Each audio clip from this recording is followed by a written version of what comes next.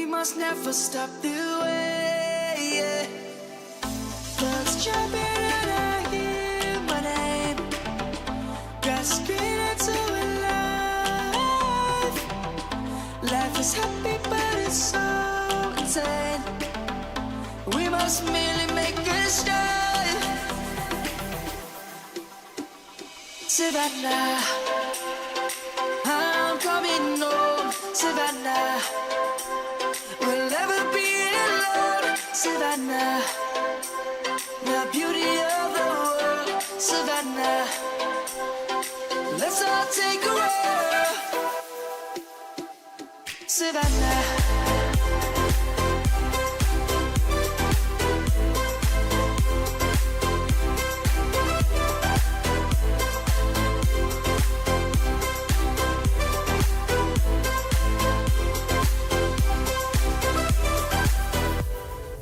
lion's gonna come.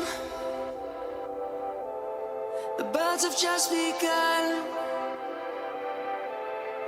We will always take a stand for the people, for the land. Let's go back to when we were young. For the animals we stand. Let's go back to when trees were swung. Kids across the land. Savannah, I'm coming home. Savannah, we'll never be alone. Savannah, the beauty of the world. Savannah, let's all take a roll.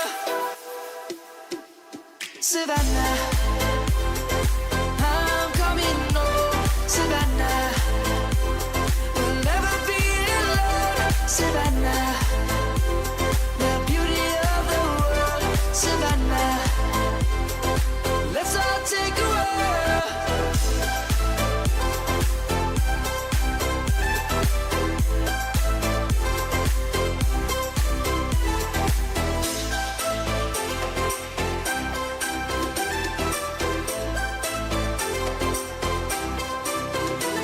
Savannah, I'm coming home. Savannah, we'll never be alone. Savannah.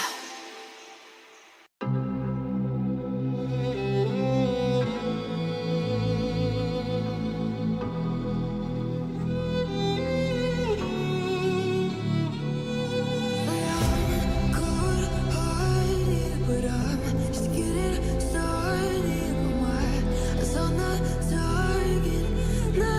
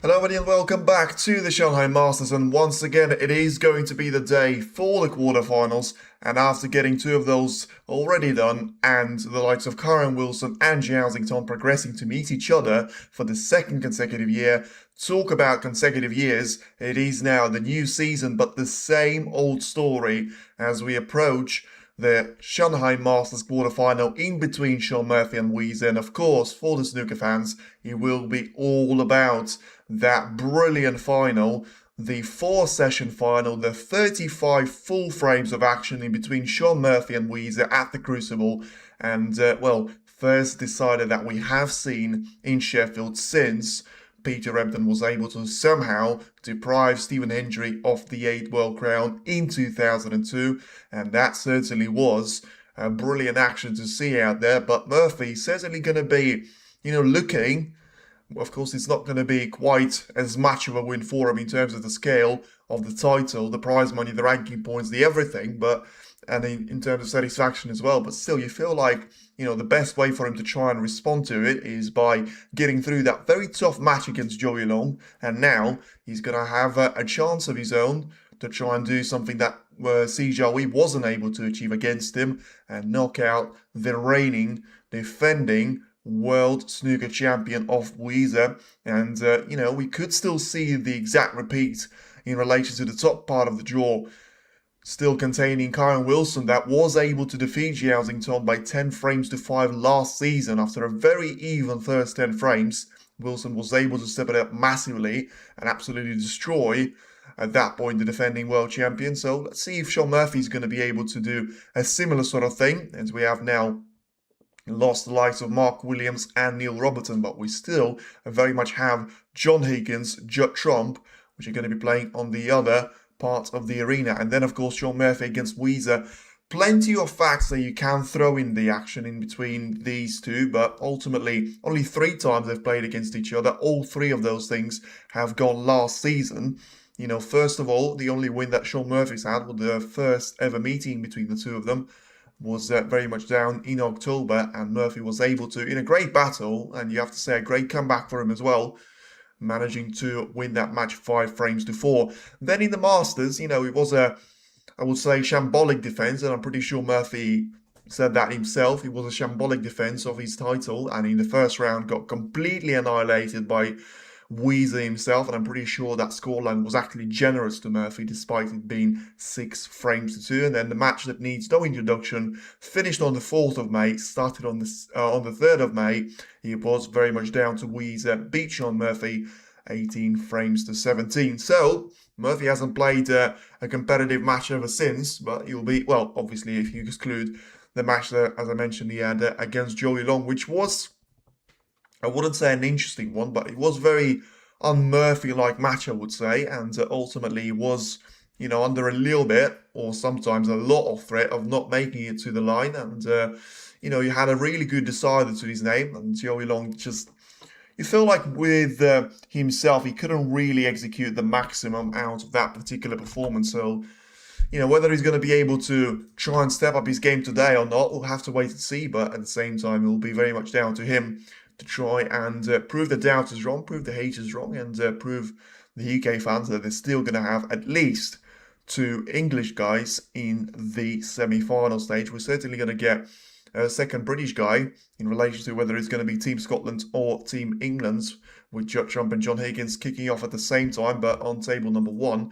And it's going to be a different story, because you do have the top 8 seeds to be progressing through, but at the same time, it's going to be very interesting to see whether the favourites, which Judd Trump and Yize, of course, are going to be in their respective matches against John Higgins and Shaun Murphy, but whether they're going to be able to sort of get themselves in towards the semi-final stage. And, it would be a certain repeat for Yize. No matter if he's going to be able to defeat Judd Trump or not, then he's still going to be able to repeat exactly what Zhao Xingtong has done after he has managed to become the world champion and got himself through to the semi-final of the Shanghai Masters. But ultimately now, we're getting John Higgins in the building. We're about to get Judd Trump in the building too, and then it will come down to the showdown in between Murphy and Yize. And once again, apart from, of course, the 2 matches that we've had in the morning where the world number 6 was able to defeat the world number 5, and then the world number 3 was able to defeat the world number 2, and he was very much, the world number 7 was able to defeat the world number 6, with Williams not being able to sort of maintain that 5-3 of a gap that he had over Karen Wilson, and just not able to get over the finish line, with Wilson having a splendid, nearly said disaster decider, and finishing off with a century break as well. And then, of course, the world number 3 absolutely annihilated the man that he's going to be looking to try and retain his title in China Open 7 years later, and make a bid towards the lead that Trump has up in the front, and once again could be very much approaching the world number 1 spot, not for the first time in Neil Robertson's career. And yeah, when you talk about Sean Murphy and Yize, going to be a bit of a different story, as we now get Sean Murphy and Yize both to be introduced towards the arena. So it's certainly going to be an interesting match. This is certainly going to be the one that you would expect to be quite quick. Whether we are going to see a little bit of action in between the safety battles, which, you know, we've seen plenty of that, to be fair, you have to say, in relation to the, you know, the World Championship. But this is going to be a little bit of a different stage, and therefore we may still have a little bit of a struggle from the players. But ultimately, I don't think that's going to be, you know, the case beyond the first couple of frames, as now you get the reigning world champion to be in the arena as well. Xiao Xingtong had that luxury last year, but now it is going to be the 23-year-old Yize to enter the arena in Shanghai, and certainly going to be, I think, one thing that you have to say about this one. I think there is going to be a clear favourite here. It's not going to be one on table number 2 in relation to Higgins and Trump, even though you probably have to say, based on the popularity contest, Trump might slightly take the edge there, although Higgins, of course, has won more world titles and had a longer career. But I feel like purely for the flair, he'll be probably down to Trump to win the popularity contest. But talking about snooker here, Murphy's got his serious face on, Yize smiling as always, and now he'll be very much back down to, I can see you again. And Murphy is going to be the player to break off to get us underway for the first frame. Certainly looking forward to see if that invention of Sean Murphy is still going to be there with him. I don't think he was here. So he decided to go back to the conventional breaking off shot, and you can see straight away there, Yize not even thinking about the safety shot. He's got his eyes on a long range shot now. Well, try and get the marker early. It's going to be interesting to see the way that he approaches this shot, because the black seems to be covered up. The pink certainly is. And that didn't really stop him, but the red is going to bounce away. And is it going to be over the pocket? It won't be. So I don't know if he got away with that one, or has he left something for Murphy, but he certainly was dragging that cue ball towards the blue, which allowed him a little bit to put the distance in between the cue ball and those dangerous reds. So Yize is still standing, which usually is a sign that he's ready to come back into the open play. And if that was a little bit of guesswork, it certainly was right, because Murphy was unable to do something with it. He felt like there was a red available, but once again, down to the factor of the reds, doesn't really win your frame there. You had to make sure he was able to get the cue ball lines up for the colour, and he wasn't quite able to do that on this occasion, so we'll be down to this. So then, the cue ball is going to come all the way towards the ball cushion. Look at that for a safety shot. I mean, Murphy's managed to improve his safety massively, but at the same time, it'll be all down to a great opportunity there for Yize to try and put a marker down. And despite failing with his long-range shots, which Murphy was quite famous for last season as well, now there's going to be a chance for Sean to try and get him lined up with a good cue ball control as well. So this is going to be interesting, because he has left an invitation for the red, but you feel like the good cue ball control probably going to save him there in relation to the angle for the red to be taken. Probably takes that cue ball into the reds and the black, which is not really something that you want to do at the early stage of a frame, especially since Yize already tried to go for that long range shot. Didn't really come out on that occasion with as a winner, so I'm gonna have to wait and see if that's going to be the case now. But I feel like the safety shot from the second, from the red second closest to the right side cushion would have been logical, but he decides to go for an old traditional shot, of just trying to roll the cue ball towards the red. This time around, he gets the contact in, which was the most important thing for him. But I felt like he would have liked to see the cue ball to stay a little bit closer towards the cushion. I don't think that's going to be enough there to force Murphy to be taking a red into the right part of the table. But it's certainly going to allow him to assess the options, and if he feels like that's not really going to be the case for him to go, but then he's going to have a little bit of an easier safety to play anyway, although it feels like he was trying to develop the reds, and to be fair, I have to give credit to him. He's played a very risky shot there in relation to the cue ball. Had to make sure that white's gone exactly through the gap in between the brown and green, and he has done. So now then a chance for Yize to try and develop the plant of reds potentially towards the right corner. It's going to be very interesting to see the way that he judged that one well. I'll tell you what, I mean, I said there was a plan towards the right corner, but of course, there is going to be a hand of apology. As you might have guessed, he fluked a red, so he took a plant of 2 balls, and he managed to add the third one at the end of it, so far away, which is incredible how he didn't sort of put the cue ball, put the red over the pocket there.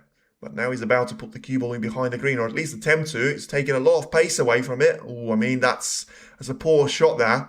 Because even though he didn't get the foul, he may as well, he may as well, to be fair, have gotten a foul here. Because, I mean, that way at least he would have had a chance to try and recover from a snooker himself. This time around, just had the cue ball to drift over to the right of the green. And now Murphy's got all the visibility in the world. He didn't have all the accuracy in the world, but it's now his turn to get a little bit fortunate. The question is, how fortunate was he? And the fact that he's looking towards the top part of the table probably suggests that he wasn't really any fortunate out there. And of course, what I'm talking about is he got a perfect cannon on the red to be on the black, but the black doesn't go into the left corner just about. The red over the pocket is going to be in the way of the black to be disappearing, because that would have been an absolute game changer and potentially could have been a frame-winning opportunity in the end. It is 1 point for each of the players. And now we go over to Yize to try and, exploit the plans on the right-hand side of the table potentially, but I feel like he's going to be a lot more invested into the thin cut, very much a Zhao Xingtong type of a shot, which he hasn't really been firing so far today. But look at that, brilliantly taken there by Yize. And I wouldn't really say I would back him usually in those type of shots, but as he runs a little bit tight on the yellow in relation to, he's quite far away from it, but he's exactly on the bulk line. So it's not going to be an easy shot to be taking the yellow into the green pocket. Needs this one to go in because of how dangerous the position is. But look at the cue ball. I mean, that was risky. It was controlled, but it was risky, which is a little bit weird to say, but that was way too close for comfort for the jaw of the pocket. But, the bottom line is the yellow is in, the cue ball is still at the table, and now he's got a red to try and getting through towards the black here, which is going to be great news for him. And then he can try and get himself into a position that has, of course, arguably, or not arguably, has made him a world snooker champion last season. Being in around the black, having that brilliant pot success rate, and also having that great cue ball control with him as well. Probably Watchalong type of a player there. If you compare Zhao Xingtong with Ronnie, then I think you're going to have to compare Yize with Watchalong. But, Trump has had to change his style ever since that brilliance. And for me, whatever you think about it, the season I've seen live, 1920, Trump was probably the best version of any snooker player that I've seen, which is incredible that he hasn't won a Crucible title ever since. And Yize is showing things that will step the game up beyond what was thought possible beforehand. Well, I think there is a point to it, but at the same time, I think he's just able to explore the standards to a lot higher level. I don't think he's inventing shots, that he's hitting with the bottom part of the cue out there, or he's hitting ninja shots that makes you go through the pocket. I think he is taking the shots that were already beforehand, but I think he's just combining them really, really well, allowing himself to have a variety of shots that he can take. And, I think it's an interesting point of debate there to say whether Yize or Zhao Xingtong, which one of them is a lot more one-dimensional. And I would probably say Xingtong has more to his game. But when it comes down to, on his day, who's going to be more difficult to stop, I would say 100% Yize, because of Xington can have that 6-0 win against Robertson, but I think that was more down to Robertson not performing at all. And then Xington playing some really good snooker, take nothing away from him, but it wasn't all down to him. And I feel like there are some matches, and there's definitely going to be examples where you see Yize just take off as an absolute rocket ship and just destroy the opposition. I mean, Trump will tell you all about it because Yize has managed to, well, obviously now 2 ranking events, but before he became the world champion, he only had 1 ranking title to his name, and Judd Trump will tell you all about that ranking title, but the reason why I mentioned Judd Trump twice now, the interesting thing about it is that he hasn't played him in the semis, in the quarters, or in the final. He's played him in the last 16, and Trump was winning 4 frames to nil. Yize could have string a shot together, and all of a sudden, after the intermission, the 4-0 became 6-4 in his favour. He won 6 frames on the bounce. I'm pretty sure that was the only time he's done that in the, well, apart from the Crucible maybe, which I don't really think he's done that either. I'm pretty sure that was the only time in the entire season where he was able to win 6 frames on the bounce. And to do that against the world number 1, by far the favourite, which was cruising through with no issues, was super impressive. And yeah, that's, for me, that's the example of what he's capable of. And for now, he's been able to take this break very much a shot by shot there, very, very nicely, as he now gets himself 57 points of a lead. And just looking at the red to be taken, which will get him lined up for a frame ball with 59 at the table, asking the referee to clean the cue ball. And yeah, I mean, I wouldn't say he's going to have to think about the century just yet. Probably going to be looking at just the chances ahead of himself, as Trump now, he's going to be on the break of 17 points himself, so taking an early lead against John Higgins. As Yize now just looking at the chances that he's going to have ahead of himself as he now puts another red. Plenty of backspin on the cue ball, and Murphy, he's going to have the camera on his face, thinking about the opening red that he's taken, of course, but that was the only chance that he had. The safety that he's played on the green was decent, but clearly wasn't good enough to keep Yize away from the table for too long. And now he's about to take the first frame away.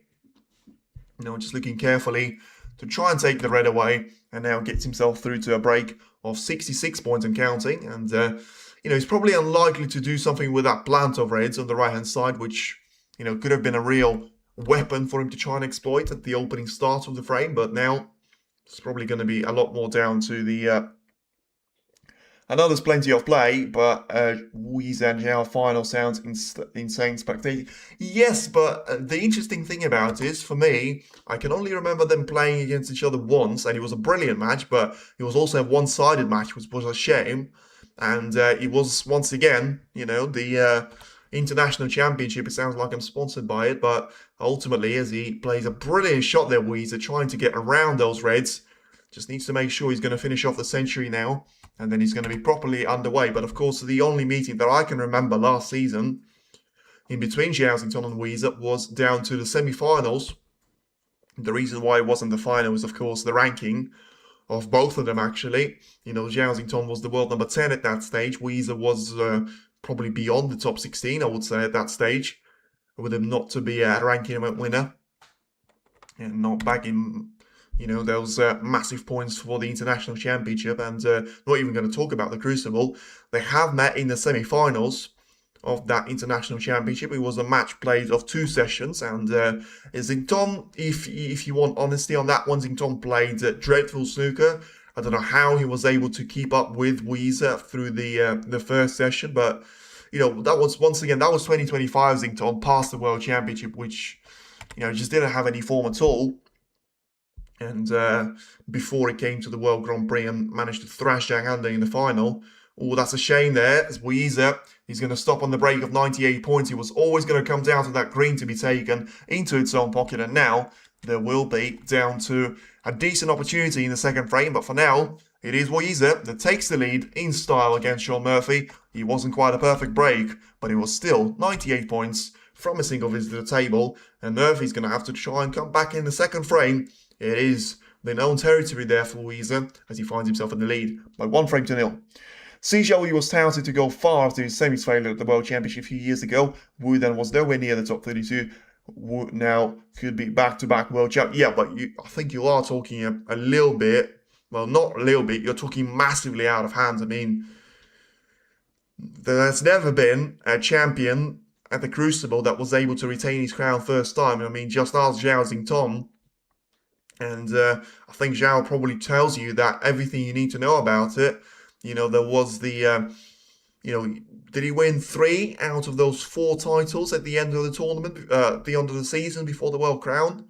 He obviously couldn't do much in the Welsh and in the USHAM, to be fair, because losing out to the eventual winner of... no, sorry, he lost out to Gary Wilson, didn't he? Not to Chipchaya, no. And yeah, but he won the Players' Series completely, annihilated everyone. Zhang Ande in the World Grand Prix, John Higgins in the Players' Championship, and then thrashed, destroyed, whatever you want to say about Trump. He certainly wasn't pretty for him as he won the Tour Championship. And then, all of a sudden, there's going to be a lad called Murphy that nearly got knocked out in the first round by Fang Jingyi. And then, all of a sudden, he's the one to progress through to the semi-finals, and Zhao Xingtong had to go home and very much go for that Crucible curse to continue. But Si Xiaowei, for me, was always going to, well, not always, but the start of the last season, I was always very confident that he will still be coming back. And 14 months later, I mean, not only have I not seen anything that would make me feel like he is going to be coming back there, I've also seen a lot of things that make me feel right now that it's got absolutely no chance in the world of coming back. But ultimately, it's not even going to be down to him, although it is mainly, but some things have evolved in snooker since 3 years ago. Just ask the winner of the whole thing, Luca Brecel. The interesting thing about it is that you can have Si Xiaowei and Luca Brecel, Mark Cullen and Mark Selby, and 3 of them actually are still in the top 16, but you have to say, Si Xiaowei and Luca Brecel have been nowhere near anywhere really last season, and Mark Cullen managed to win the English Open, managed to get to the semi-finals of the World Championship, and Selby, of course, managed to win 2 tournaments back-to-back of the Champion of Champions and the UK of the Triple Crown, which was probably his best performance in a while. Probably one of the best performances in the final, actually, as well. Probably, if not the best individual performance for me in the final was Mark Selby against Judd Trump in the UK Championship, because expected him to play so defensive against Trump, and then he just came out and was like, yeah, you know what, you can play well, but I can play better than you, and that's exactly what he's done on that day. As now the break-off shot is done by Yize. It didn't really lead to anything special, and we've got 3 reds in the open play. We've got the cue ball down the table as well. So now let's see if this is going to be an attempt to do something aggressive here, and in the end it was, but it was done in a controlled way there by Yize, just trying to get those reds to spread out away from each other. It didn't really work too well, but he got the cue ball to be lined up in a very nice spot as well at the bottom of the table in the black ball cushion. For that revenge in this match, well, I mean, I said that, and I said Murphy's going to win it, but I always said that it was always going to be a very close match for me. It's if it's going to be one-sided, I mean, if I was to predict one of the players before the match to make this a one-sided match, I mean, I could not see a one-sided match with Murphy. I don't think he played well enough against Joey Long, and yeah, probably I would say if it was a one-sided match for me, then I would say, Yize was capable of doing it, but I still think we're a long way from that. But, it always starts with 1-0, and then Zhao Xingtong can tell you all about it. It starts with 1-0, and 2 of his matches have actually been taken to 5-0, and one of them has actually ended with a whitewash as well. So he's certainly the man firing on all 6 cylinders if he needs them. Sometimes he can just misfire a couple and just use 4 for the ride. It's going to be actually interesting to see if he's actually going to need all those cylinders for the match against Wilson, which surprisingly actually is going to be held on Saturday, which I think is a little bit weird because it gives them a day of rest, a day and a half. Well, yeah, exactly the day actually, but sorry, exactly 2 days I should say. Whereas Murphy or Yize are gonna have to play their match in the afternoon tomorrow. It's late evening in Shanghai, so it's an interesting one, but it's obviously up to the broadcasting rights, probably having the Xiaotington against Kyle Wilson as a potentially a better spectacle. Arguably, you could say, certainly in terms of the rankings. But look at that for a shot. I mean, that is absolutely a Yize special, and it doesn't get any better than that on a snooker table. And I tell you what, I don't know what goes through your head when you pot a shot like that, but you must feel like you're on top of the world, because that doesn't get any better. That was brilliant. The angle made the pocket barely visible to him. The cue ball was pretty much as close to the ball cushion as he can be. The red was further than the blue ball line, and still that didn't stop him, and still he cued that one to perfection. And look at how well he was able to get on the black. Certainly the shot of the match, and maybe the shot of the whole stage. I mean, Xiaotington had a couple of them against Neil Robertson when Robertson thought like he had him covered, but well, I can't really remember him to go from that far out and to play a shot with so much strength, accuracy, and belief in himself, because you know, if that red stays over the pocket, this position that Yize is now going to try and savour to himself is going to be left over to Murphy. But for now, it's certainly looking brilliantly well for Yize here, as he now tries to take another red into the right corner. Positions that cue ball to be lined up for the black. Taken into the left corner as well. So then just looking at the positioning of his hand there, probably not quite as comfortable as he could have been, but ultimately just still looking to try and take the shot away, get that cue ball to keep on running from the black ball cushion and get himself lined up for the red to be taken into the left corner. And Sean still using that break off. Well, he only broke off once, but I'm pretty sure, because I was looking at it, I'm pretty sure he used a different one. Like, he gone back to the standard break off if you'd like, because there was a specific pattern there that you could follow with Murphy. First of all, the black would be always compromised, and the cue ball would be heading towards the main, sort of the middle part of the pack there, rather than trying to get the second or the first red closest to the side cushion. And that's exactly what he's done there. So certainly try to change things up there. Whether he's going to go back to that one in frame number 3, you'll have to wait and see. But he's going to have to come up with something here. Whether the break-off is going to fix the problems that he's going to have if Yize doesn't, you know, let him back to the table here. As you can see for now, the only significant break that he had was the break of 98 points, and that's certainly going to be good enough for him, at least at this stage. Already potted 37 balls there, just one for Murphy so far. But ultimately just having a look at the blue, so he's clearly going to try and go into the pack here. And, well, I mean, a little bit surprised with how much power he's taken away from that. Maybe he was not happy with the way that some of those reds were positioning. Didn't want to risk of trying to pot the blue and the red at the same time. But he got the result. It's still going to be very awkward for him to try and breach over those reds. But I think the height is going to do a great treat to him. Look at that. Controlled, calm, composed, calm as you like. And he's now going to be lined up perfectly on the black. 37 points is the lead, and he's got plenty of reds to try and pick out from here as well. 2 out of more quarter predictions is on Wilson, with Zhao, Wu and Trump to follow. I would have said probably the same, but on this one, I would have said Murphy to win, and I would have said Trump to win, because I think enough is enough there. I mean, Higgins was irritating Trump massively in those first to 6 matches in the last season, but I think, you know, if Trump wants to try and stay the world number 1, he needs to get his head in the ground and get his head out of the ground, I should say, and actually start to get to work out there.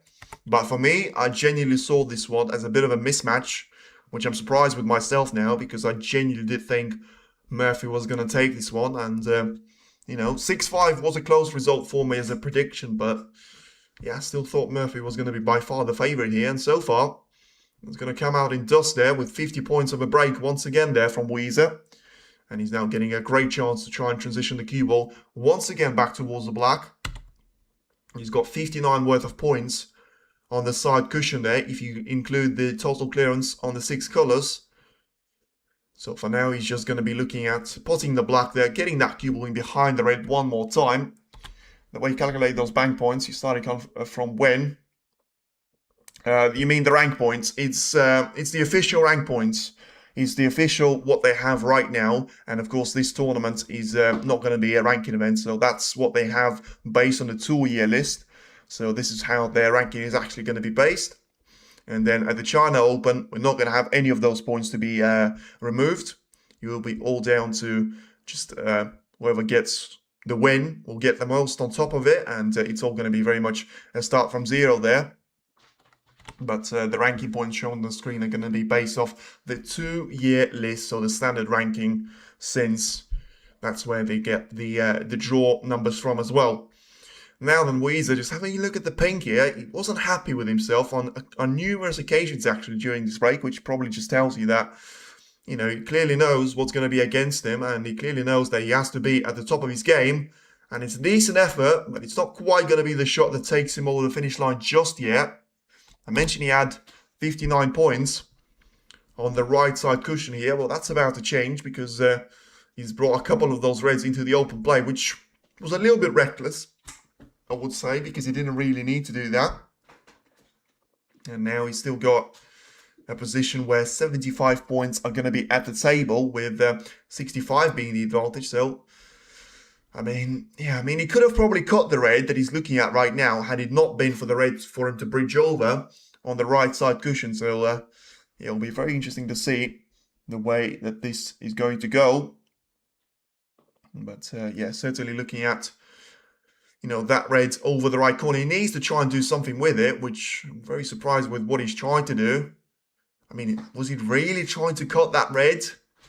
Which would be incredible because he had to bridge over. I mean, he didn't really lose anything, but he was lucky with a kiss on the pink. So I think Judd needs to lose number 1 to find his dominance again. I feel he's been too comfortable at the top. Yeah, but that doesn't really make sense though, does it? Because, like, you become the world number 1 by being the best player. Like, it's not like he's been gifted. Wow, that's a brilliant shot there from Murphy. He had nothing to lose. But that was certainly a brilliant piece of queuing there from Sean. And he allows himself to be getting another red in. Hopefully he's going to be able to get the black in, which, of course, if he doesn't, then he's going to find himself in the right mess in terms of points. And also, where's he going to find the next red to play for? Anyway, it was a brilliant red, but for now it doesn't seem like it's going to get him too far ahead. Although he got the black in. So, does he feel like there's going to be a red possible into the left corner? If there is, I think there's going to be some questions asked about Yize. Why did he not play that shot? Because, you know, those reds have seen nothing with them to be made. And this is probably why, you know, there was a reason why Yize decided not to play those reds. And whether Murphy felt like that red went, you know, he certainly didn't go on this occasion. And now he's left the frame ball to be over the pocket, well, basically over the pocket, because it's not quite going to be a frame ball. He now gets him to 58 points of a lead, whereas he's now going to be Murphy, still seeing 59 at the table. But the pink will certainly leave Murphy needing 2 snookers, and therefore he will be Murphy needing 2 snookers, and Yize having 2 frames on the board out there, 64 points of a lead, and only 59 on the table there as a sound. But yeah, very quickly on Trump there, I mean, he doesn't really, I get the point that you're trying to make. You know, it's actually going to be like, well, the bubble's going to burst and you need to work really hard there to try and get yourself where you were.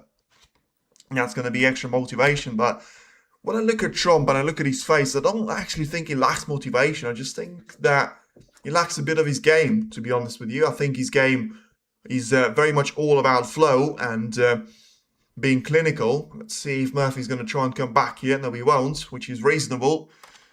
Not saying he hasn't been constant, he just hasn't been the winning machine of... Yes, and that's exactly the point I was going to make. You know, the thing about Trump, he had a horrible season in relation to his standards. It's now the break of 8 points for Yize is going to bring him the frame. And he's now going to have a 2-0 lead. Let's have a look actually how the world number 1 is doing against Higgins. He's doing really well. He's 60 points clear in the second frame after winning the first one. So, yeah, I mean, that was my prediction. I genuinely expected that Trump was due a performance. And I did expect him to annihilate Higgins by 6-2 for me. So that one is not going too bad. This is going horrible. I thought Murphy was going to be the one setting up the pace, though. And, yeah, with Trump, he's had a horrible season in relation to the rankings. But think about everything that he's done. I mean, he's been to how many semi-finals?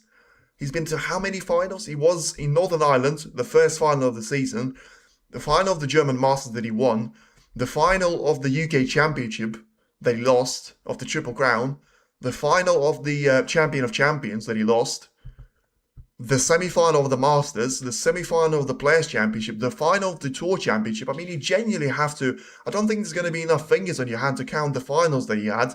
One was Northern Ireland, one was Champion of Champions, one was UK, one was the German that he won, and one was the Tour Championship.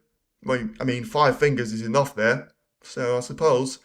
But still, you add the deciders against Higgins, where he should have, certainly in the Players' Championship, he certainly should have been in the final to try and challenge Zington. And like 7 or something like finals is insane. Yeah, that's what I'm saying. And I'm pretty sure I missed one.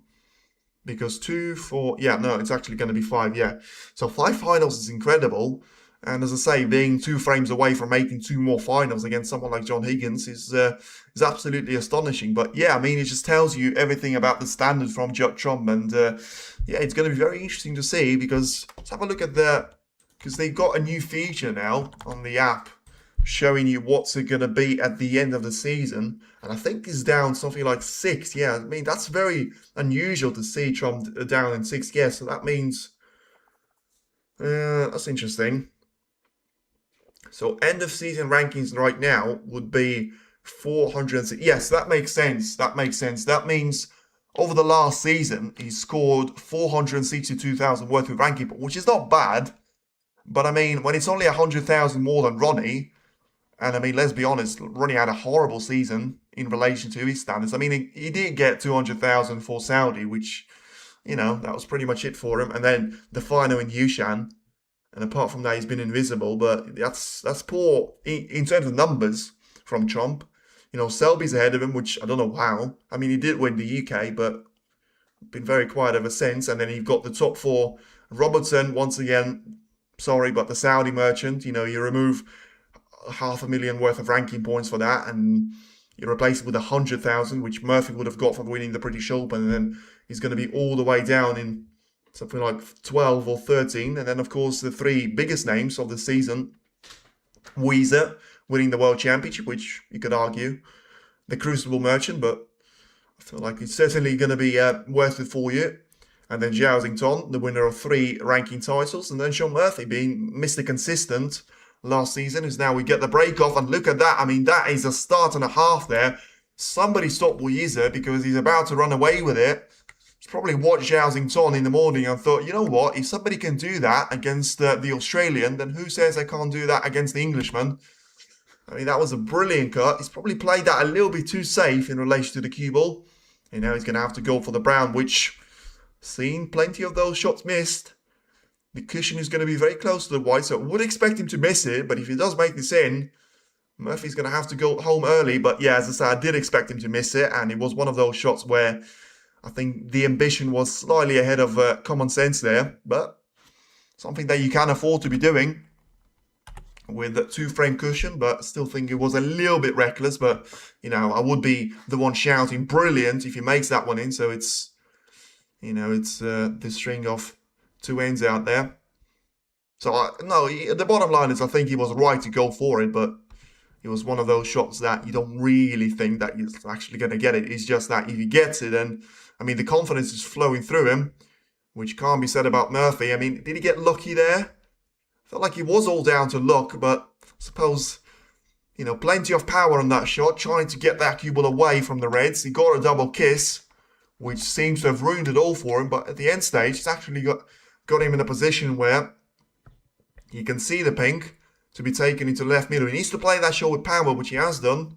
So then Murphy, with the first real opportunity, where to watch live. I mean, it's the question about snooker where it depends where you're watching from. It depends where you're watching from and what your region actually is. Which country you're in, which continent you're in, etc., etc. But yeah, Murphy's going to have to find himself in Asia. I feel like in the previous couple of frames, he'd probably still been in Europe. He needs to try and come back from that holiday and be the man scoring points here, as he now got 10 on the board. Yeah, he's got a huge issue of the pink, black and brown, all to be forming a little quartet with the red next to them. But, of course, that's going to be now 3 colours out of position completely. And I don't really think there is going to be a clear, you know, instruction in the manual how to fix that position of all 3 of them, because I think the pink might go, But at the same time, if the pink went, I feel like he would have been playing for the pink and not the blue. So for now, he's got the yellow, he's got the green, he's got the blue, which means his positional shots on those colours and reds are going to have to be absolutely spot on. So then for now, Murphy does of course need this frame because, even though 3-0, he now plays for the pink. So interestingly enough there, he decided not to play for it on the previous occasion, but maybe it was a strategic thing to try and remove one of those reds. Once again, needs to make sure he doesn't lose the cue ball, and he's played that really, really well. He got the black slightly out of the way there. Just needs to make sure the pink, maybe that was the reason actually why he tried to take that red away. No, he wasn't. So that's interesting now. Has he not gone to plan for Murphy? Because I thought the reason why he was having to wait for an extra shot there was to try and free up the pink spot, but the pink still went onto the black ball spot, which you can see doesn't actually impact him in relation to potting this red, but it's the question of where do you get the next color from? Because, the pink only goes into the left corner, which is where he's playing the red, and he's not going to be able to be lined up for that particular corner. So then, it does seem like it comes down to the brown or the black. The black is harder in relation to the, the position of the cue ball to try and get it away. And also the brown is an easier shot for you to play. And also, he's going to go away from it and not going to be in your way for a while. The referee was slightly in the way of Murphy, but I think he can deal with that. And good thinking there from Murphy, because that wasn't an easy puzzle to solve. And certainly taking his time, but in the end it worked out pretty nicely for him. So then the red about to be taken into the right corner. And we're about to see a potential for another chance there for Murphy to try and score big on the current break and on the current visit to the table. Just having a look at the position with all the colours that he's got available ahead of himself. Just having a look once again to see on what's going to be happening, as the live chat seems to be playing up a little bit, but ultimately, Murphy doesn't really lose out on anything here. He just has got the pink to be replacing the black on the black ball spot for a while, so doesn't really mean anything. It just means that the pink spot is still not available, and he's going to be losing 1 point out of a maximum that he could have been scoring after he's going to be using the pink instead of the black, which, once again, certainly doesn't compromise him at all. As he now doesn't seem to be too comfortable whilst going for the rest shot, which usually, especially in the last season, has been his area of expertise I should say. And played that shot nicely, avoiding the front jaw, which, I wouldn't say it's deadly on this table, but sometimes it could still be. So now then just having a look at the pink here. So he should be able to, clear the table to an extent that will be enough there for him to try and win the frame without allowing Yize to come back to the table. And of course, that would all come back to the brown that he missed, which I said at the time, felt like it probably was the shot that he could have taken on. But, no matter what I think, it's obviously about what Yize thinks. And I feel like he's not really, no matter what position he is, whether he's 5-0 down or he's 5-0 up, it's a shot that he has to go for. It's just the way his style of play is. And I think the difference in between him, someone like Ding, someone like Chipchaya, someone like Lisowski, is that he is more likely out of... Wow, that was a little bit wobbly there for Murphy. The red did drop in, but especially playing that shot with so much power, he needed to be a little bit more accurate with it. But you feel like he was trying to eke out a bit more of an angle on the blue. So this is where the interest is actually going to come back here a little bit in relation to the intrigue of potentially still losing grasp of this frame, because now he had a choice of trying to separate those reds away from each other. He decided not to be doing that. And to be fair, he's just played a really good shot there on the red to be taken into the right corner. Trump would be better off beating Murphy should he win versus... Yeah, absolutely. It's a brilliant point. I think I would actually I would prefer to be seeing Trump against Yize, because I don't actually think we've seen that matchup too many times last season. Yeah, we could have seen it if Trump was able to defeat Hossein, and that would have been the cracker. Yize against Trump in the Crucible. It doesn't matter what the price is. count me in, because that is a match that you cannot miss, and probably the most anticipated match right now. I mean, Yize against Zhao Xingtong is going to be interesting, but I would genuinely be more excited by watching Trump against Yize, probably the match of the world right now on the World Snooker Tour, in relation to the clash of styles, the similarities and the differences as well. And, you know, I'm not going to say the generation difference, although I might say that, because Trump is no longer 22 and Yize is only 23. So, you know, Trump is going to enter that zone where he's now going to be compared as a different generation there to the young talent, although, of course, he's still going to be a lot younger than the likes of Selby and, of course, especially Higgins, Williams and O'Sullivan. As now Murphy gets himself through to the pink, which gets him 68 points of a lead. And now look at that for a rest shot. Brilliantly taken. I mean, he's still going for a potential century break here, Murphy. And he's still going for a potential highest break of the match as well. You know, Yize had 2 breaks of 50 plus out there. I have to say, I don't really remember if he has made. No, he hasn't. He stopped within 2 points away when he missed that green. So he didn't make a century break. So Murphy could be the first in that particular aspect of the game. But yeah, when it comes to Trump, I think you can't really say he would prefer one or the other. It's just that, what would you prefer as a fan? And yeah, I mean, I think statistically and historically, I think he always wins against Murphy. I know that's probably jinxed him, but I can't really remember a match where, and like when I'm talking about like a semi-final or a final where we've seen Trump to lose to Murphy. Obviously that happened beforehand, but you know, I think the Trump winning would have happened a lot more frequently. But unfortunately, we're not going to see a century break out there, as it's now going to be 82 points of a break. And Murphy, just like it was with Yize, just fails on that last little bit of a bumpy ride there. And it's still going to be a brilliant break of 82 points, which gets us through to, you know, 3 frames and 3 breaks of 50 plus. And in fact, I'm pretty sure 3 breaks of 70 plus out there, as it's now still going to be Yize in the lead. But after that mistake on the brown, he's been punished to full extent. It is now Murphy 1, Yize 2, and the game is back on here. Zhao will find it tough going against Wilson. You know what? I didn't want to say it because I suppose I don't really care who wins. Maybe slightly Team Zhao, but I would say I would expect the annihilation. I'll be honest with you. I mean, I don't really understand why you say, you know, Zhao Xingtong is going to find it difficult against Wilson. I think nothing to take away from Kyron. He's played well, but I don't think he's played anywhere near the standard that Zhao Xingtong has shown. Yes, at some point, you feel like there's always going to be a perspective where the standard might drop, but for me, that's a mismatch.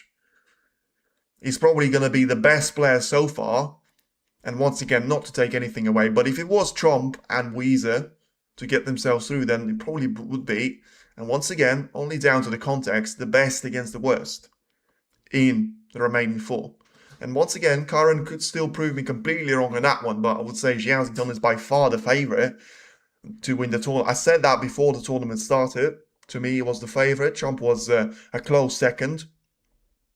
But to me, that's going to be a mismatch. You know, maybe that would have been the expectations last year as well. And then, you know, Wilson was the one that made it a mismatch. Absolutely destroyed Zhao in the second session. But once again, I mean, Zhao pre-2026, after he won the world title, was, you know, a teddy bear in comparison to a grizzly bear when you compare him to what he was in the you know, past the winter form at the World Grand Prix Players Championship, Tour Championship, and even at the Crucible to a certain extent. I mean, Zhao of the Crucible in 26, even though he lost out to Murphy, would easily beat any form of Zhao, you know, in the early stage of the 2025. So I would say Zhao is going to leave him no chance, but if I was to make a prediction, I would say first to 10. I mean, it's a lot of snooker to play, and Zhao is one of those players that doesn't really strike me as a player that would win by 10 frames to 2. So I would say 10-4, 10-5. Yeah, I would say, I would be surprised if it was 10-6, let's put it like that. Maybe not 10, yeah, I would say 10-5, 10-6. 10-7, that's not going to happen for me. 10-7 is simply not going to happen. I think Zhao is going to be way too strong, and I haven't really seen, I've seen some great stuff from Wilson, but I haven't seen it consistently across the matches. And, you know, he was losing out to O'Sullivan, that didn't play well. I mean, Aside didn't play well. He's made 3 centuries, but overall in the match, I think his form wasn't quite at the level he should have been. And then Williams, you have to argue that Wakeling should have been the one to make it to the quarterfinals. And, Wilson's done really well in that decider under pressure and actually forced that decider as well, being 5-3 down. But once again, it was down to Williams doing something that Wakeling did to him and just not being able to get over the finish line here. Once again, I have to say, I didn't really notice any difference on that break-off shot there from Murphy in the 3rd frame, but I think we're about to see something very familiar to us with Yize eyeing up a shot into the left corner. Once again, whilst he's doing that, just making his way around the table. Let's have a very brief look to see on how Mr. World number 1 is doing, and he's doing pretty well. Took a 2-0 lead against Higgins. He's got 2 breaks of 50 plus, which are going to be 60 and 97, so he's certainly not going too bad, and he's about to go another chance of scoring there. So Trump seems to be all out attack there. Yize is going to have an approval of that, but for now, I mean, Asay's going to have an approval of it. And the red, which is clearly there for him, for the taking into the left corner, he clearly is just not going to be convinced by the position of the cue ball. Doesn't want to overthink this one though. Is he going to try and drag it across towards the black to be taken into the left corner? It's going to be interesting, but I felt like he might just try it. I mean, that was not the plan, to be missing out on the red.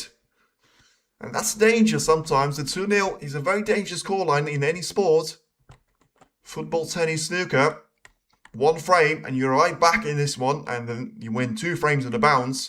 And as long as it's not a ranking mismatch, you may be actually becoming to be the favourite because you've got the form, you've got the momentum.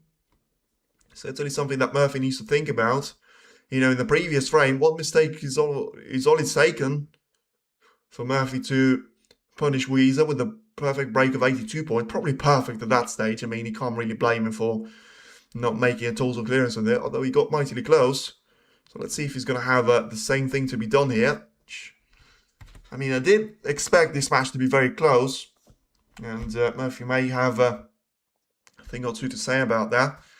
But I did expect him to be a lot more on the front foot and actually being the one creating the chances, rather than trying to pick up the scraps for now from, the mistakes of Yize's caliber. But, when you have one mistake of your opponent and you're able to execute the breaks of 82, and now, of course, 7 points and counting, I'd say he's done pretty well in the previous frame. So now he's got plenty of adventure ahead of him. And when I say adventure, I mean problems. Once again, just like he was in the previous frame, he's got the pink and the black to be compromised by not only one another in relation to each other, but also the reds. I mean, Murphy's just trying to do the inspection there and see if he's going to turn himself into Inspector Murphy. And have a look if the pink will go into the right corner. It will be massive help if he did, at least for a single shot there, because it would allow him to try and play for the pink rather than having to go for the blue every single time there. So for now, he has to do it. Probably didn't have the angle to hold the cue ball for the pink anyway. So that one was probably, a positional shot for the blue waiting to happen. Now then, he gets himself 8 points of a lead here. Just looking at that position with, clearly thinking a couple of steps ahead. But he has to. As I say, he only has one colour to play for, so every single shot that he plays must be absolutely perfect. And, of course, the chain reaction is going to start from the blue, but the more important part, of course, is being perfectly lined up for the red. Because when when your position on the blue is not great, which he will be right now, and in fact, I'm not even sure if he gets the position on the blue. He's played that with way too much power, and I think he misjudged the way the cue will bounce off the side cushion, because he bounced way too late. And Yize now, of course, not going to be nervous. Probably not going to be nervous until, very, very late. I don't know what's going to make this guy nervous after what we've seen in the deciding frame of the World Championship. I think the Chinese players would fear Murphy more than Wilson. It's an interesting point. I didn't really think about that. Let's have a look on how Murphy's going to treat the brown. He's going to treat it with some abuse there.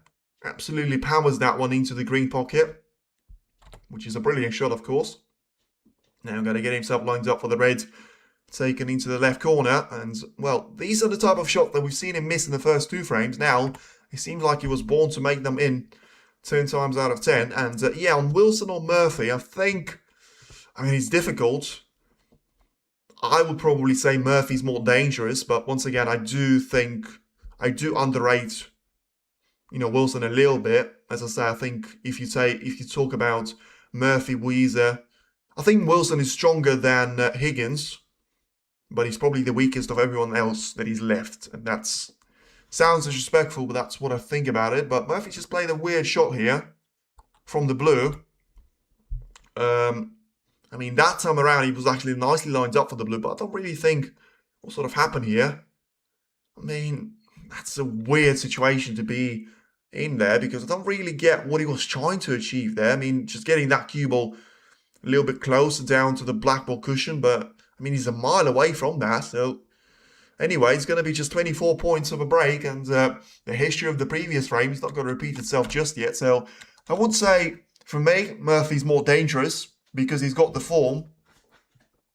And, I mean, I've seen his match against Long. I've seen his match against the Yize Fanel, obviously. So I think Kyren, I mean, yeah, it's difficult to say. I would say it's 52 to 48 to Murphy to be the more dangerous player. But I just think because he's got the form recently, and I get that it's a different season, but still, if you consider what he's done in the World Championship, I mean, Kyren had a dreadful second part to the season, whatever you think about it.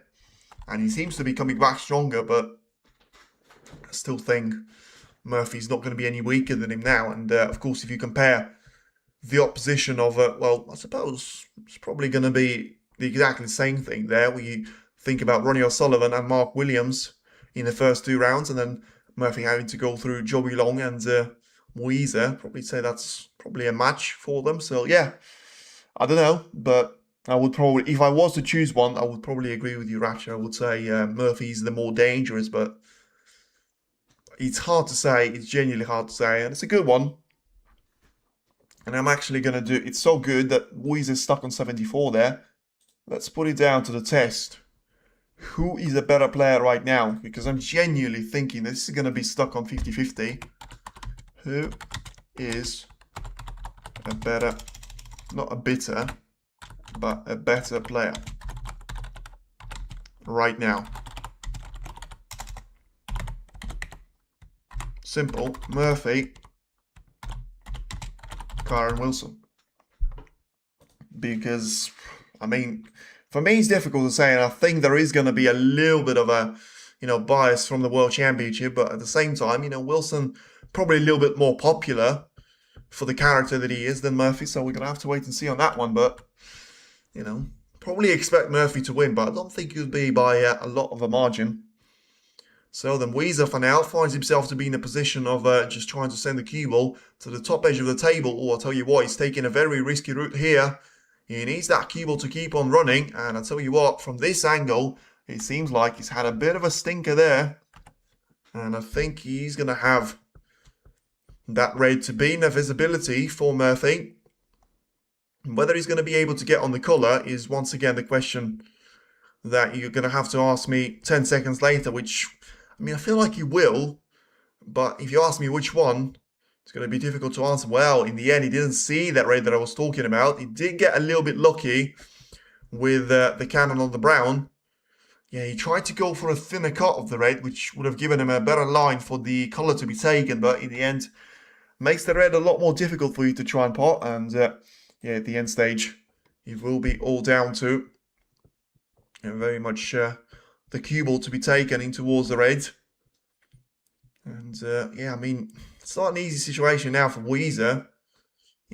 As he was approaching the table, he might have thought, I'm going to have a long range shot into the left corner. But now, he's probably going to be thinking, what am I going to do here?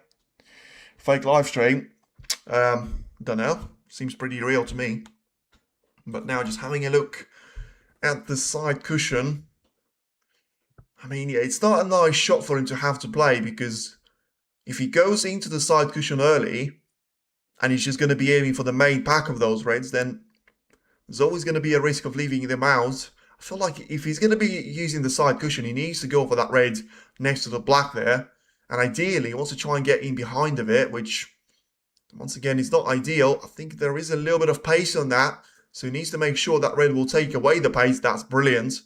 And if that was the thing that he was intending to play, that was absolutely brilliant judgment, because too much power and, well, the same power, but he catches the red very thin. He leaves the red over the pocket pretty much for Murphy, and that would have been, at this stage of the frame, probably the chance which, Murphy would have converted into a frame-winning opportunity. So for now, we're just going to be looking at the chance for Murphy to, get the cue ball to the top edge of the table. It just gives it a bit of a nudge in the run, and at the end stage, I think, well, Yize is going to be the player that has got a short selection. I mean, he is going to have a brief look at the red to be taken into the left corner, but I'm not sure if that is actually going to be, well, he's thinking about it, and I'll tell you what, he's not only thinking about it, he's going for it. He needs to go around the black. Don't really think that's the right thing to do, and he wasn't. I mean, no matter how generous you think the pockets are, they're not going to be it's not going to be a pool table. And he caught the black ball cushion way too quickly out there, and he had no chance of making that red into the pocket. But now, the interesting question is, what chance does Murphy have to make that red into the pocket? Because it is over the pocket, but, I mean, is he going to have to do that with the cue ball? Which means no control over the white. That's what he's done. Wow, he hasn't potted it. Has he fluked it? No, I'll tell you what. I thought for a second he nearly fluked the red that he was trying to use as a bounce for the cue ball into the green pocket somehow after it went off the left side cushion. But, well, that's a blunder, because when you go for that, I thought he was going to leave the cue ball to be exposed, but in the end, he didn't pop the red altogether. And now, well, happy Christmas, Yize, because, he's now going to have a brilliant chance of trying to get himself back in that position where he was in the first two frames. Of course, it's still going to be a little bit slippery for him in relation to trying to drive a Formula 1 car on slicks in the wet conditions here. But as he gets himself 10 or 15 points on the board, tries to steady the position, gets the grip of those shots again, then you feel like it's going to be difficult to stop at that stage. As he now gets himself through. 55% for Murphy. Yeah, I agree with that. I think he should go a little bit closer towards Wilson, but Kyren is probably not the player that is the most hyped right now, and Murphy is going to be one of them, of course, making the World Championship final. And Murphy, actually, you have to say, made a lot of finals himself. A lot of finals. 4 finals, actually, he had last season, which is only one final less than, I think, the most of anyone, which was Judd Trump. Xington had 3 finals, 4 if you want to count that Riyadh Championship, which I don't. And Murphy had British Open win. Then he had the Xi'an Grand Prix final straight after, where he lost out to Williams. Probably the most one-sided match of the final, I should say, of the whole, I suppose the Tour Championship of Xington and Trump could give that a bit of a battle, but Murphy played dreadfully in that Xi'an Grand Prix. Then, obviously, he had the German Masters, where he lost to Trump, and then he had the World Championship final, where he lost out to Yize. That has underrun here for the blue.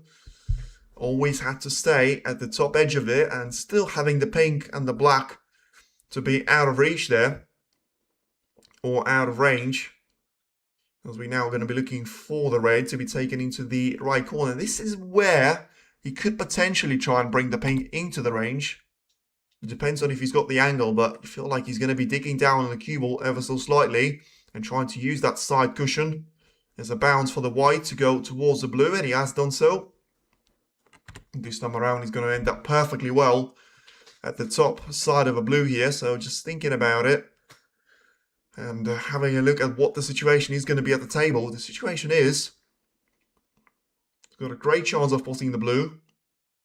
And then he probably has to go into the bunch here, unless the red on the right of the pink will go. I mean, once again, I'm not a fan of him, but he's done it again.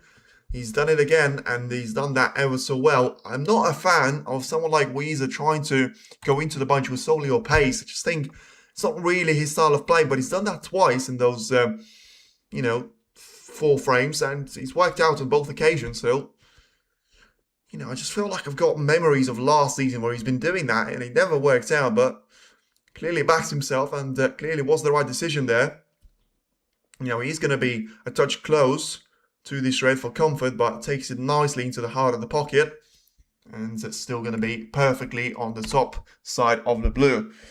Wu 6-3, probably likely at the moment, with him being a firm favourite to try and win this frame, but it's not over. I mean, Murphy was the favourite until he sort of slipped on a banana scheme which was invisible to everyone else. How did he get that positional shot on the reds, on the lowest of the reds, so wrong? I don't really know, but, you know, a couple of mistakes later from both of the players. It's now Yize to be the man setting up the pace to this quarterfinal. Both when it comes to, and of course you have to actually remember there's going to be intermission after this one. You know, it's been an hour, but it feels like a lot quicker than an hour of this action, and this is why, for me, it's probably it's certainly in the top 3 of the players that are going to be most enjoyable to be watching, and I have to say probably in the top 2. I think Trump probably has to go in the top 3 there, but Xington number 2 and Yize has to be number 1 in relation to just how enjoyable it is to be watching his matches. And also, you know, it is, sometimes you have to say, you know, the players can provide entertainment no matter the result, but I think with Yize, it is enjoyable, and it is even more enjoyable when he's winning, because it just makes you feel like you can go on a practice table tomorrow and make a 147 in two goes there, but in reality, you come there and then you can't make a break of more than 9 points unless you're going to be, you know, getting those colours on the plate. Yize will win. Well, for now, it's certainly going to be, well, Murphy managed to pick up the pace massively there. He's on 69% to 31, which, I mean, I do think Wilson is probably the most underrated player right now, which is a shame because he's the former world number 2, but I don't know really why that's the case.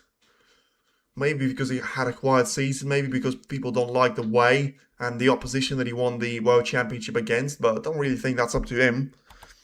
You know, I still think there was so much pressure on him because he was the favourite. He's been there before, of course, against Ronnie in 2020. Got annihilated at that point, I think with a session to spare or something. 26 frames, I think they played. 18-8. 26. Yeah, that probably would have been in 3 sessions just about. Although it might have been just one more frame that he needed, so I'm not too sure about it. But anyway, it's now down to Yize having a 29 points of a lead. And just having a look to see on, you know, the relationship in between those reds, as he's now looking to try and pot the pink, which of course will get him 35 points clear. So the next red, if he gets those two separated away from each other, which does look like they're on their honeymoon right now, but I think Yize is going to about to come and spoil the party. But seriously speaking, I think he probably needs to try, and I say try because it's not going to be as easy as it sounds, try and hit those reds on the bounce back. Wow, I mean, he's gone for a completely different route, and he thinks those reds are going to be going all the way into the right corner, which, I mean, I'm very surprised. He clearly thinks so, because in other ways he would not have played it, but I mean, that is 1 in 100 of a position. I mean, let's have a look. To me, it seems a little bit too close to the front jaw, but that was perfect. That was absolutely perfect. And even though he's not going to be happy with not being on the colour, but still, ultimately, it's now going to be 36 points as the lead, 35 at the table, and Sean Murphy's going to have to, well, obviously come back to the table, but, you know, try and find a snooker here.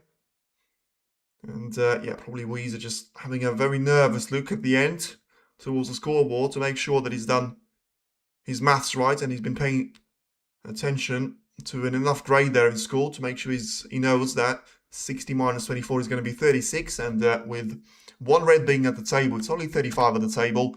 And once again, another good break there from Yize, being stuck at 74.3 being the average, which is not too shabby at all for him after the opening 3 frames and a half. And now Murphy was the one that found himself very much on the back foot, and well, let's see, the race towards the middle was nearly run there, but I think that's going to be very much the frame ending shot there from Murphy, and therefore the first session is about to be over for him, as well as for Yize.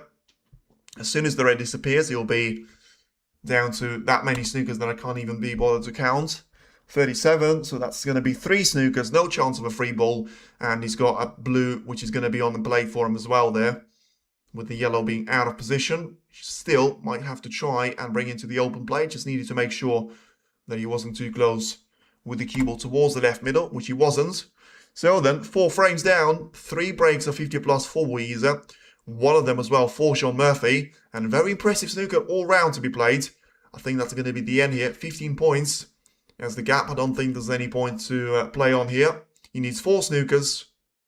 So is he walking away? He is. So that will be the end of the first mini session there. And the revenge for now, he's still unloading, but I mean, he may have to be refreshed out there for Murphy, because right now he still seems to be stuck with a little bit of buffering. He had that chance in the 4th frame, scored 24 points earlier on, run himself out of position in a bizarre positional shot there. And now he's going to have to try and come back from being 3-1 down. It's not quite going to be the story of Zhao Xington, but look at that. Judd Trump is flying through the gears against John Higgins. And I think he certainly managed to get himself all together with a break of 53 points being the highest in the previous frame. It is now the intermission in between Sean Murphy and Yize. Once again, thank you very, everyone that has been tuning in so far. Stay tuned in. 15 minutes time, the action will resume. And the world champion of 2026 is going to be up against the runner-up of the World Championship of the 2026. Once again, as Yize leads Sean Murphy by 3 frames to 1. Intermission time now.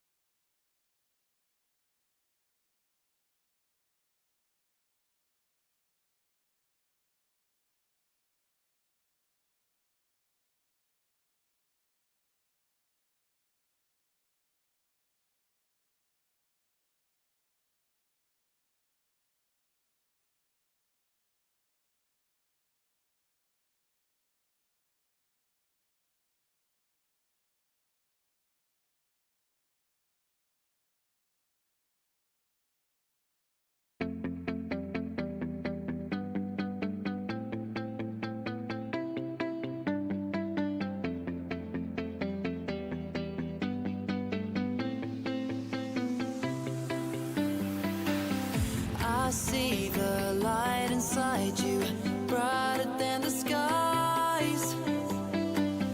Hold on, just let us escape and fly away tonight.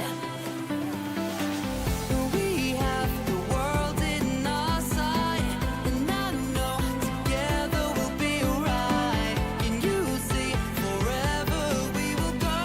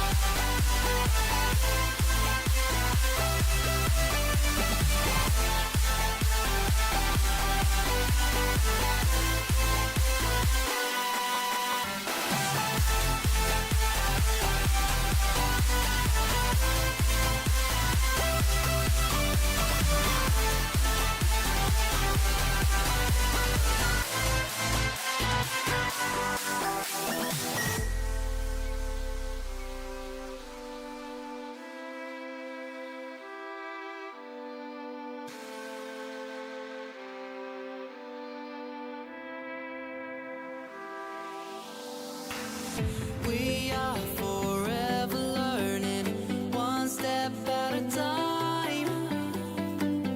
As long as the world is turning, I'll be by your side. We'll keep the fire burning, I'll never see you hurt. You know I can't explain it in a way of words. We both know that you'll understand, and you'll see if you take my hand, and I'll go out of my own way for you, for you. I'll go out of my own way.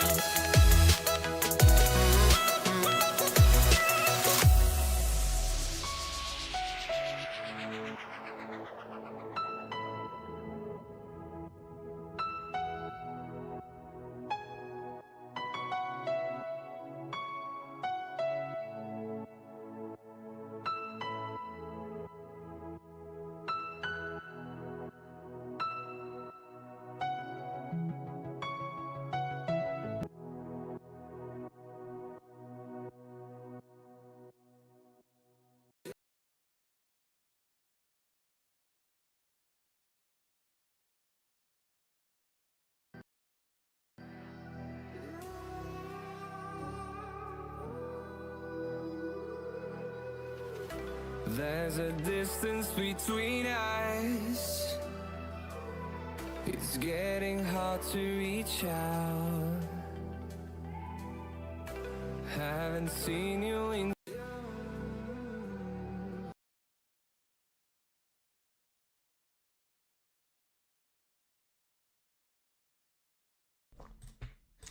Right then everybody, we are now back. The intermission is now over and let's see if someone else is going to be back here, because for now, even though it doesn't look quite as bad for Sean Murphy as it does for John Higgins, the four-time world champ does find himself being 4-0 down against Judd Trump, and of course Trump has just managed to make a brilliant total clearance of 142 points, but ultimately you also have to give it down to Judd Trump. I mean, he was due a performance out there, and he certainly was able to play really, really well.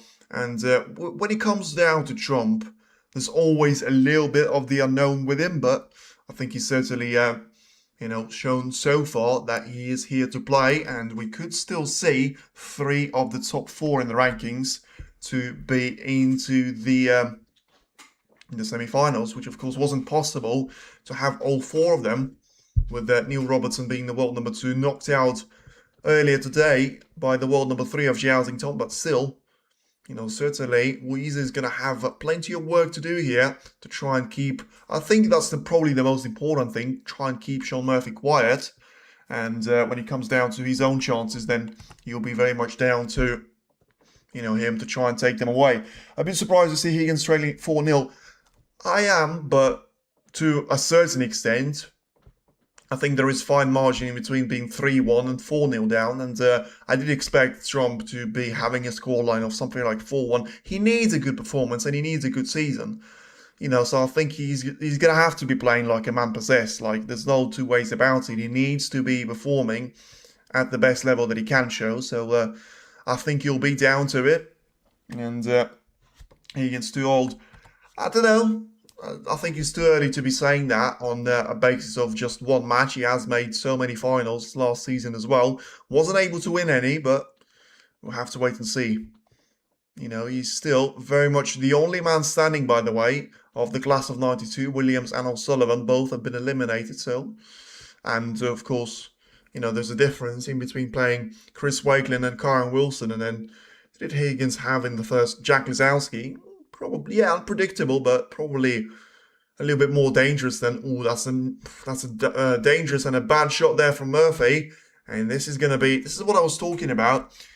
Yize just needs to try and make sure he keeps Murphy quiet, because those chances, and of course then needs to take chances when they do come to him. But so far, didn't really have a problem with the second thing. Only one mistake in the first 4 frames. Yes, that mistake cost him the frame, but, as I said, at that point, hindsight is a wonderful thing, but I think that it was the right decision for him to be doing, and certainly the right decision for him to be making is, probably not being on the wrong side of a blue, but certainly thrashing that red into the left corner pocket. So now it'll be interesting to see what sort of positional shot does he find here. Total points, 240 versus 115, so not quite as one-sided as it. That's a mistake on the blue. Trying to find the angle on the cue ball. In the end, wasn't able to find the angle. Crashes the cue ball into the yellow and misses out on the blue. Yeah, one thing though, sometimes a simple mistake can cost you very dearly. And it was a simple mistake because, a misjudgment on the power. Maybe that was a little bit too much for him to ask. But then he should have gone for the brown. He was always going to be very much a long shot for him to be taking that blue on, despite it being such an easy shot usually. But the amount of power you had to put behind that shot has made it very, very difficult. And now he'll be coming down to the safety battle, which I have to say, I thought he was going to be a little bit lengthier than a single shot there. And now Yize's got 2 opportunities, one to the left side, one to the right, to try and take the red away. Whether he's going to be able to use any one of those opportunities, well, we'll have to wait and see, but doesn't look too bad for him now. So then just seemingly going for the shot past the brown. I mean, it is close, but I think he's established for himself. He just needs to try and hit the shot as if it wasn't there. Well, I'll tell you what, he could see that he was going to miss there because he got way too close to the brown. I don't know how he didn't hit it and created a calamity there for himself. But even though he didn't hit the brown, you know, you overcut the red, surprisingly, which was barely possible at that stage. But anyway, now Murphy's going to have a chance to go for the red into the left corner, play that cue ball towards and in behind the black. Very risky shot there that he's taken on. And in the end, unless he's got the pink, he's going to have to go for a very risky shot again on the yellow. Not a risky, just a difficult one. And, well, I say risky, I mean, he couldn't really do anything else. He had to try and drag that cue ball in behind of those reds and hoping that either he would stick to one of them and get himself lined up for the black, or alternatively, he was going to have a shot available to him into the left corner. Well, and once again, the applause are up from the crowd, but if you look at the body language of Murphy, I'm pretty sure he's overcooked that one slightly. I mean, can he get through to the red into the left middle? He can certainly try and create a plant out of those two, but the distance in between those two reds is going to be scary. It's going to be very, very scary indeed. I think there is probably 4 or 5 balls you can put in between them. And of course, I'm not sure if they're actually going to be perfectly lined up with the plant. And yeah, in the end, it is going to be just a safety shot to be played. So after 2 really good shots there from Murphy, it's down to just 7 points. And back to Yize now to try and take this one away. So then just looking at the position that he has found himself with, you know, looking at the probably the 2 reds on the left-hand side of the table. I mean, he can go for the second closest to... Wow, that's a risky shot there, but I think he's managed to get away with that one. You know, way too close for comfort to the jaws of the corner pocket, but in the end, I think he's just about by a centimetre or 2 managed to avoid them. And in the end, he got the cue ball into a reasonable position with no dangerous reds available. Then, you know, don't really allow Murphy too much now. So Murphy, of course, is still going to have a bit of a free shot to himself, but depends on how well he's going to be able to execute that one. And the answer is pretty well, although probably not good enough to put Yize under some real pressure. And now the Chinese player is still going to have a chance to try and develop those reds one into another, with an opportunity of trying to send that cue ball onto the side cushion. Now then, has he got the chance of trying to get that cue ball in behind the brown? The answer is no.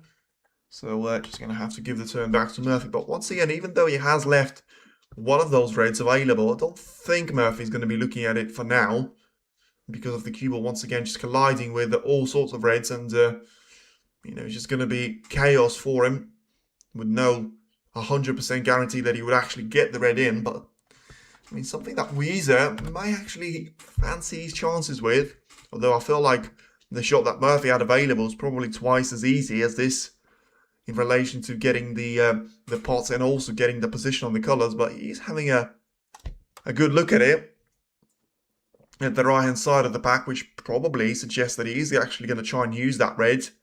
Whether there's going to be a transition for the cue ball down to the lower end of the table, or is he going to try? And he was transitioned to the lower part of the table. Very risky, very close to disaster. But I mean, in the end, I don't really understand why he would be doing that, because I thought he could see those reds on the left hand side, which would have been a lot easier of a safety. But you know, now needs to make sure those reds are actually going to be all in the way of each other. Otherwise, Murphy will have an easy introduction, but there's a little look towards it, and then clearly realizes that the gap is simply not there, and yeah, he's just going to be sending that cube on the journey back towards the top part of the table again.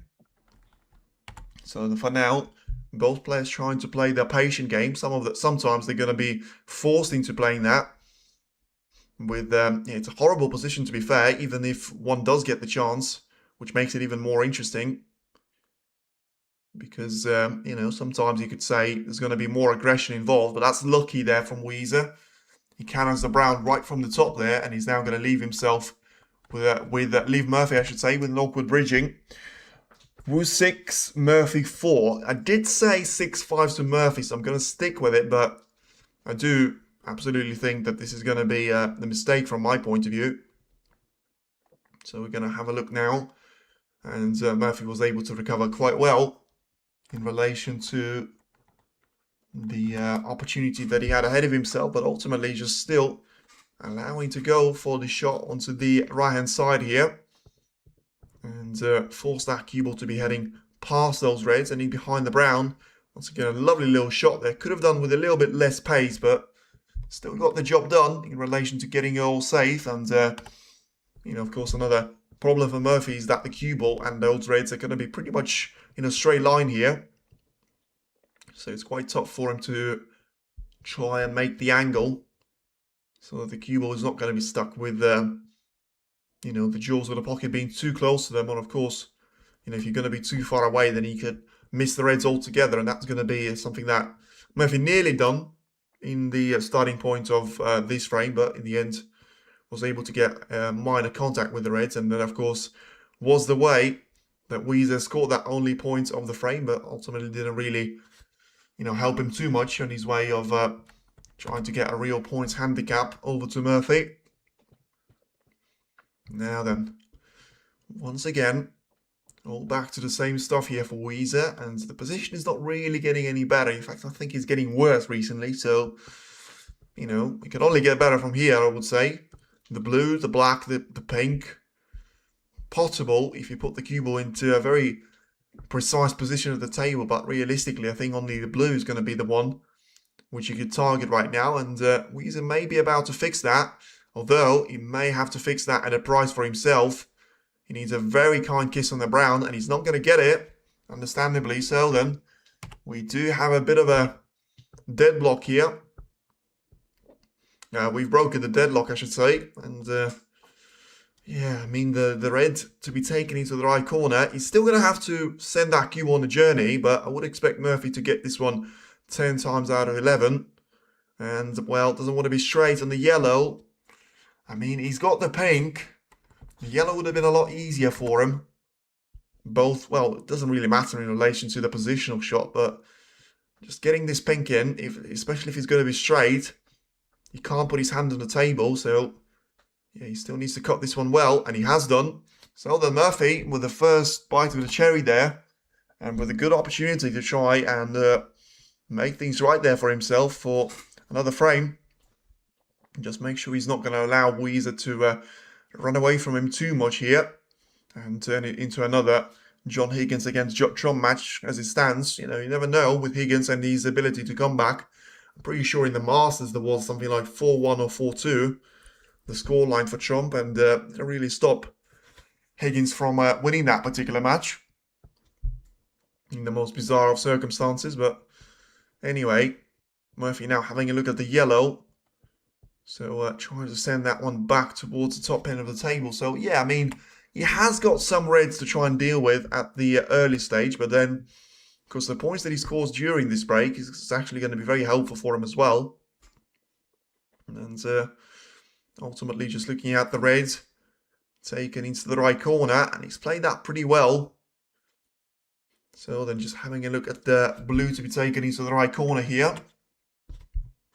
And then that's going to be another colour sorted out in terms of its positioning. But of course, running out of reds slowly but steadily. He's got 3 more at least, maybe 4 more. And this is when he's certainly going to have to try and, you know, make some sort of progress with those reds and the pink.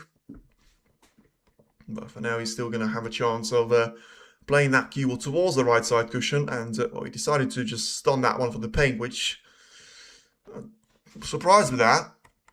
You're going to have to wait and see what he's going to be able to do with it. But if he's got the right angle, then he's still going to be able to play the shot with very little effort. But, I mean, I just feel like it created a bit of an issue there out of nowhere for him. But I suppose there wasn't a great alternative either. But, I mean, what sort of colour is he going to be playing now then after this raid? Because if he's straight, it's not that bad. He's thinking about going for the black here. Well... he's not straight and he's got the angle to try and get one of those reds out of the way. He's done that before in the match, and let's see if he's going to be happy with it now, because it's still going to be very touch and go in relation to can he see enough of the black to try and take that one away to the left corner. The answer seems to be positive, and of course that could be the chance for him to try and separate the reds, more and more reds away from each other. So then he still gets 2 more available to himself. After he was able to create a gap for the second one to be taking. So does the gap disappear for that one though? Because of the black coming back onto its own spot. Doesn't seem like that's the case. Murphy's still looking for that red closer to the black and then completely decides against it. The problem with taking the red further away from the black is that, of course, he can't get through to the black then. Or he's trying to use that shot with advantage to himself, but I feel like he was trying to do a little bit too much there. And he ended up in no man's land. Didn't really make too much of a progress with those reds, but ultimately, I mean, surely he had to focus on getting the position on the pink, whether that was available without touching, you know, any more reds or not.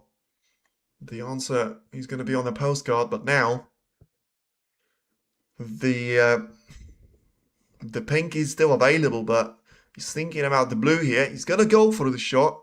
Probably can't afford to do it with 38 points of a lead, but still would love to get at least a couple more points, a couple of more balls on the ball here, I would say. You know, the blue, the red, all of a sudden, like something like a 50 points of a gap with 75 at the table wouldn't require, of course, Yize to be approaching a total clearance. For now, he's still going to be very much there for the taking, but it's a lovely shot there. It was a little bit wobbly there for the blue, but still, you know, it was a very important one, and great shot under pressure. Now then, what can he make out of it? He's still going to have a couple of reds that he's going to be searching for here as he brushes one of them away. And, well, now is the question, what does he do here? Because I think he's on the wrong side of a black, although he doesn't seem like he's going to be second-guessing himself here. So playing for a shot onto the side cushion, it would seem. So a very good break that from Murphy. 45 points and counting. So then 75 points at the table right now. 51 is the gap. So he needs 2 more reds. And that is going to be game over for Yize. Now wobbles. Sorry, not wobbles, but plays that red very carefully across the side cushion without touching any of the jaws. 52 points of a lead now. So then 59 points is going to be an incredible result, but he didn't get it. Spoke a little bit too soon, but he has put the black completely out of play, which is not the worst piece of news just yet to Yize, because he doesn't actually need the black now. There's still 67 points at the table. He's got the easy, or, you know, not a difficult introduction into the frame with the red taken into the corner, but I am intrigued. Well, I say not difficult. He certainly made that look very difficult indeed. I mean, probably the angle was a little bit misleading there, but he had to properly cut that one in, putting a lot of power into the cue ball, and therefore cannon the pink out of play as well.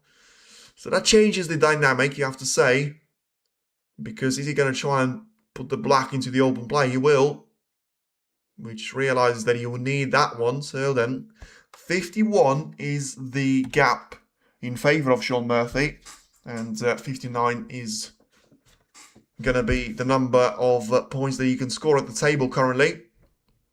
Murphy could really do without leaving some foul points away, but he could also do with playing this shot well. And in the end, he's done well on not giving foul points away, but I still think he's left a chance away for Yize to be taking a red away into the corner. But of course, a mistake at this stage for Wu would mean 3-2 to become the reality. And for now, no mistake on the pot success. Let's see how good is it going to be for the cue ball. He can't afford to be taking the shot in behind the green now.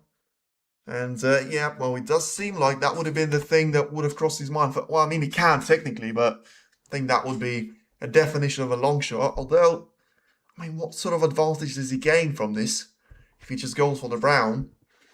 I mean, gains 4 points, but going to be a long shot to say the least to be on the red. He's probably going to go for it still, but the question is he going to pot it? He is. Because of course, playing that shot with so much power makes it a lot more difficult on yourself. So then, 46 points behind, 51 at the table. It's not beyond the realm of possibility for him to try and, you know, get that cue ball lined up on an expensive colour for 3 more times. But of course, this red can easily stay out away from the pocket, which he hasn't. Surprised, but brilliant shot there from Yize. Absolute masterclass. Look at how well he stroked that one as well. Yes, he doesn't have the angle on the black to try and get it back for the reds, but sort out a couple of very important issues there for himself. The brown is back to its own spot. Didn't lose many points at all, as long as he takes the black in and puts that one into the middle pocket, and then he can try and figure out the way to get a little bit closer to those reds, while still being sort of 3 points safe, I would say. What's it going to be then? 38 behind 43, so 4 points safe, which is going to be not a bad effort. So it means that you can take those 2 reds with the blue and still be on a course of winning the frame without needing the respot or any of the snookers, which still puts him as a massive underdog with the pink to be out of position. But all of a sudden, you bring those reds into the open play, you get the chance, and seemingly has played this shot pretty well. Yeah, he has the thing, because, it's now going to be a straight line for one of those reds for Murphy, which probably won't go for. And alternatively, he's got a chance of, trying to take the red away from the black there. I don't think he's going to be an enemy of himself, and, if he does get the chance, he should... Oh, I mean, that's close to the black. In the end, he wasn't too close. Put the pink closer towards the side cushion, but in the end stage, it was a little bit too close for comfort. Murphy seemed like he had it all under control. So puts one of those reds onto the side cushion, puts the pink closest to the right side cushion as well. The opposite one of where the red is going to be right now. But still in a playable condition, the red. The pink, not so much. And ultimately, it is now, what can Yize do? Ideally, he wants to try and get the black into the... Get the cue ball in behind the black there. It was his idea. My idea would have been to try and send the cue ball dead onto the black ball cushion and have one of those reds to go to the top edge of the table, so that you can't really maneuver too much. But I suppose now thinking about it, you would have left a chance for Sean Murphy to try and just send that red towards the middle point of the table and still have the line to take the cue ball towards the black ball cushion. So now then, Murphy just going for that shot anyway, even though he's not going to have any danger of the top area of the table. And Yize can just try and, separate those reds by very little distance and play the cue ball towards the top end of the table. As long as he doesn't compromise any of the colours, which he nearly did with the yellow, but he's played that shot well. Covered one of those reds completely, and the other red, I mean, he's still suitable for a cross double, but it's not the perfect angle. And he needs to be cautious with that. So then the frame, that seemed like he had absolutely under control and over and done with. Even though it was a very impressive break of 46 points that he had, it wasn't quite enough that he was seeing. But now, look at this. I mean, that's certainly going to be enough. And when you're going to be forced into the corner, the only way for you is to try and fight back. And that's exactly what Murphy did. Brilliant long-range shot. And it's certainly going to be a match to what we've seen from Yize in one of the opening 3 frames, I think it was. Oh, that's a horrible miss on the black, but I'm not even sure that he was playing that one. Well, he probably was. Just surprised that he missed that one by so much. So then one snooker needed, still possible, but the chances of Yize to win the frame have probably just been halved there, if not quartered. And once again, it got the hit on the red, which was important, but I think he's left a chance there for Sean Murphy to get this red in, and that, of course, would mean frame over, and frame over to Sean Murphy. And he does get the red in, so that's going to be all over, especially with the black to be over the pocket. So then 40 points clear, and in the end, it was a battle. Probably have to give regards to both of the players. Murphy for how well he's managed to start off the frame and, for him to be in charge of the position, but also for Yize, despite only scoring those 15 points, but he was still doing quite well with that. And, the battle just could not be won at the end, but he's still going to settle for having a 3-2 lead there as Sean Murphy walks away. Another whitewash on the other table. Well, I'll tell you what, if you say so, then it might be 5-0 in favour of Chop. I did think Higgins is going to have a chance to fight back, but it is 5-0. And it is another break of 100+ points there. Trump has scored 270 points with 2 breaks in 2 frames. And he's just scored another cracker of a long shot. I mean, this could be a potential. Ooh, has he managed to get the black away from the red? I mean, that's just looking at that table. I mean, this is going to be another great shot there. He's a little bit disappointed there, which probably suggests that he's not quite on the black. But could this be the reincarnation and the absolute rebirth of the world number 1?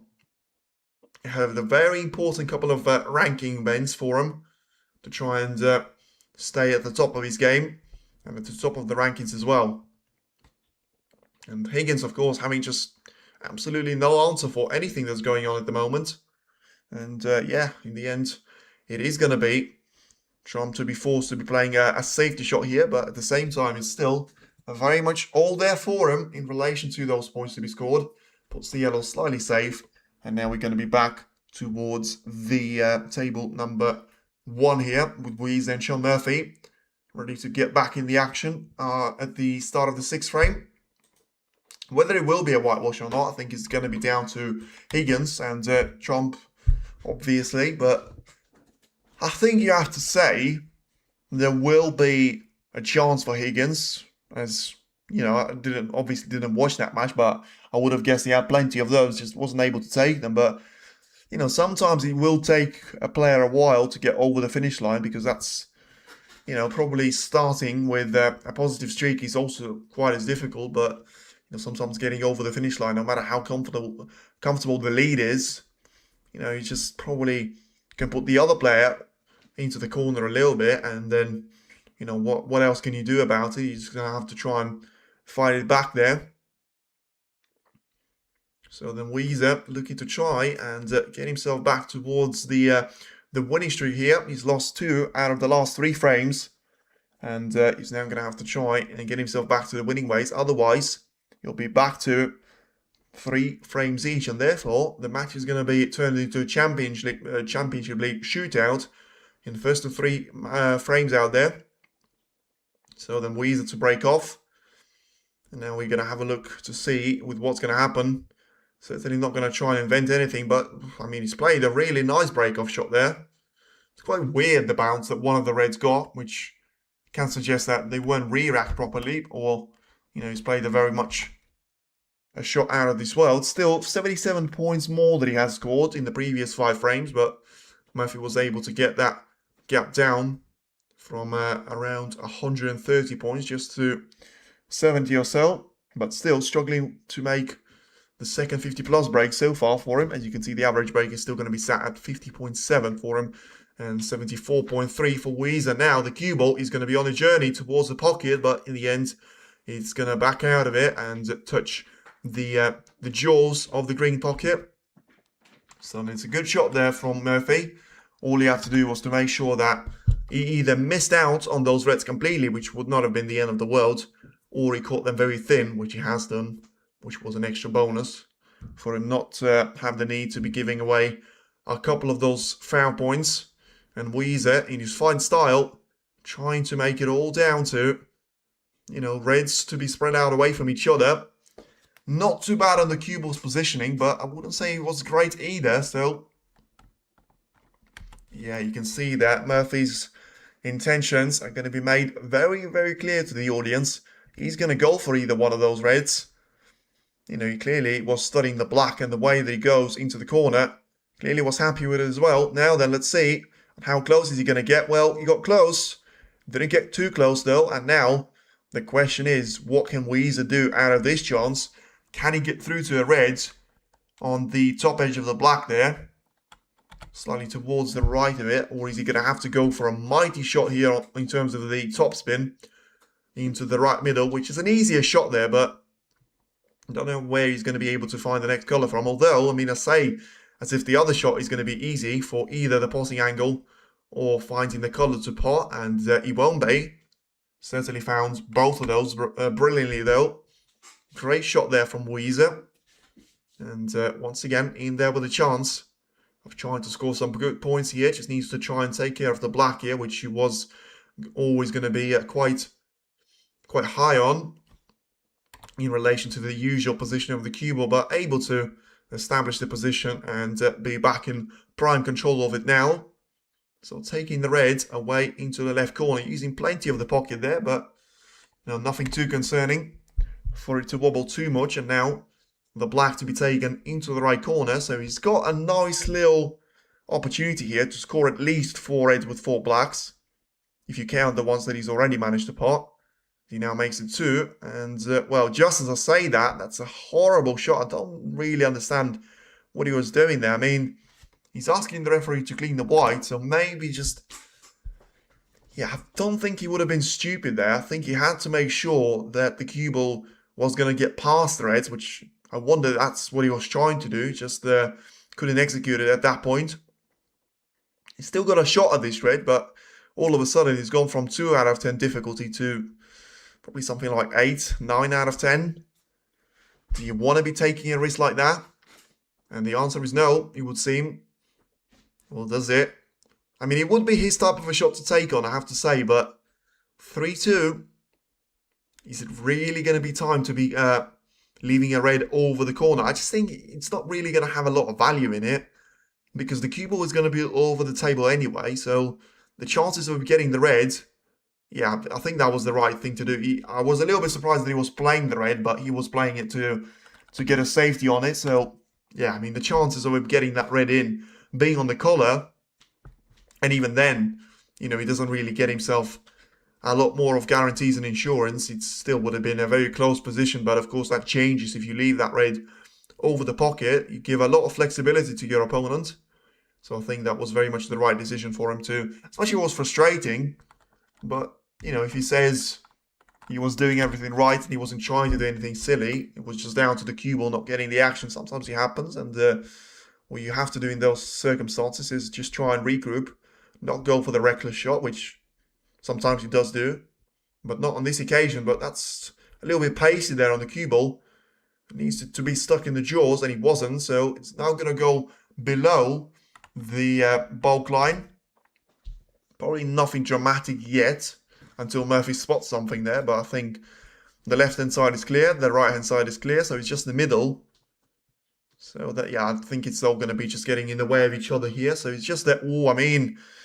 I did say it was going to be getting in the way of each other. It was a fluke, but Murphy has managed to find a way towards one of those reds, somehow getting through towards the left corner pocket, which makes, I think, 1 fluke each. But, yeah, I mean, incredibly, the last time that Yize had a fluke himself, he got himself under pressure there by not playing the shot, trying to run the cue ball in behind the green well enough. And he's left a chance for Murphy, which he was able to take there with a long-range shot. So... the previous look worked out against Yize. Let's see now what's it going to be in relation to Murphy. And he's nearly done the same thing here. When I say nearly, no, he's still in behind the yellow, which I think he's managed to avoid making the same mistake. Now just having a look to see with what's going to happen in relation to the cue ball to be sent. Probably towards the traffic lights of the 3 reds. All to be on the black ball spot. Doesn't want to catch the middle one though, and he hasn't. He caught the left one first, which was good for him. Because if you push the middle one too far away, you could leave that cue ball to be seeing the right red available into the corner. And then, that would have been a disaster for Yize, because that was the only thing that could have gone wrong. But he didn't. And now Murphy's going to be evaluating the options that he's got ahead of him. Just thinking about the place that he wants to try and put the cue ball in towards, or potentially the position of, maybe a potential shot for him to take an attacking approach of, which I think is probably unlikely at this stage of the match. Taking too many risks, especially the guy that's going to be behind, because he's not in a desperate position. And he's also in position of having an extra shot there on Yize. That might be there to disappear or reappear again. Is he going to try and go for this red? He will. That was a stupid shot to me. It was always going to be exactly what it looked like, and that's what it turned out to be. Just missed out way too much on that because of it being a shot pretty much along the side cushion. For me, it was always going to be a double bounce if he missed that red, which he has done. And yes, you could say the temptation of having the black always available to you would have been there, but so was the risk of leaving that red on. And in the end, that's exactly what happens. And now the black is going to be taken here into the right corner here by Sean Murphy. So then we're still going to be looking for a potential whitewash into... Well, it is going to be a whitewash now. I mean, I tell you what, Watchalong, take a bow. That is going to be tasting very, very sweet there as a revenge for all the battles and all the beatings that... And as how painful they would have been for Trump in those two semi-finals of the Players' Championship and especially at the Masters of the Triple Crown. But at the end stage, it's now going to be a 6-0, the third whitewash of the tournament. You know, one of them was achieved with the wildcards, and the other two were achieved today. Zhao against Neil Robertson, and then Judd Trump against John Higgins. Both of the matches probably, you know, were expected with the top seeds to... Sorry, with Zhao and Judd Trump to prevail, but I don't think anyone would have predicted that either one. Wow, that's a horrible mistake there from Murphy, and you could see that one coming because of the position of the blue. Just tells you by how much he missed the blue there. Well, whatever he was a little bit tight on the blue, and he's just a little bit undercut that one. And he didn't wobble in the jaws, he just bounced away from one of them. But, well, the question is, the cue ball has ended up right in behind of one of those reds, which means that he's going to have to be bridging over. That's not the question. The question is Yize going to go for it? I think we know the answer. And yeah, he's not going to pot it though.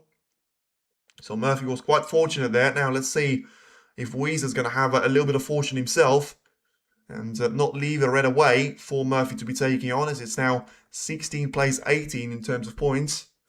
But it was a very costly mistake that from Murphy, because as he was playing the cue ball towards the reds, it doesn't really have any sort of points advantage here with 99 points at the table.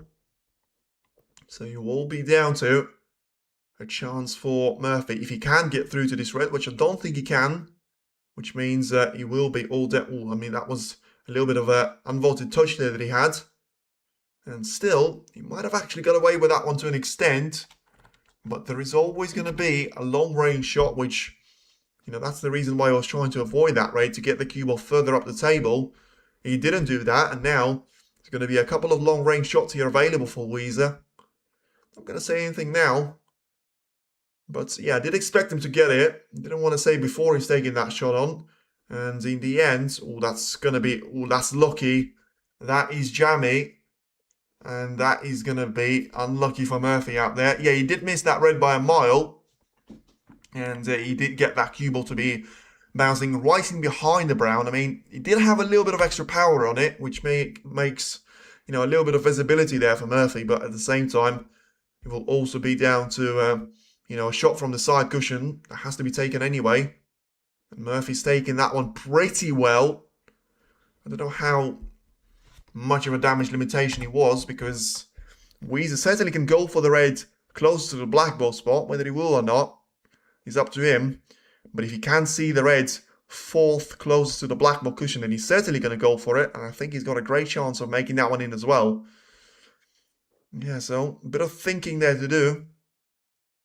He clearly can't see that fourth highest red, because he would have already either missed it or potted it. So then he's going to go for the fifth highest red, and that's a huge difference. As you can see from this angle, it's a horrible shot to be taking on, and he's missed it by a mile. You can't really blame him for that because of how difficult it was. But he's got the line of the cue ball to be once again in behind the brown, and I tell you what, I'm not sure he meant that one, but he's certainly going to work out about as well as he could have, because this one is going to be tighter towards the brown. If Murphy can't see that red on the right side cushion, which probably, even if he can, there's not a lot that he can do with that red, to me. So he's going to have to go for a shot on the... Well, clearly he thinks he can do something with it, because he's aiming towards it, but he's aiming for... he's trying to just go for that red anyway. That's risky, but, you know, in the circumstances that he had, it probably wasn't the worst thing to be doing. And ultimately, he has left a chance away, but there is going to be a massive question mark on that chance, because even though the red probably is not that much of a problem itself, although it still needs to be potted, but where are you going to find the colour from? The blue is out of position, the pink and the black are not going to be pottable from this angle, so let's see if he pots the red first, and he hasn't. Just trying to take that one in a perfect straight line, and it's cost him dearly. A little bit unfortunate there, but at the end of the day, you have to say, it has not been getting to grips with those chances. And Murphy can actually sense it there. You can feel it that, yes, he's not playing well, but his opponent is playing worse now. And, that's something that I did mention in the first couple of frames there. It's wonderful to be watching Yize when he's winning. It's not so much when he's losing, though, because he doesn't really seem to have a plan B. Doesn't need it when he's playing brilliantly, but all of a sudden, those couple of frames that Murphy was able to win certainly unsettled that brilliant rhythm. And Murphy right now, he's throwing the hands in the air. I mean, is he going to be a precaution? Or has he actually messed it up? And he can't see this red now. Into the right corner. He's having a look at the scoreboard. I think he can get through to it, which is the reason why he's aiming for it. I think he just about can, but he's probably just very unhappy with the way and how far the cue ball has went. Yeah, I'm not sure why he's looking at the scoreboard again there. He's going to go for this red, isn't he? He will. He's going to pot it. Now, let's see. Yeah, I mean, don't really understand what was that all about. I mean, maybe he just didn't get the contact that he wanted, but still, nicely on the break and perfectly on the black now. Having plenty of reds available to him as well. And, that goes with 17 points of the advantage. Make that 18, I should say. He was probably just waiting for the scoreboard to sort out the points that he had next to his name. So then, 18 points of a lead. He's got 3 more reds to be available. He can make that 4 at the stretch, which leaves you with 51 points at the table. He's not going to be able to extend his gap to more than 51 points, which, is a little bit of positive news to Yize. He doesn't have many of them. He's now 26 points ahead. So if he takes those 3 reds with the black, it's going to be 24 points. So you will need at least 1 more of those reds. Whether the top one of the 3 goes or not, it's going to be down to Murphy to know. Maybe the cameraman to know as well, but we can't see it from this angle. So then for now, just the easy work to be done. And Murphy has managed to take that questionable red out of the equation as well. So then, 34 points of a lead. And it could be a very similar situation to what we've had in the previous frame, where Murphy wasn't quite able to get over the finish line, but the pure volume of points that he has scored and the lack of flexibility that Yize had therefore, it seems to have cost him dearly. And, Yize at that stage, and he wasn't able to do a lot with it. We could well be seeing another story like that here, as Murphy's about to lose a point, which is not really going to matter. He's done quite well to be scoring 33 points out of the position that he had ahead of himself. Make that 39 now as he sees the pink disappear into the right corner. And all of a sudden, slowly but steadily, but Murphy has been creeping his way back into this match. And he's certainly going to be back in the match if he's able to get another red in, because that will eliminate all the hopes there for Yize. Because now it's going to be 42 of a gap, make that 49 with a black. And then if he takes that red away, he would leave Yize with 2 snookers.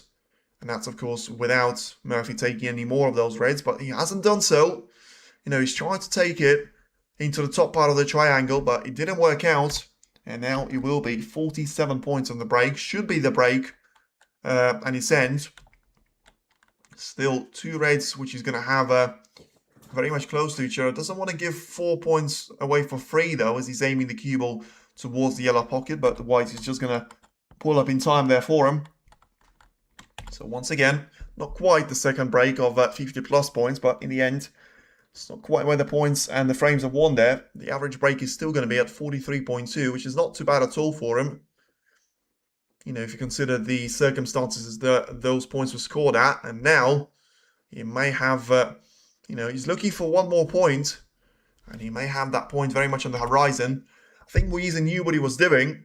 And it's a bait there for Murphy, but I think it's not a great bait, but I think 9 times out of 10 you would expect him to pot this red, and he has done so. So I think that was clearly the plan of trying to send all 3 reds into the open play, which they were. But the problem was the third one was a little bit too much in the open play, and Murphy's now going to get himself right back in this one. So could we see another decider? I did predict one. Didn't seem likely after the 2-0 lead or 3-1 lead for Yize, but now, 2 frames later from there, and Murphy seems to be very much back on his horse and looking to try and do a lap ahead there of Yize. He was 2 laps down. He's managed to get within the lead lap of the guy in front of him. Now, even though he's only going to be able to score 12 points in the break, that's still going to be more than good enough. And now looking to try and cut this straight in towards the green pocket. It was a good effort, but he wasn't quite going to be reaching the ultimate target. It will now be Shaun Murphy with a break of 12 points, which does get him through towards the 7th frame, with it being all even. Not too sure why. I thought he was actually about to pack there and go home. I mean, he didn't lose the frame, didn't lose the match, but he was probably just looking for some equipment to do some maintenance work on his queue. But, you know, table 1, Yize 3, Shaun Murphy 3, and it's the Magician that has managed to win 2 frames on the bounce right now to bring himself right back into play, and probably, I have to say, put himself back into the driver's position, driver's seat, because I think he's going to be the favourite now. Said that before the match has started, and certainly once he's managed to pick out a little bit of form. Yize has lost a little bit of form himself. Some weird shots that, you know, you have to say some of them were coming out of him in the first couple of frames, but either were disguised by the brilliance of his, or just, you know, Murphy wasn't punishing them. Either way, he certainly has done that now in the recent couple of frames, and yeah, he does find his opponent in a position of some serious struggle here, you have to say. But ultimately, it will come down to a problem here to Yize for Yize to try and solve here, because if he doesn't allow himself to sort of be in that window where he's ahead, or he's, to a certain extent, he's controlling the way that this match is going to go, then he will find himself in the world of trouble, as I say. But still looking very tight for now. But ultimately, it is still anyone's game for the taking. It has been 2 and a little bit hours since the quarterfinal has started. 6 frames later, it is now going to be that break-off shot there that you're always looking forward to see. Which one of it is it going to be there for Murphy? But ultimately, there's going to be at least 3 more frames. There could be up to 5 more frames for us to see. And yeah, this could go very deep into the night there for the both players, which is why I'm a little bit surprised for this exact scenario, why these two are going to be the ones playing tomorrow and against Watchalong. Well, either one of them two. I mean, they can't both play in the semi-final. So yeah, and Karen Wilson and Xiaoxing, despite finishing their matches, you know, more than 5 hours, something like 5 hours ago, then they're still going to be having a full rest day tomorrow before coming back on Saturday. I just don't think that's, you know, a reasonable use of resources. But once again, they're not really showing the camera angle, which would tell you if Murphy's going for that old break-off shot. But I think he's just going back to the, you know, the, what's it called, the mortal break-off shot, the normal, the standard one, if you want to say. Now, Yize does find himself in the window. He's about to take the red on into the corner. And this is where he can start to go very wrong for him. But he can also start to go very right. He needs the bounce of the cue ball. And he's alright. It's a brilliant shot then. It's a really, really nice way for him to get himself a point on the board. But needs to get the black in and needs to get a frame in.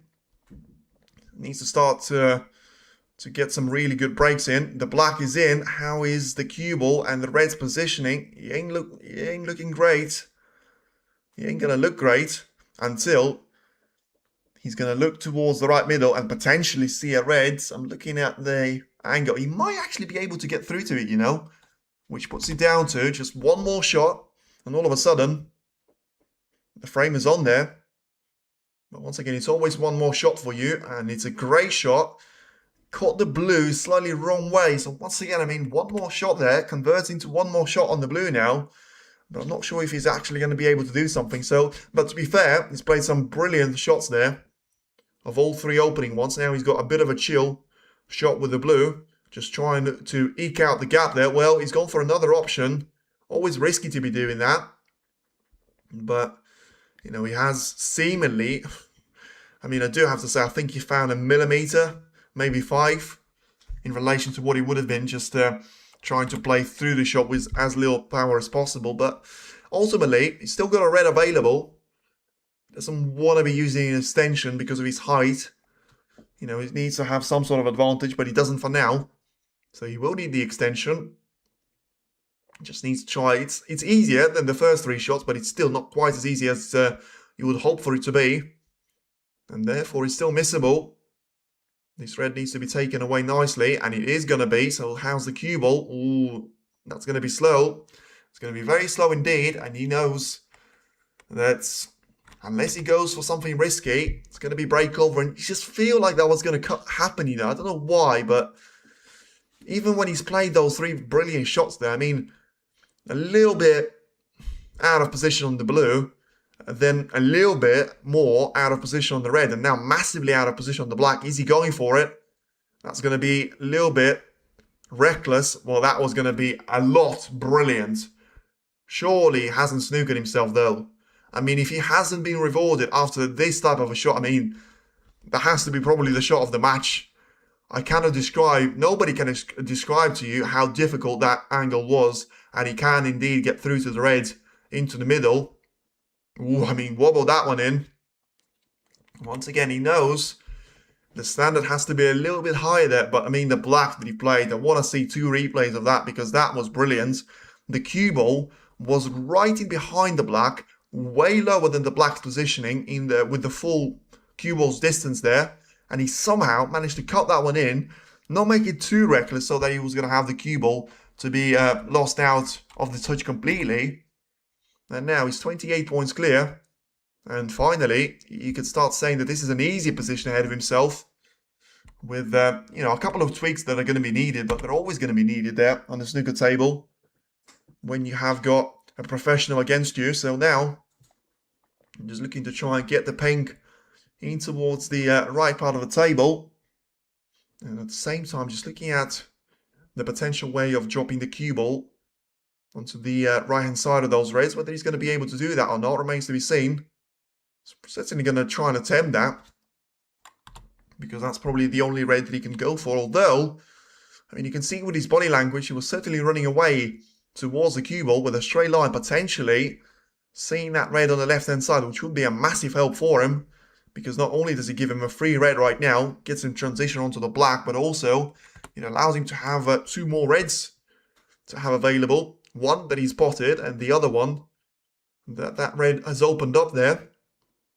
So once again, whatever, by the way, if there is going to be any point of the match that he misses the black there, no matter how difficult it is, and he's taking it on, it can't be as difficult as the one that he's managed to put early in the frame. So he's certainly going to be disappointed in himself, because he's managed to set the standard bar so high after taking that one in. But yeah, now, as I say, he's not quite round the final corner, but he's certainly got a very clear track ahead of him, and he's looking for the blue to be taken into the right middle. Carefully play that cue ball towards the top end of the table, which has got 1 more red for him to be seeing. And once again, it's a 50-plus break in the making here from Yize, as he hammers that red in towards the green pocket, and now gets himself through to another break of 50-plus there. Only 1 of those from Sean Murphy, and now 4 of them that we have seen from Yize as well. And every single one he's made, every single time he's made one of them, of course, he's gone on to win the frame. So let's see if that tendency is going to keep on running and keep on coming for him as well. For now, plays the shot really well. If the cue ball keeps on running, which he has done. Just didn't want to use the extension there on the cue, just make it awkward for himself. But the cue ball coming back from the right side cushion came all the way to be pretty much above the pink, and the height making it an easy reach there for Yize. Now getting himself through to 61 points of a gap, as he now pots the black into the left corner.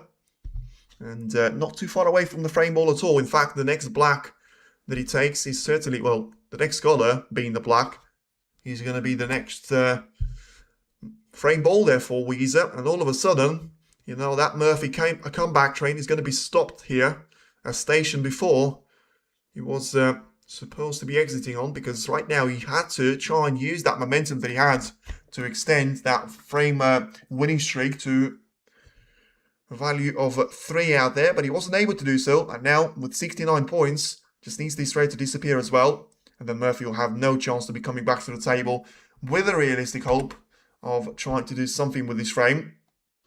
Still, no foul points, by the way, which is a little bit surprising, but to be fair, I'm probably thinking about the match in between Zhao and Neil Robertson, as Yize had everybody fooled, me included, including the cameraman, thinking that he was going to go for a shot into the left middle with the pink, and instead he's decided to go for one into the yellow pocket.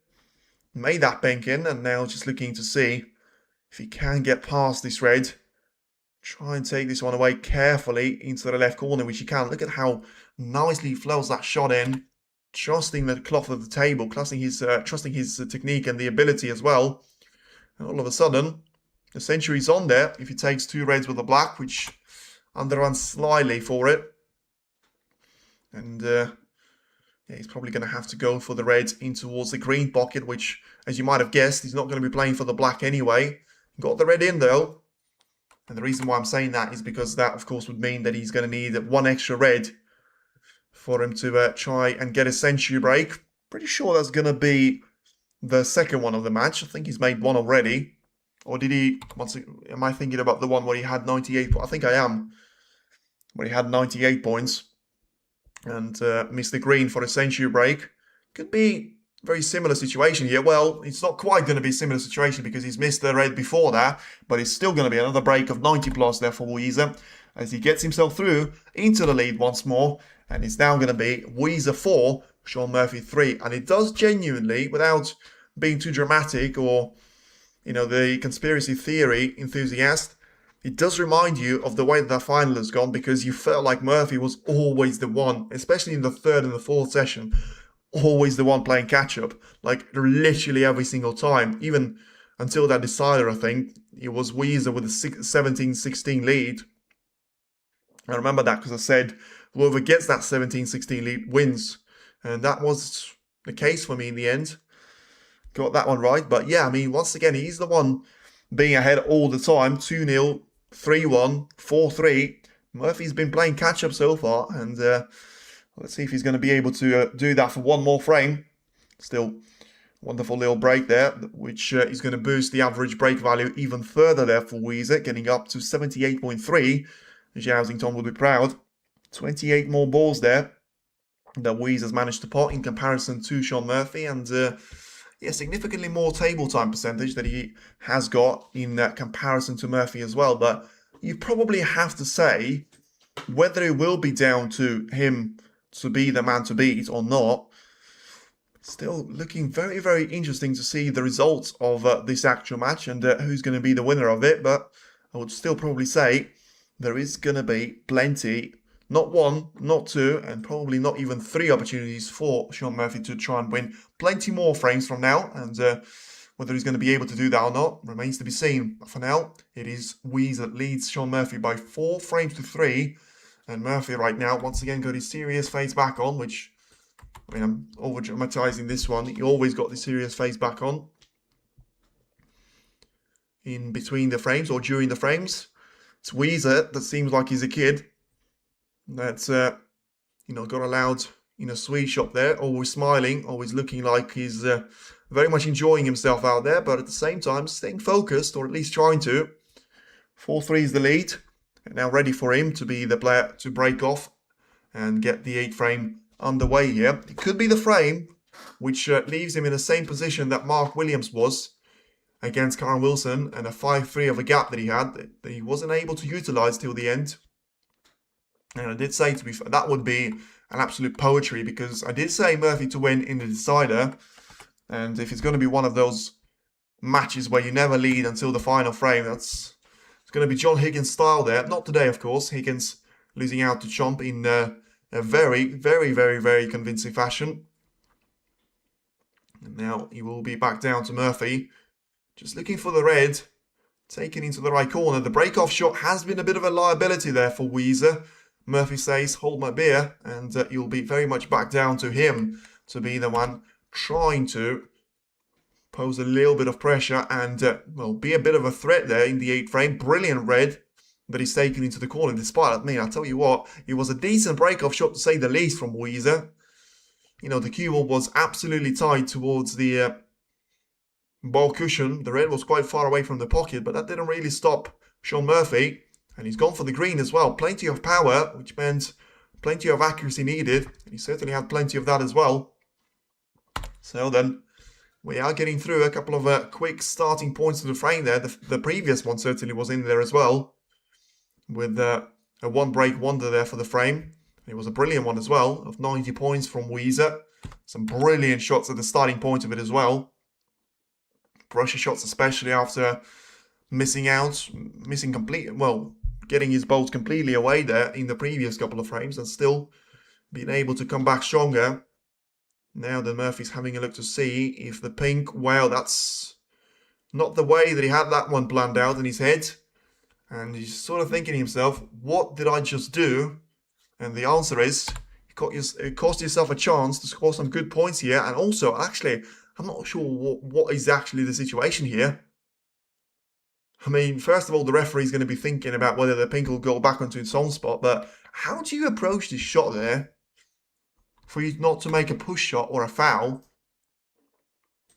I mean, I don't know if I'm exaggerating this one, but he's literally stuck in the reds from 4 out of 5 potential escape routes, and the 5th escape route has got a red, which he's going to have to hit full in the face to get out of there. So, I mean, it is touch and ball. Okay, so that helps him a little bit, but I have to say I've got absolutely no clue on what you do in those circumstances, because, I mean, you can't...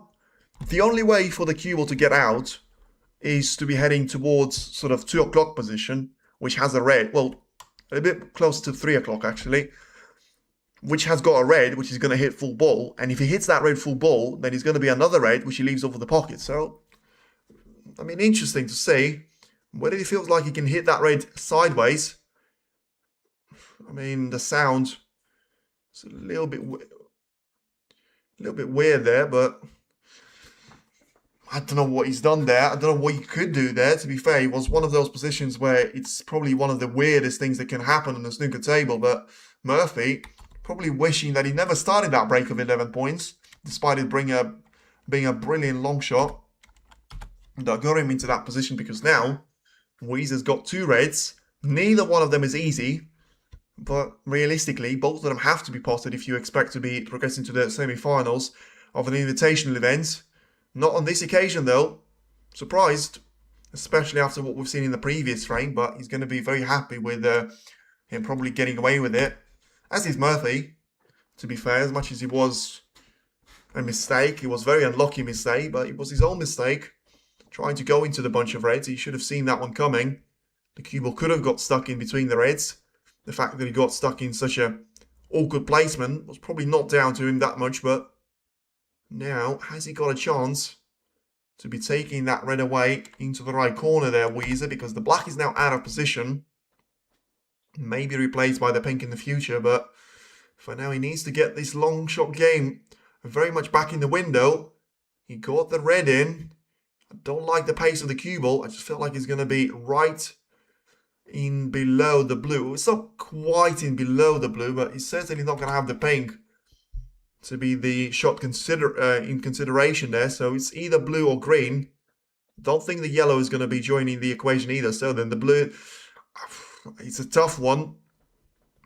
I don't know what's difficult, to make it or to call this one, because it's such a 50-50. I think he'll just about get it.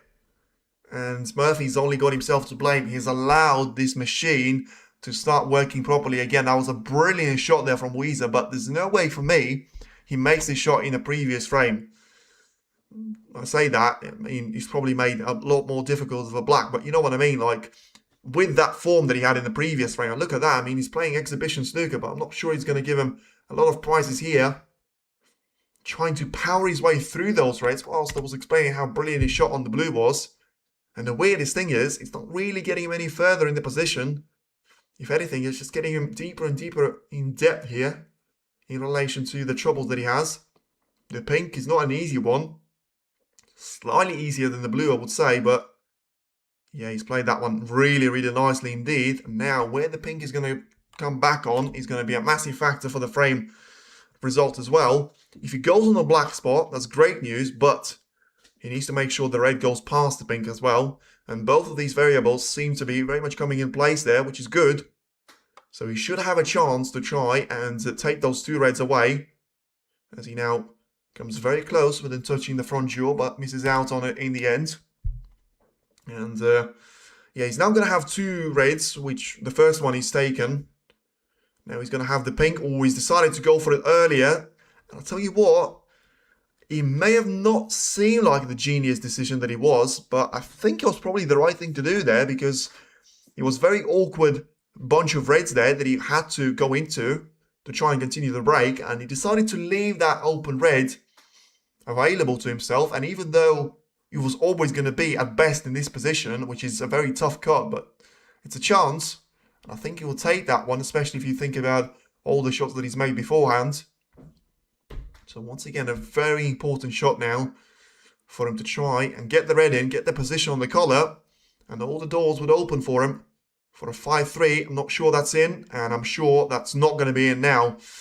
Well, he got the position perfectly spot on. He didn't get the pot on the red though, so the break of 20 points is going to be the end of Yize for now. And Shaun Murphy only finds himself 9 points behind. So then, I specifically didn't say, because I didn't want to say that it was a one-shot shootout for the frame, because there's still plenty of things to do there with the position. But you felt like that probably what he was, because I would have backed him to try and make full advantage of that position, and he hasn't. So then Murphy looking to try and get himself back in the frame, back in the match here as well. Get there and guarantee himself the 10 frame to be seeing there, where you watch the live. I'm watching it on the, what's it called, on the not on the TNT, on the WST website, which allows you to be streaming for the subscription fee. So then 3 points is the difference in between Murphy and Yize right now, as he's now allowing himself to try and make this trade in towards the left corner. Ooh, that's nasty. Completely unforced and very, very nasty indeed. I mean, he has left himself with a very awkward black to be taken along the cushion. That clearly was part of his plans, to try and get the black to be respotted back into its original position there. But unless he takes the blue on, it'll be a massive missed opportunity, and he'll still find himself 2 points behind despite having 2, not golden, but very good opportunities. So, I mean, taking the black into the corner would be a sign of desperation. He's gone for it. He's made that in, but... And what?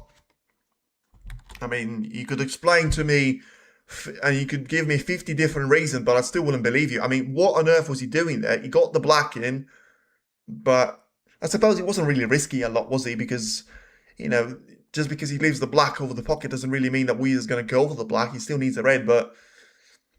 Yeah, I suppose it probably was down to one of those shots where you just get the 7 points in, and, you know, he wasn't actually trying to play for the red in my view, because he got absolutely nowhere near it, both in terms of the pace and in terms of the position and in terms of the reds and their location on the table. So then, 5 points advantage here for Murphy. Doesn't really mean anything at all, since we still have 91 at the table. But it does mean that whoever gets the next chance is going to have a brilliant opportunity to try and win this frame. By that point, I would expect the rhombus of 4 reds to be very much spread out away from each other. The position to be a lot better, the grass to be a lot greener, and well, hopefully the snooker to be a little bit better than what we've seen in the last frame and a half. Sorry, this just half of the frame, because the snooker in the previous frame was brilliant by Yize. Where you like the match, it was certainly on the WSD play. Now just looking to try and miss that backhand jaw of the middle pocket. Ooh, I mean, and I'm not saying woo to support Yize, but certainly that was a little bit too close for comfort, because he did catch the backhand jaw, but he caught it in the way, and the lack of pace that he sort of bounced onto the lower end of the table. Murphy put a lot of trust in his ability to, you know, not only miss a double kiss, but also make sure that red that he was playing for didn't make the any contact with those reds in the middle of the table. And I think Yize is going to go for the exact opposite intention. Now needs to miss the yellow for it to be the perfect result. And it's not quite the perfect result, but he did get a very healthy cannon of the yellow, which is going to limit it down to just 1 or 2 reds for the for Murphy to try and play a safety shot from.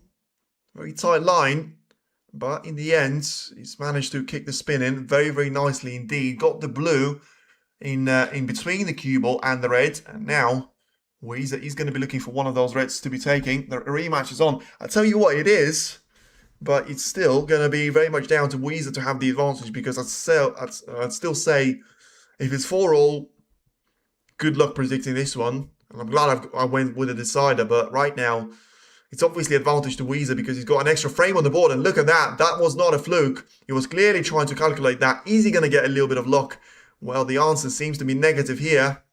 And look at that. Just how close the cue ball is going to be towards the ball cushion. He's just played that shot to an absolute perfection. But now, well, he's going to get some sort of reward if he doesn't make a silly error. Oh, best 11. Oh, it is. Yeah, it is best of 11 because of it being an invitational event. I'm pretty sure all of them are going to be seeing the matches of minimum first to 6 frames. Well then, oh, that's a blunder, isn't it? No, that's a perfect shot. Well, I thought for a split second he underrun towards the green because of how well he's managed to take the pace away. But as he got closer, I'm not sure if it sped up or not, but it didn't lose a lot of pace. And now, Murphy got himself in a little bit of trouble. Murphy does have himself, well, I say in a little bit of trouble. I mean, that was fortunate, and that was very fortunate, I have to say, in the end. Especially if he got the cover on the brown from every single one of those reds. I mean, he caught one of them, a very thin. He caught the second one, thicker, and he still managed to get the cue ball absolutely perfectly in behind the brown. Well, not perfectly. I think he can get through to the reds. Fourth closest to the right side cushion. I think he can. I mean, the last time we were thinking about it, he's actually managed to get too much of the red and to overcut it, but I mean, I don't know. This one seems to be a little bit tighter, which probably is a sign that he shouldn't go for it, but I think the frustration is going to be a little bit there with him as well. But one thing I will tell you, I think he's trying to swerve around it. That's a bad thing to be doing because of how accurate he needs to be here. Well, I mean, I tell you what, the cue ball, you don't go anywhere near the pocket because that was absolute brilliance, poetry, whatever you want to use as an adjective to describe that brilliant shot there from Yize. That was a red and a half there. And if there was a red that could award you the frame with just passing it, that red is certainly going to be right back in the equation. That was brilliant. This shot was a lot less so. I mean, once again, just puts himself under so much pressure for no reason at all. I mean, look at how well he's played that red. He was perfectly on the blue. And now what on earth does he do here? I mean, he's got the red to pot, but what can he do with that red? The black is out of position. He still needs to pot the red. And yeah, he lost the cue ball completely. And he's going to pot it, isn't he? No, he's going to wobble that one in the jaws, but I mean, once again, that's the reason why you don't win frames with a single shot there. It's all about the consistency, but yeah, if I recognize that smile, he is thinking about going for this pink, which, I mean, that's going to surpass that rate, which just tells you how difficult it is going to be for him. Stats tell the story. They do, but I don't think they do that so well. I think Murphy was playing catch-up, and he's playing catch-up still to this point. I'll tell you what, he won't be playing catch-up for much longer if this pink is going to stay out. I mean, that is, like, the fact that he's taking this on is incredible. And he's missed it. Of course he's missed it. I mean, you know, sometimes when you go to the fantasy world, you need to make sure you come back with a bit of a reality check. And he didn't get that.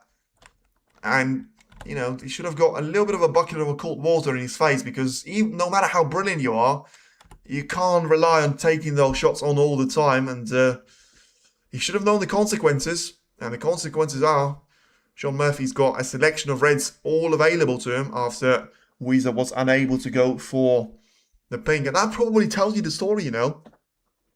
That probably tells you the story. The eye test, you can't fail an eye test for it. And you need to realise that Yize could have easily had this match wrapped up if he wasn't making those type of errors, because Murphy has been below his standard, but Yize has also been below his standard, and it's difficult to say, you know, which one was worse, because we've seen brilliant moments from both of them. But at the end of the day, you have to say Murphy's been a little bit more consistent, and Yize just had his moments, moments of brilliance, or just stop being biased. Well, you just have to tell me on which side I'm going to be biased, because I don't really care who wins. In fact, I do, a little bit. Probably want Yize to win, but I expect Murphy to win, so I don't really understand how that's going to be biased. But Murphy just played a really bad shot there as well. So, yeah, let me know. I love it when people tell me I'm biased, and I don't even know which one of the players it is. I genuinely love it. But now, massive blunder there. I mean, it was a horrible mistake from Yize, but, you know, there's nothing worse than your opponent making a bad mistake and then you make a mistake out of that good position. Murphy got a chance to recover, but he's doing exactly the same thing that Yize was. And now, well, I'll tell you what, that's a recovery and a half there from Murphy, because he was this close to making the same story there as Yize did and just going for the shot, which would have been reckless. But, you know, one thing about him, of course, he's done that on the red. And he got the cue ball to be way beyond the bulk line. Doesn't want to cannon into the blue.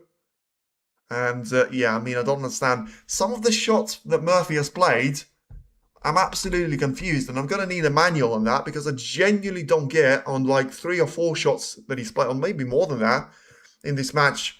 You don't get what he's playing for.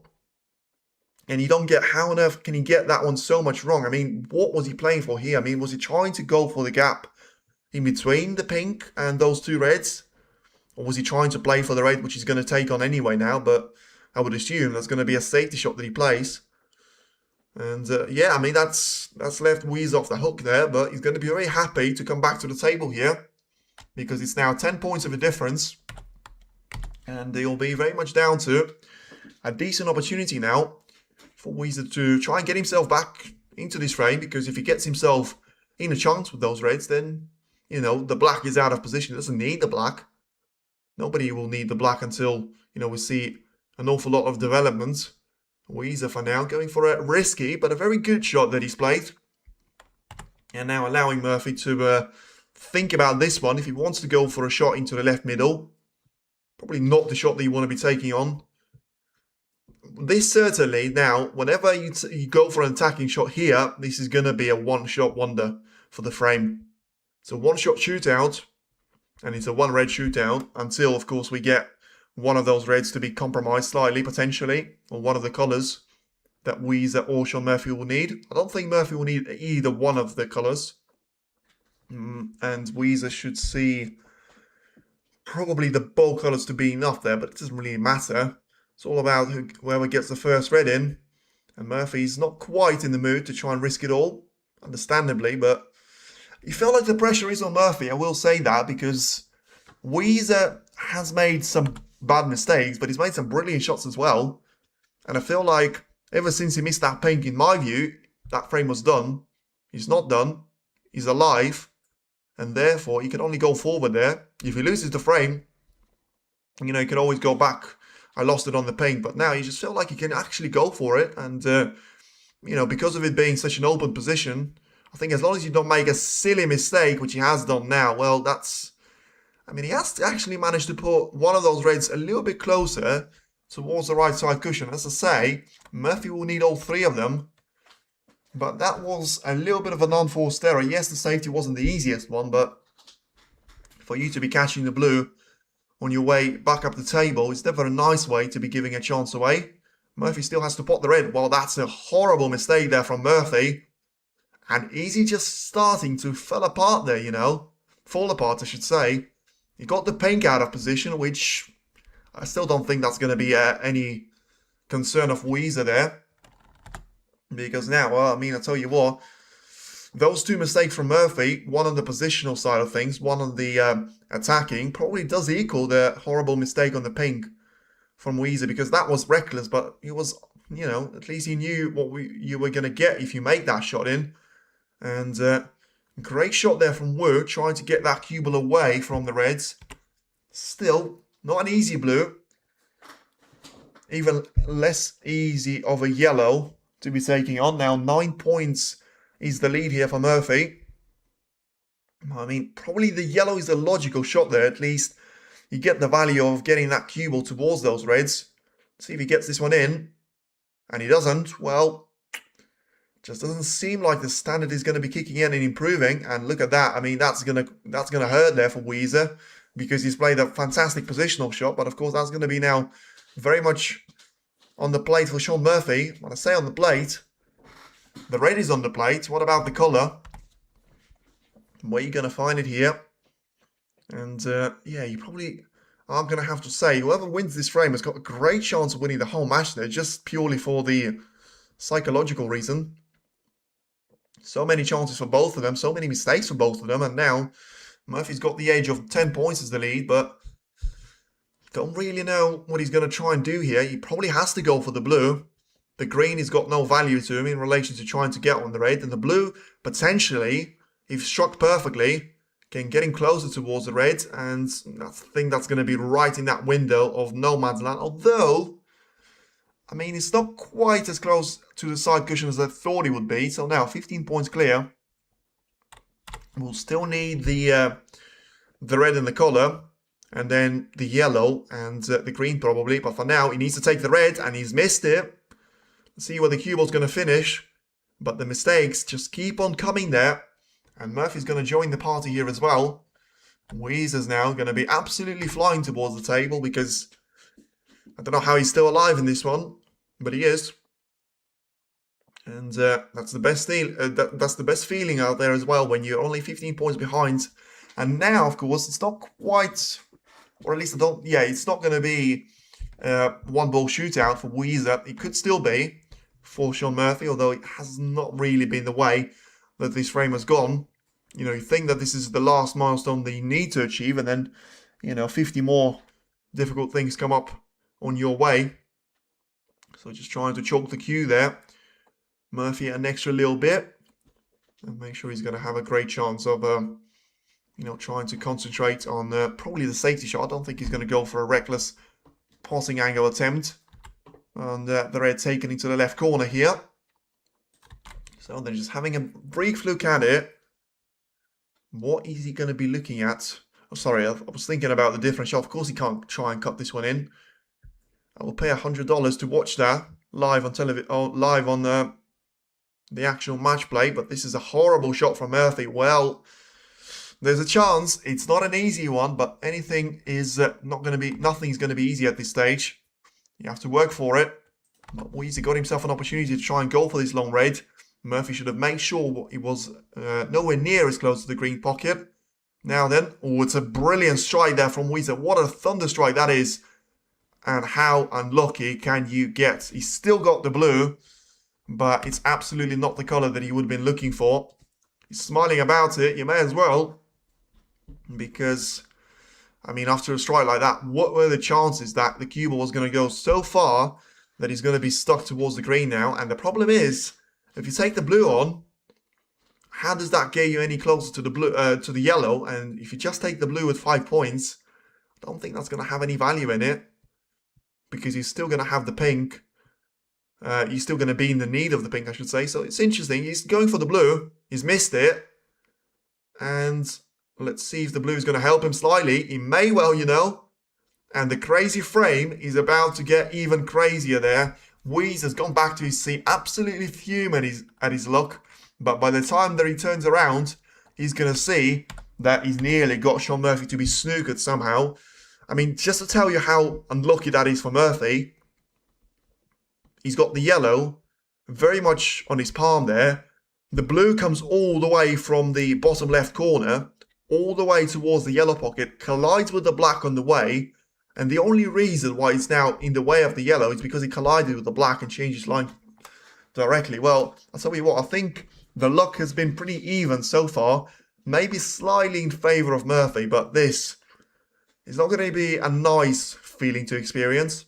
But I suppose, on the previous shot, Yize was so unlucky not to be on the colour after a brilliant red that he's taken. So I suppose that does even itself out, although Murphy will quite frankly disagree with that. And what can he do with this yellow here then? Is he going to be all down to just trying to force that cue ball onto the yellow? I mean, that's a risky shot that he's attempted there in terms of the power, but he's judged that one to perfection in relation to he nearly left the yellow to be within reach of Yize to be heading for it into the left middle. In the end, that doesn't seem to be the way that, you know, the next shot is going to unfold, but he can still try and go for it into the left corner. And he has. Oh, that was way too close for it to be called comfortable, but at the end stage, the yellow is going to stay out, but that was so close. Have a look, a little bit too far away from the front jaw. Trying to use the back end jaw a little bit too much out there. And you'll certainly need to Sean will win, better experience. Well, I'll tell you what, he may have better experience. I don't think he's playing any better. And I think he's also getting more chances there than Yize. But once again, he's refused this one. Doesn't really want to get the black into the open play, which he hasn't with the cue ball. So I don't know whether that was luck there, because I think the whole thing of Yize missing out on that shot by such a fraction was probably unlucky to him. But, you know, Murphy deciding that he doesn't really want to turn this one into a risky shot on the yellow. Although I disagree with that. I think he should have, because he's the one that doesn't need the pink, doesn't need the black, and Yize, I think he'll need both of them, because that changes the perspective completely. Does he need both of them now? Because if he gets 20 points, that's 50. Yeah. Well, I mean, that's... I'm just going to say this now. Murphy can't afford to lose this frame. I mean, if he loses this frame, he's going to be out of the picture completely, because now he only needs the bold colours, and which are all in open play apart from the yellow, depending on you know, which shot you look at. But the pink and the black are on the opposite sides of the table in relation to left and right, and Yize is going to need both of them. It is going to be the quarterfinal. You should see that on the thumbnail. It's a brilliant shot from Yize. Of course, something that he can definitely do with is giving a little nudge towards the black, but also allowing himself to be, you know, getting a couple of foul points potentially, although I don't think you're going to get that from Sean Murphy. But he may also get a better chance of, you know, trying to pot the yellow, which he will. It's a long range shot, but you wouldn't expect to get any other short selection out now then. He's been getting some brilliant shots in. He's been having some horrible mistakes as well. This one is probably going to be in between. And he's made that one absolutely superbly well. But I think this time around, he's going to have to blame it on himself if the cue ball does run in behind the pink. That was down to him. And he knows that. There's no reason to be smiling or complaining about it. That was completely his fault. And well, that's going to be frustration, hidden hope. Yeah, that's very much frustration. And he got away with it. He got away with that one as well. So, and now there is going to be a chance here. So 12 points. Does that change anything here for Murphy to need the pink? I think it doesn't, because it was only the yellow, which is 2 points, you know, one way and another. So 4 points in total. I think it still doesn't really need the pink here. Might need the blue now. 12 points. No, he still doesn't need... Yeah, he doesn't actually need the blue still, which is incredible. So 12 points. If he gets the green and the brown in, he's going to be 19 points clear with 18 at the table. So the yellow changes absolutely nothing for Murphy, apart from just getting one of those colours out of the way. Yize trying to, you know, do a little trick there with the snooker. The only trick it's going to do is force Murphy to be in a comfortable position at the table. But, of course, it's only going to be the fact for a couple of seconds there. And then he's going to play a brilliant shot like that and get Yize in all sorts of uncomfortable positions here. And remember, he can't afford to lose out too many of those foul points. Frame time is approaching half an hour. In fact, he's going to hit half an hour in 5 seconds. Wow. He's going for a swerve around. It's going to be a massive one. Hold on to your hats. And he's taken all the power away. But that's a stupid thing to do for me. That's a stupid thing. Well, Murphy is going to be... Well, I did say Murphy had no right to lose this frame. But after all that, that was a horrible swerve. Because no matter what he does, I mean, the only way for him to make this work was to hit the green on the left side. And now what he's done is he's pushed the green to be over the pocket. And if Murphy doesn't take this one, he should get his professional tour card rescinded for him. But in the end, of course, he will. And he's now only going to have the brown ahead of himself with the rest and make sure he gets the blue in as well. just to save him a little bit of time. But after all that, he will be at least 10 frames of action there. We've seen 8. We could still see a decider in the making, but for now it will be down to 4 frames each. And after all that work and all that nerves, you know, it is going to be Sean Murphy to come out on top. Now just trying to go for the pink as well, in towards the left corner, making that one in as well. And that will be enough. The break of 18 points does see him still trailing by 76 points in total. Scored for the entire match, but when it comes down to frames count, he will be back down to 4 frames each. Sean Murphy 4, Yize 4. And now we're going to get a 3 or a potential for a 2-frame shootout. Who's going to get themselves within 1 frame of making it towards the finish line. Whether that will be the case, we're going to have to wait and see. But for now, it seems like, you know, Sean's always going to have the initiative for me now, since he was able to win that very, well, I don't know, dodgy, difficult, full of mistakes frame, but certainly was not pretty. But at the same time, it was very important for Murphy to get that one on the board for himself. And now he is going to find himself in a position of, you know, you have to build on that, because we've seen that so many times. We've seen that a couple of times today. We've seen that so many times at the World Championship. He is brilliant of coming back. He's not really brilliant of trying to edge his nose ahead and try and stay there until the end of the match. So whether that's going to be something that he's managed to improve, whether that was something that he can improve, or he's just going to have to try and stick to your beliefs and everything, or, you know, it's going to be something else to it. But I still think it will be down to him having the good nerves, but ultimately just trying to play the game that got him in that position. You know, 3-1, 4-2, 4-3 I should say, 2-0. He was playing some great snooker, but he was just not able to maintain that pace throughout the entire match for now. And yeah, certainly going to be looking forward to see if he's able to do that after all. But still, for now, he will be down to the 9 frame about to get started. But I mean, I wouldn't really make the same mistake that I have done in the World Championship and saying that whoever gets this frame is going to win the whole match. Statistically, yes, that is the more likely of the outcomes. But then you look at someone like Mark Williams, genius, the best, one of the best players in the snooker history of getting over the finish line, but he wasn't able to do that today against Karen Wilson. Stiago Gron had a 5-2 lead against Neil Robertson. He wasn't able to get over the finish line. And, well, going to have to wait and see if this match is going to be a little bit different, or is it going to be all the same there? And what does all the same even mean? Probably I would say, I mean, it is still going to be Yize's match to lose, because he has had a lead until well, this point right now. And of course, he had a 3-0 draw, now 4-0 draw. Just needs to try and keep himself ahead there. As long as he's not behind, he's not going to be able to, you know, lose the match. Captain obvious, but now it's going to be the break off for Murphy. Once again, I hope they're not going to try and change it to a stupid camera angle, which won't tell us a thing about it. Yeah, I mean, they've done it again. I can't, well, I think that was his new invention of a break-off shot, but I'm not sure. Once again, I don't know why they wouldn't show that properly, because they're showing, you know, where the cue ball's going to go, but they're not actually showing properly where, you know, which parts of those reds is he actually going to hit there. But just looking at the reaction of those reds and the reaction of the black as well, I think he was back down to the one that he's been using throughout the... oh, that's a horrible blunder from Yize, and he's actually potentially got away with it.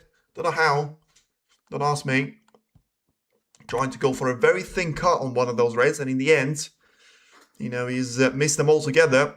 Bounced back into the reds with full speed, but one of those reds has got the, you know, all that power absorbed, and just pushed that cue ball to be lined up next to those reds. And yeah, Murphy seemed to be quite happy with the referee calling touching ball, which means that he wasn't going to go for an attacking shot there, which I suppose explains it, because he had the black out of position and looking just to try and find the gap of the cue ball to go in between the brown and green.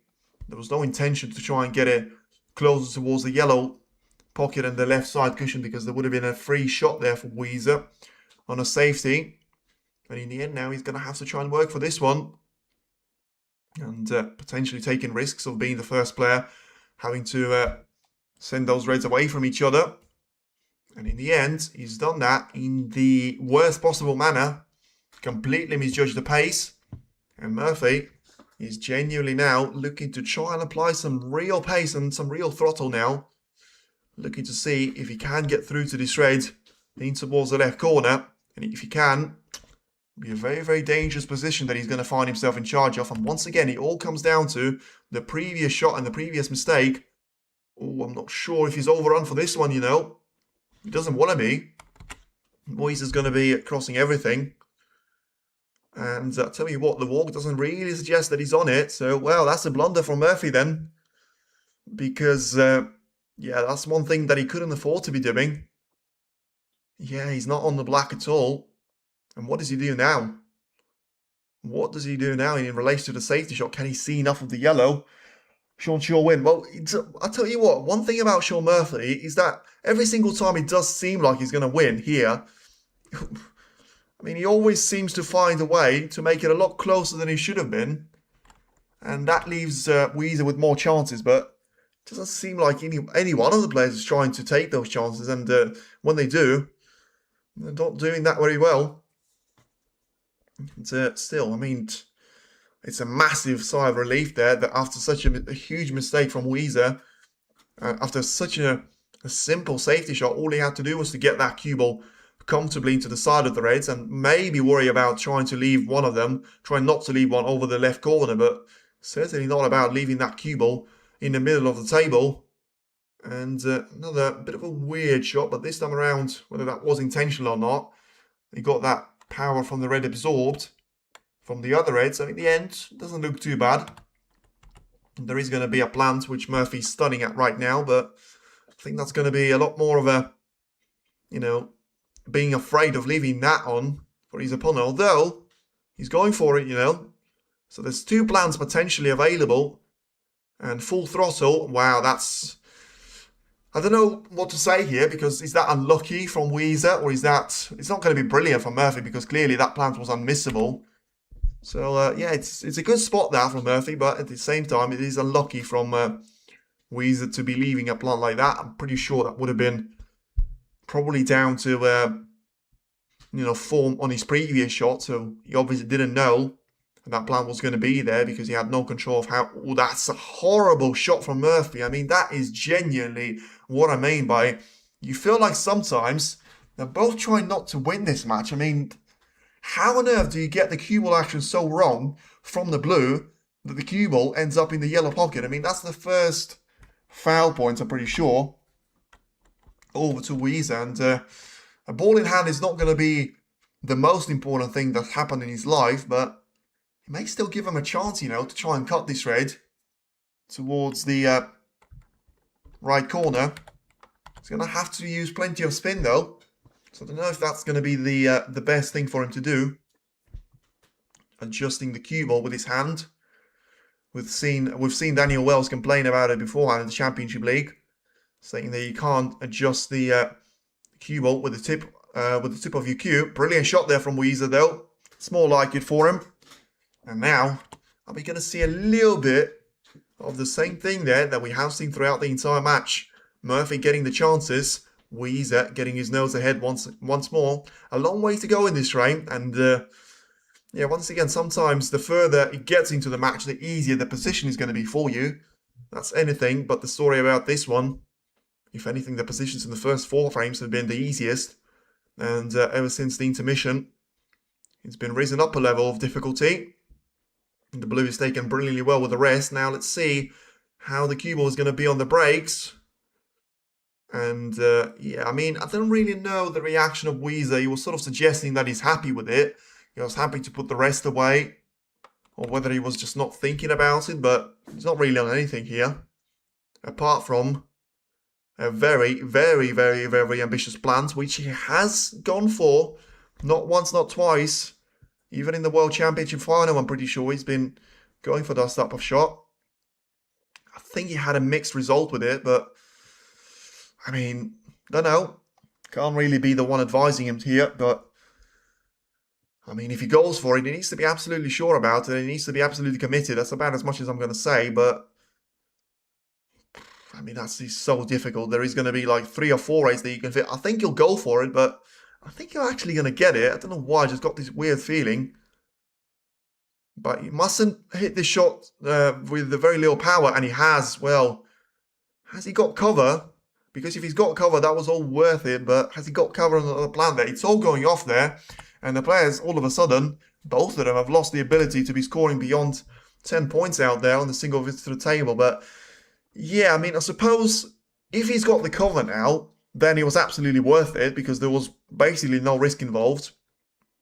As he's now rubbing his hands and maybe just trying to sort out what's happened there with his head, whether it's mental, whether it's just physically a little bit, starting to feel the pace of it. There's been a very long break for him as a world champion, and he was enjoying the holidays. Now he's enjoying the battle, and the enjoyment part of it probably is not going to be down to the 9th frame, where there's plenty of pressure, plenty of money involved, and a potential chance for fighting for the title as well.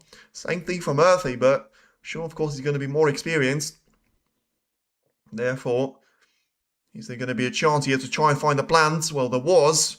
I'll tell you what, that's going to be a fascinating way to see where the cue ball's going to finish, and he's just going to go through that gap. I think, well, I'm not sure he will, I thought there was going to be a gap for the cue ball to see that red that Yize has left over the pocket, but I mean, this could be one of those times where, despite leaving a red over the corner pocket, Murphy's going to be the one that has to find all the answers, because if he can't see, wow, he can't see anywhere near that red. So this could be a massive point in his frame. He's going to try and swerve massively around it. He got it. Well, that's a brilliant shot there from Murphy, just for the fact of trying to get that red away from the pocket. Yes, he's not going to be on any colour, but he's going to be relieved that Yize is not going to have that red over the corner pocket to himself. Whether he was luck or not doesn't really matter at this stage. The only thing that matters is who wins, not how you win it, not when you win it, not where you win it, whether it's going to be down with a century break or with a black ball respot. Gonna have to wait and see. I haven't really seen any of the respots, but I suppose we haven't seen a lot of matches either. But we have seen plenty of frames. How many deciders have we seen? 3, at least, that I can remember. 4 that I can remember.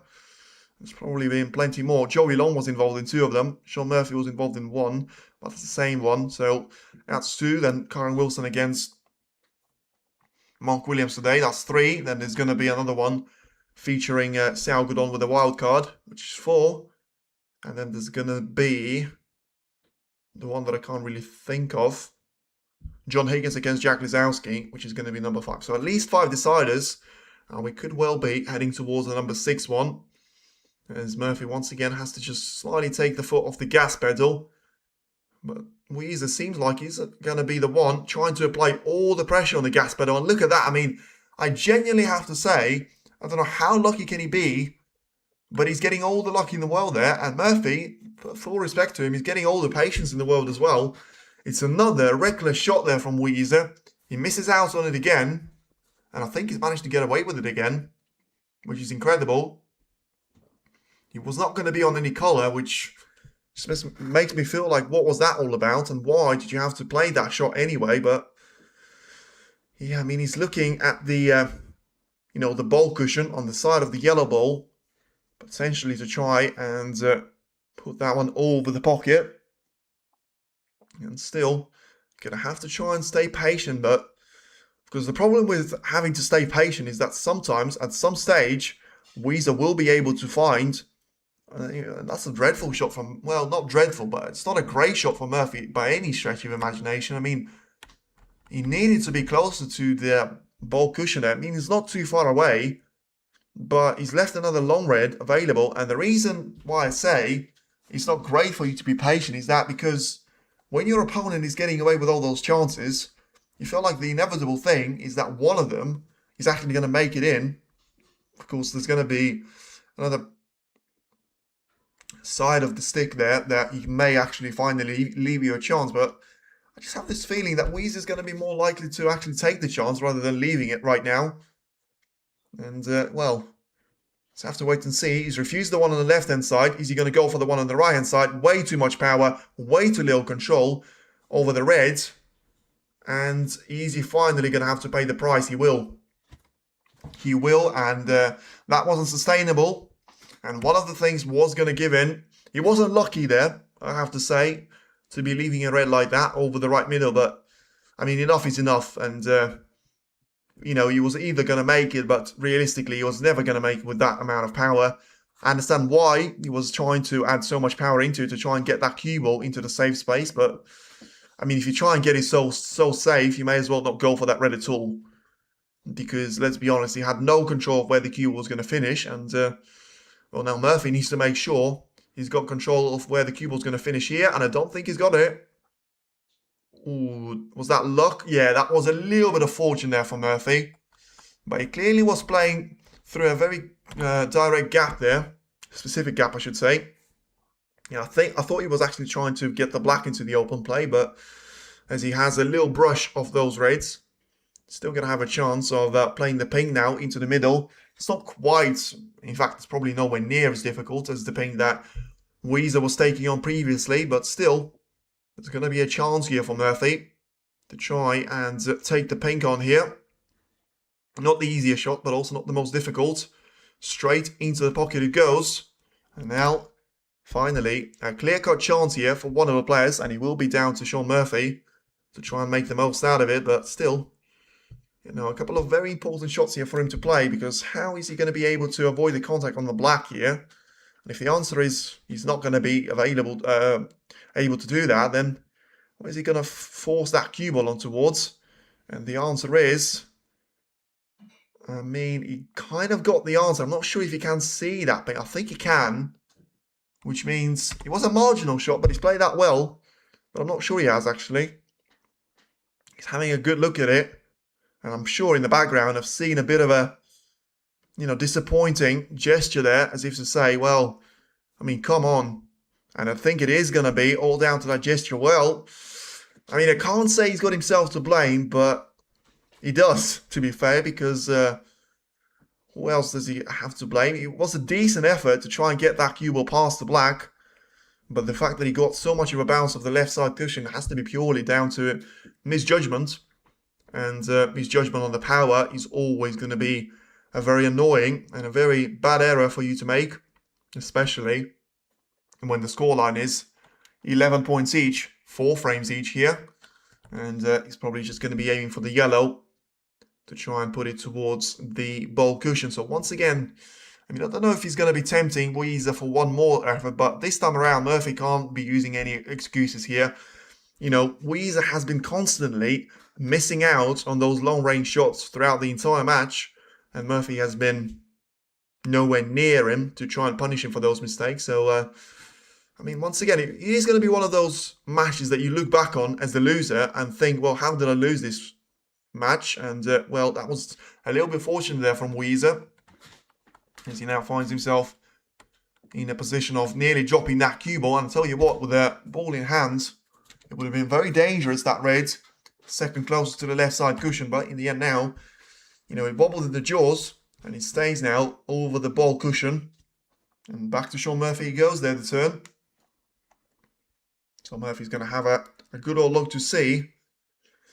Yeah, I mean, the problem is, if it was on the green pocket that's happened, then it's not really a problem. But right now, ooh, that's a risky shot, and I think he's going to be low on power. Well, I'll tell you what, only has himself to blame to Murphy. I said that about Yize, but when you don't take your chances, you either close the frame off, or you're going to be the one to close off there. And, well, this time around, first time in a while, I would say, Yize's got an easy chance ahead of himself. And, well, I'll tell you what, I think that is the worst shot that he could have played. So, well done. I don't think he could have played that shot any worse. He knows that. He had the red over the pocket. All he had to do was to get a nice position on the pink. He got nowhere near it. He's right on top of the pink. And he's going to have to go for the brown. I don't think there is going to be any value in going... Well, I mean, if he goes for a rest shot on the pink, that's desperation. But then he's got to make it.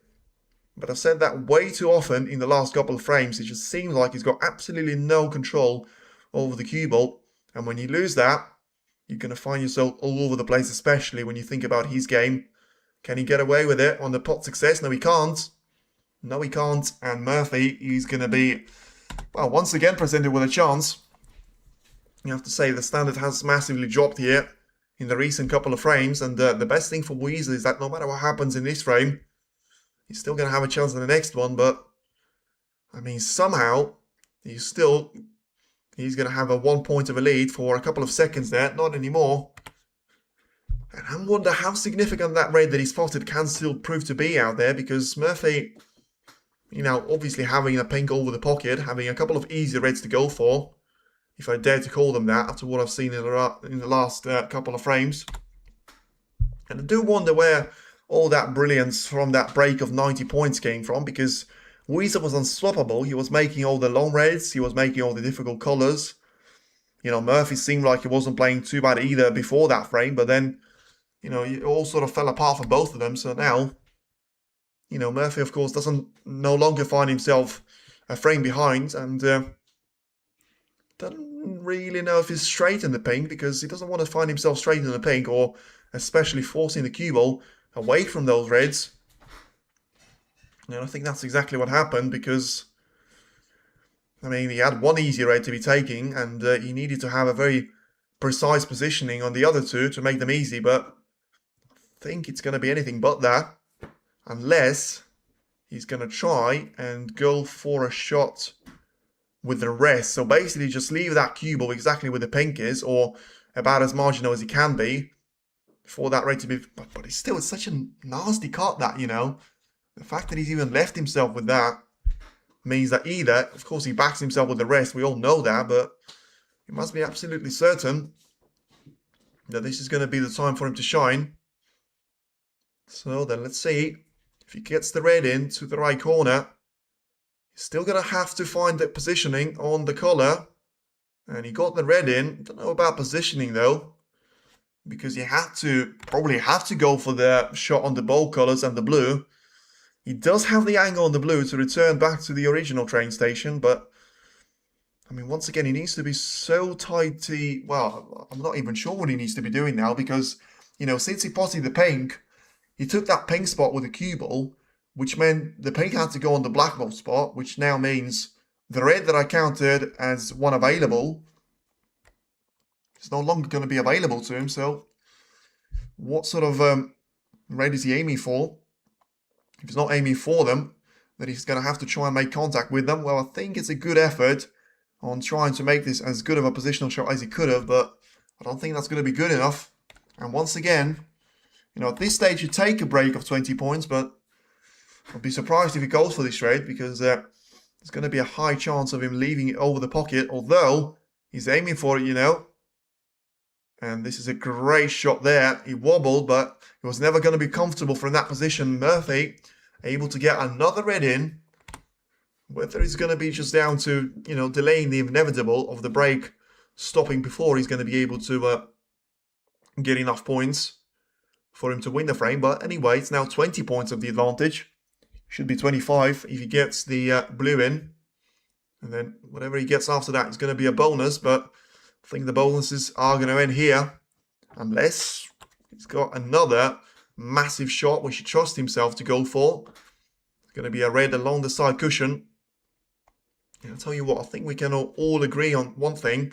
Both of the players have clearly had enough time waiting, and both of them are just going to be throwing caution out of the wind, because I don't really remember Murphy being the player that would go for those type of shots. In fact, there's very few players that would do that. And very few of them are going to be in the top 16 of the world for that particular reason. But maybe he feels like 25 points of a gap is going to be good enough, or he feels like he can't miss this shot, which to me is not really what the reality looks like. But let's see. But that was brilliant. That was smooth. And that was brilliant. And look at that. That shot has allowed him now to go for the black into the right corner. And of course, not only does it mean he gets 7 points of the black, it also means he's going to have another red to be taken into the left corner with extra ease there. So, I mean, Murphy clearly backed himself to go for that shot, because I mean, it wasn't exclusive to him. If that raid is over the pocket, the same thing can be said about Yize, so he certainly felt like he was going to go for that one and he was going to make it stick. So now it gets a lot more interesting for Sean Murphy and it gets a lot more difficult for Yize now because 33 points is the gap. If he gets another 8 points here on the board, which he should, or is he going to try and go for splitting those two raids away from each other? He did. Oh, that's super unfortunate. That is about as unfortunate for Murphy as it's going to get. He gets the red eliminated, which is good news, but he does get the cue ball into the left corner pocket as well. I mean, what were the chances that he was actually going to get that cue ball past those reds, and with that specific touch on the side of it, that, well, I mean, things could have been worse, to be fair. He nearly left the reds over the left middle for good measure, but at the end stage, it will be the end of 34 points of a break. And now 29 behind, 43 at the table. And when is the Trump and Higgins match? In the past. If you have got a time machine, you can always go back and check it out, or you can watch it in the replay. Trump has won that one by 6 frames to 0. Higgins didn't stand a chance. Trump very much back to his form. Can Yize win? Well, we'll have to wait and see. He can't if he plays shot like that. Once again, getting desperate. Great signs for Murphy, even though he's not getting the luck that he needs. Yize clearly just can't get over the fact that he's no longer in the lead or whatever he's doing. But he's going for everything that he's moving. And he clearly doesn't take the sign that it's not going for him. He's not going into the pocket for him. And at the same time, you know, the shots, degree of the difficulty of those shots just keeps on getting more and more difficult. And that is a brilliant shot there from Murphy. Getting that cue ball in behind the green. Exactly what he needed. And one thing I would say though, how on earth has Murphy not won this frame yet? But, I mean, it's not really down to him if you look at the way that he potted that cue ball. Is Zhao the favourite? Against Wilson, he should be. In my view, he's certainly going to be a massive favourite, but we're going to have to wait and see. Two very different players. Two very different starts to their seasons. You know, Zhao Xington has lost. Oh, that's a big hit, but it's a little bit thick. Once again, fortunate there from Yize. Could have easily forced that red over the left middle. But at the end stage, he's still alive. And that's the best news for him. Yeah, very different starts to the season in the first 2 matches there. Zhao Xington lost 2 frames altogether. And Karen Wilson lost more than 2 frames in every single one of those. But different opposition as well. Although I'll probably say Zhao Xington had the more difficult ones. With Ding Zhuhui and Neil Robertson altogether. But to be fair, he probably does add up to being the equivalent of Mark Williams and Ronnie O'Sullivan. If you forget about the rankings and you just remember on who each of them are. Finally, we're seeing, well, I was just about to say a good shot from Yize until he clattered into the blue. But the reason why I was going to say it was a good shot is because he managed to have a very minor contact with those reds, which is going to keep them safe, no matter the contact on the blue. But of course, the fact that he had the cue ball so close towards the reds allowed Sean Murphy to basically be the player that he's not going to have to take any risks at all. But now, Murphy himself didn't play that safety shot to a brilliant effect, so going to have to wait and see if Yize is going to have a chance of playing that cue ball. Look at that for a touch. Brilliantly taken. Now, needs a little bit of luck. He's been getting plenty of that today. Oh, that's a little bit too much. I mean, I said a little bit of luck. That was a little bit over the top there, but still a brilliant shot there with how well he was able to get the slightest edge of the reds. And he does need it, to be fair, in relation to the points on the table. And, well, brown, yellow, blue, black and pink out of positions.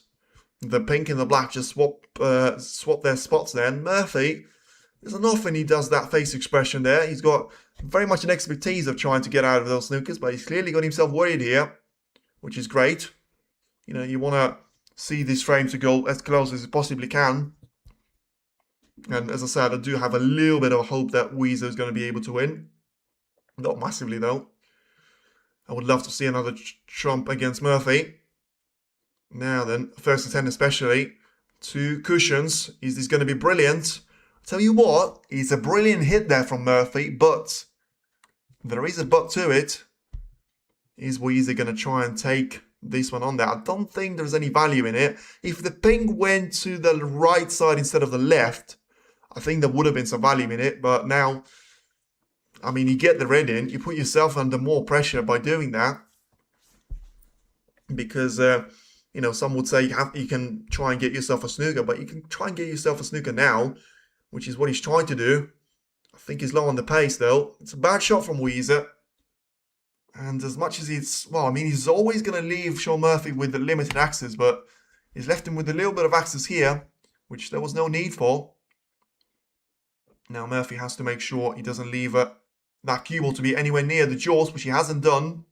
So there is always going to be a chance here for Yize to try and go for the higher of the two reds into the right corner. For once, it's not the shot with the 5-star difficulty, but it's probably going to be a 4-star difficulty here. Let's see if he gets this one in. He needs to start getting those in, and he has. Now then, what's it going to look like for the colour situation? And now is the massive decision for him to make. Does he roll that cue ball behind the yellow and try and go for some foul points and the position on the red? Or does he trust in his ability? I know what I would do. I think the yellow is absolutely begging you to go in behind of it. No matter how great of a cue ball control you have, I genuinely don't know where on the table you can place that cue ball with your hand and you're going to be like, yep, that's an easy red. Yep, that's an easy positional shot on the next colour. But it's not that's not who he is. I understand that and I respect that, but I just think you have to put things in perspective. You get the brown in, you get 4 points, brilliant, but I mean, what does that get you? Well, he thinks he's going to get him something. So let's see. It's now the brown that goes in, and that doesn't look good at all. And that's what I was talking about. It's exactly what I was talking about. And if he's got someone in his team, in his crowd, he should be absolutely, well, this is the time where you put your hands in your head and you just grip it and you're like, why? Could everyone see it? I think everybody could see that. And he couldn't. Basically what he's done is he's still potted the brown, even though there was absolutely no chance of him getting on the red.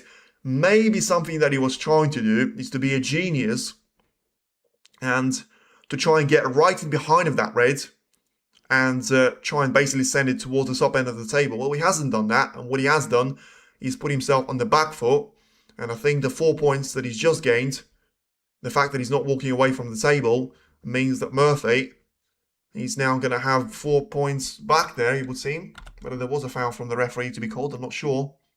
Yeah, it was. So stupid. I mean, like, it's a harsh thing to say, but he's so stupid sometimes. And he's so brilliant, but some of his short selection is just ridiculous. I mean, why would you go for that brown when there wasn't a one cushion escape towards that red? And now, incredibly, despite potting the brown, he's the one that has to recover from a snooker. I mean, in a situation where he's down on points and he can't afford to be doing that twice more. I mean, he's 28 points behind with 35 at the table. Ignore the stat, by the way. He's 35 at the table. I don't know why it says 43. And I think he's done it again. I mean, at this stage, you're just going to have to say, if Murphy doesn't win this match, I don't know what's happening, because this has been the wrong way. This has been an absolute shambles from Yize. And what has happened to him since the intermission, I'll never know. But now it's 32 points of a lead. Murphy should just get this red into the corner pocket in no problem. Well, 5-4 for Murphy. I genuinely don't know what to say. It's sabotage at this point. Like, I don't know what he's doing with half of his shots, and Murphy's just going to do the sensible thing. Roll that cue ball in behind the pink, and he's had enough. Well, I have to say, I don't know if his fans had enough of him as well, but Murphy's going to have a smile just about his face there, because now it will be all down to Shaun Murphy to have won only 2 frames in a row. Felt like an eternity. Okay, he's only won 2 frames in a row, but he's still going to find himself only 1 frame from the ultimate clash with Watchalong in the semi-finals and make it down to, 1 player from China with Yize and 3 players from England. At some stage we're worried that we might not get an English player into the semi-finals. Well, now we get 2 of them as a guarantee, And we have got one more frame for Sean Murphy to win to make it 3 out of 4. But I genuinely think you could make an analysis out of that frame from Yize's point of view for an eternity, and you wouldn't be able to figure out what he was doing there. Because once again, I mean, the fact that he had to think about it, he had a look. By the way, this swerve around the brown was brilliant at the start of the frame by Murphy. A couple of some really good shots there, a couple of some dodgy ones as well. But all in all, you have to say, Murphy has deservedly won that frame. And, well, the best thing for Yize is that he's still in the hunt.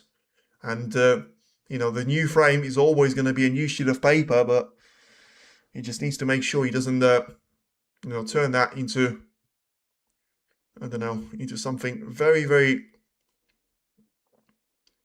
I don't know, just, what can you turn the paper into? Something really, really bad for him, because that's exactly what he's turned all the opportunities into.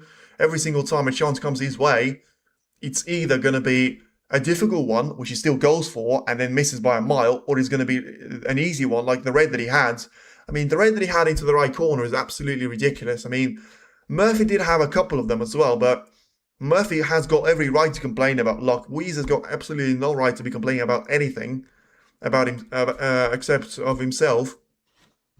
And you could see that coming, because he's, you know, he's got plenty of pressure from being the world champion, but I just feel like some of his mistakes were absolutely childish. And once again, when it comes down to, you could say, well, yeah, he's been not really getting those chances. I mean, that red that he had over the corner pocket where Murphy missed it, I was like, well, now's your chance, son. He pots the red, and he's nowhere near on the pink. I'm like, when Murphy does it, at least he's got the brain cells not to go for that pink, which Yize didn't. And breaking news, then Murphy was able to make a break of 40, which effectively won him the frame. And yeah, just safety, not good enough. Long range shots, absolutely horrific. Pot success, not good enough in the recent couple of frames. Yeah, you just think about it. He has been utter domination there from Murphy in the last couple of frames, and I don't know if there's going to be any chance for it to turn. I hope there is, but I don't think there will be, because Murphy just seems way too steady, way too consistent, and Yize just seems to be the opposite of those two things. Now, gets reminded that he's got the one to break off. Whether that's good news or bad news to him, gonna have to wait and see. But for now, it's the frame number 10. It's been a while since we started this match. In fact, it's been 3.5 hours already in the first to 6. That's quite a rare occasion, with only 9 frames to be played, especially with you know, the type of players that we're gonna have ahead of ourselves. But anyway, it's now a chance for Murphy to go for the red into the right corner, just like it was in one of the previous frames, but this time around he overcuts it. Last time around he got it absolutely spot on, but this time not quite, and still decent cue ball control. A little bit fortunate kiss on the brown, and Yize probably is going to have to try and take the cue ball onto the right side cushion here. Doesn't want to give any foul points away on the pin, but ultimately, of course, needs to be making sure he aims this one straight into the middle, which he has done, to make sure he's not going to be allowing for any loose reds to be available. So once again, it's a break-off that he's going to see both players struggle to get on the expensive colours here. The pink and the black are both going to be out of position and covered up, well, I say out of position, just covered up by the reds. They're all going to be right next to their spots there. As Yize checks if there is a touching ball, receives a confirmation of there isn't being one, and just decides to try and play that cue ball carefully towards the top end of the table, whilst leaving the angle for Murphy, probably intentionally as well, to get right into the pack here, which, you know, is always seen as a disadvantage, because you're a lot more likely to leave a red over the pocket than you are to fluke one. That's a horrible shot from Murphy, though. And once again, it is another chance here for Yize. But this time around, it's not a freebie because of the colour drought. And yeah, I'll tell you what, it's not going to be nice for him to try and bring that cue ball all the way towards the blue here. Sean all out for revenge. Yeah, he could be, you know. He could be. Let's see what happens with this red, though. It's a brilliant shot. Let's see how close he's going to be to the blue. And it's good enough for me, that, because he's still on the blue. He is limited on the reds, though. Like, the position is so tight and so tough for him that you had to be on the top side of a blue, which probably wasn't possible there, so you can't criticize him for it. I mean, is it going to be brown time? Is he going to be green time potentially, you know? Because I'm thinking like, unless he plays this shot absolutely spot on and he basically gets the cue ball to be through the gap. Well, I mean, I thought in between the yellow and brown, he went for the gap in between brown and green, which was a brilliant shot there. I mean, on the verge of being a fantastic shot as well, because the brown was a lot closer to the green than usual. It's out of its spot there, but once again, he's going to have to make things happen in this break, and he's going to have to do that very consistently. He's played another brilliant shot here, allowed himself to get a couple of more reds. Every point matters at this stage. You know, he's lost all sort of advantage that he had beforehand. Total point. I mean, I don't know how he's leading on total points, by the way, because it seems like Murphy dominated the last 3 frames to me. I don't know. Well, maybe it's just the impression of how lengthy those frames were. But now, well, this is back to it again. I mean, he goes for that brilliant shot, finds that fantastic angle on the brown and green, and then he clatters straight into the yellow, where you could see that one a mile away. And there was no need to be doing that as well. There was no need to be getting so close to the yellow. All you had to do is to get it through the gap in between the yellow and brown, which is actually extended. Hence why it was a lot more difficult for him to get through the gap of the brown and green. But yeah, it's probably just been one of those days for him where sometimes you get the hard stuff done, but not often and not always. But so many mistakes on the easy stuff. I mean, I would love to see the count for the unforced errors, because I think there could well be double digits there for both of them, but I think there is going to be a double advantage for Yize there. But, you know, at least in this situation, he couldn't go for anything attacking, so he had to play it safe. And 12 points, you know, just the history of the previous frame will tell you that 12 points is not the worst thing to have as your advantage. Murphy, once again, one thing about Murphy, though, he mustn't be associated with, you know, a golden boy here.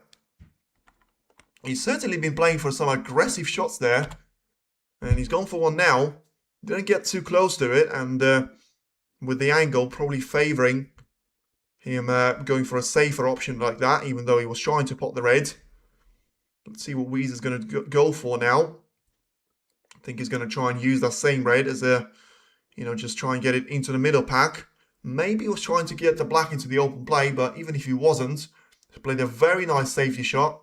And I think he's only left Murphy with potentially a couple of reds on the left-hand side. I'm not sure about that. He certainly left him a red on the right part of the table. Not sure if he was going to try and utilise that one or not. But yeah, certainly looking nicely for now in a safety battle. But ultimately, it's going to be one of those. When you get the black or the pink, and especially if you get both of them into the open play, then you're going to have have a conversation about winning the frame. Until that point, so you got no chance with all the respect to the players. From what we've seen, seems to be a little bit pacey there from Murphy. See if he gets the... Ooh, that was very, very close to catching the pink. I don't know if it would have made a massive difference, but you know, certainly was close. 6 points, you know, Yize would have said thank you to, but at the end stage, it would not have mattered massively, as will touch and ball, because that gives you a chance of just trying to play that shot in behind the yellow, which I think he's going to try and go for. He doesn't have any dangerous reds to be worried about, as long as he plays the shot reasonably well. And, I mean, one thing that he could actually do is to try and use this free shot as just, you know, cut the pink into the open play.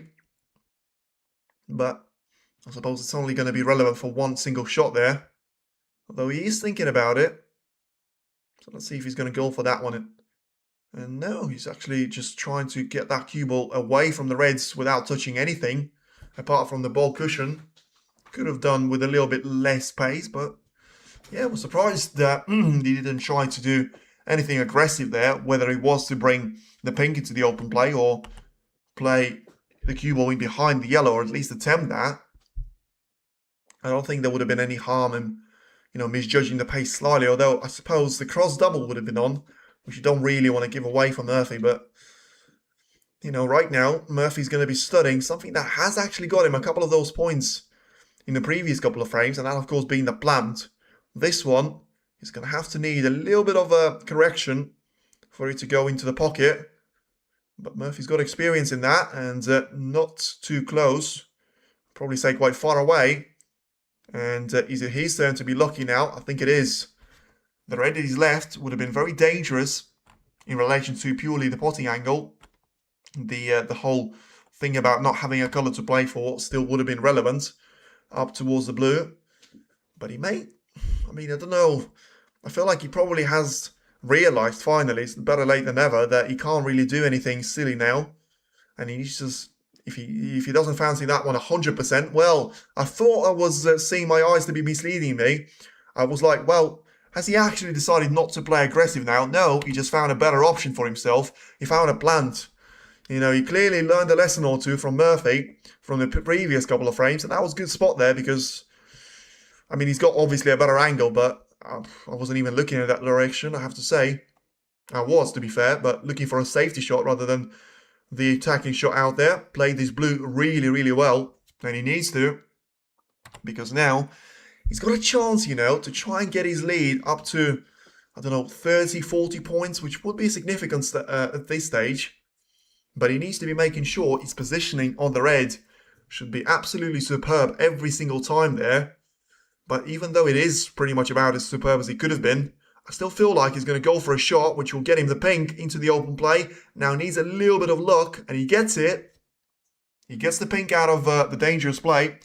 Your predictions are going well. Hobsington wins this tournament. I hope too. I've got no investment in that guy.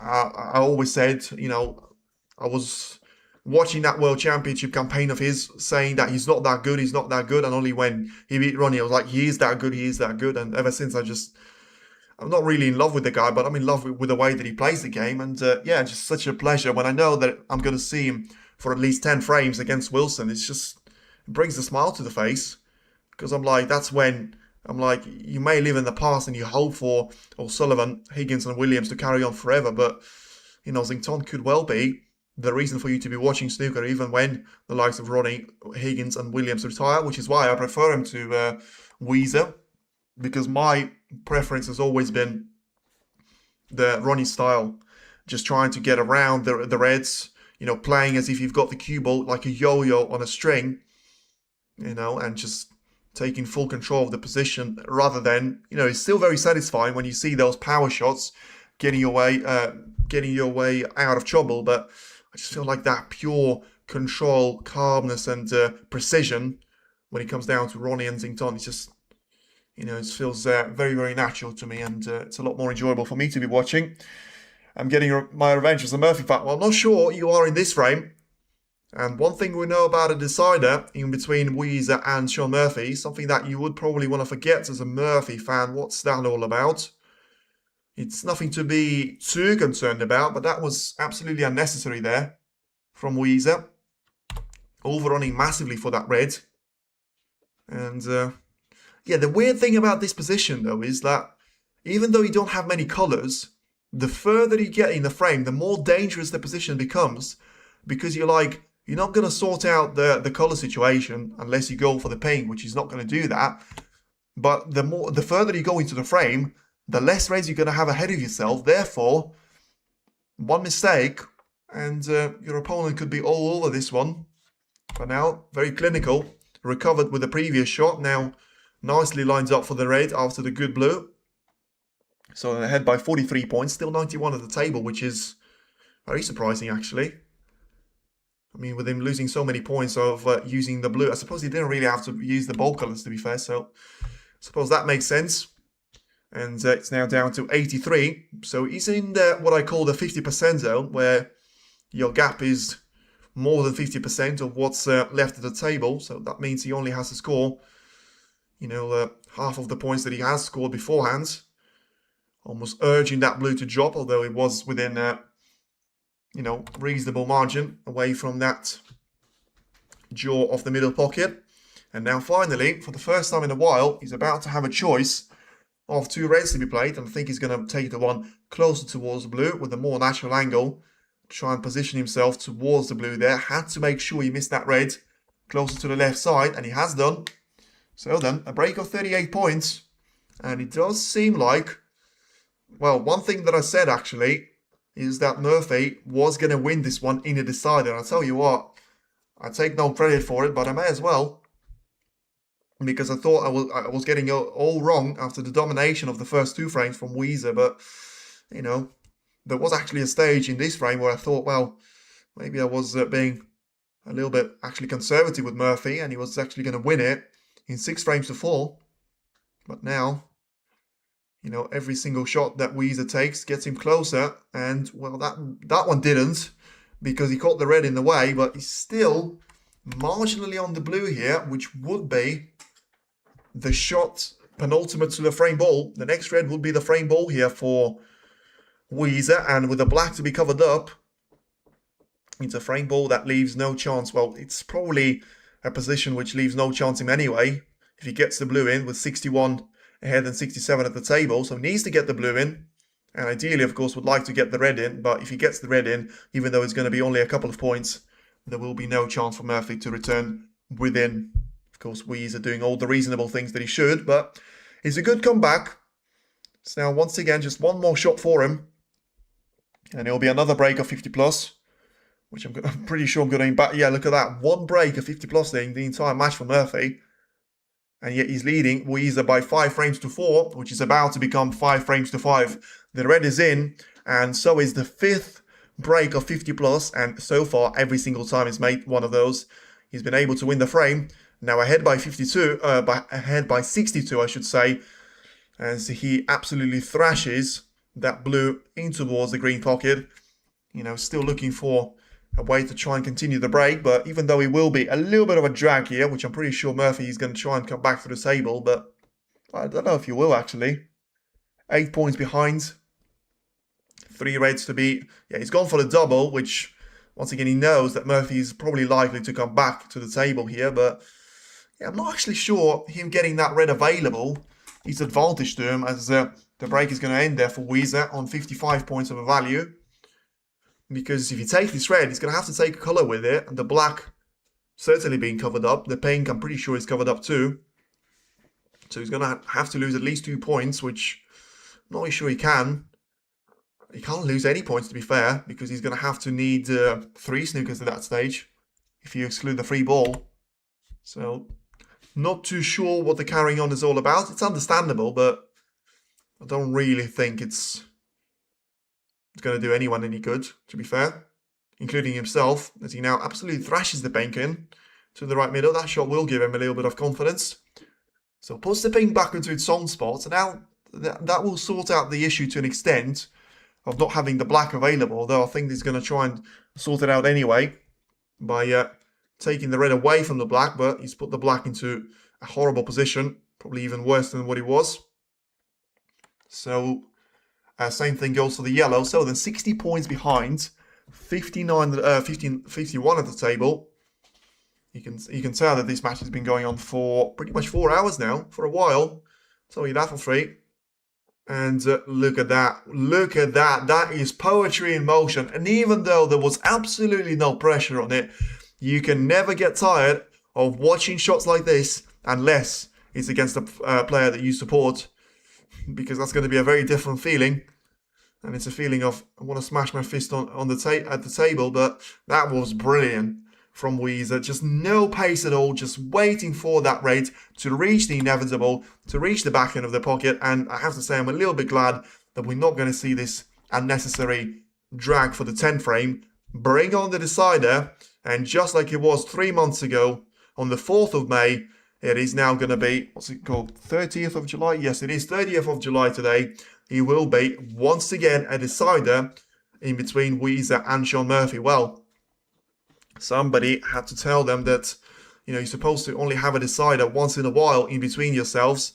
As now he just tries to put that red all over the pocket. Murphy's got no reason to carry on in the frame, and he will be all the way down to Sean Murphy and Yize, bringing on the decider. It is 5 frames each after 10 frames of action. Now let's see who's going to be able to progress to the semi-finals and be the last man to, well, certainly close off the pack. It is now going to be Judd Trump, Zhao Xington, Karen Wilson and Zhao Xington I should have started with. And then Judd Trump still waiting for that Prince on the White Horse, and is it going to be Sean Murphy or is it going to be Yize? Both players have played some good stuff. Both players have been inconsistent, but you have to say, I mean, finger to the sky, who has deserved the win more? I don't really have an answer. Been called biased already, but I mean, deserved more. I don't know. It's genuinely difficult to say because I've got positives for both and I've got negatives for both. I think if you start with positives, I think Yize has been brilliant during moments. He's had shots that probably no one has played apart from maybe Xington on a couple of those occasions. When it comes to negative for him, so many unforced errors, so many stupid shots that were completely unnecessary to be taking on. So inconsistent. Dropped off the form massively ever since the intermission, apart from the 2 good frames that he's had. And he's been shambolic in the other 3. So once again, harsh, but that's what I think about it.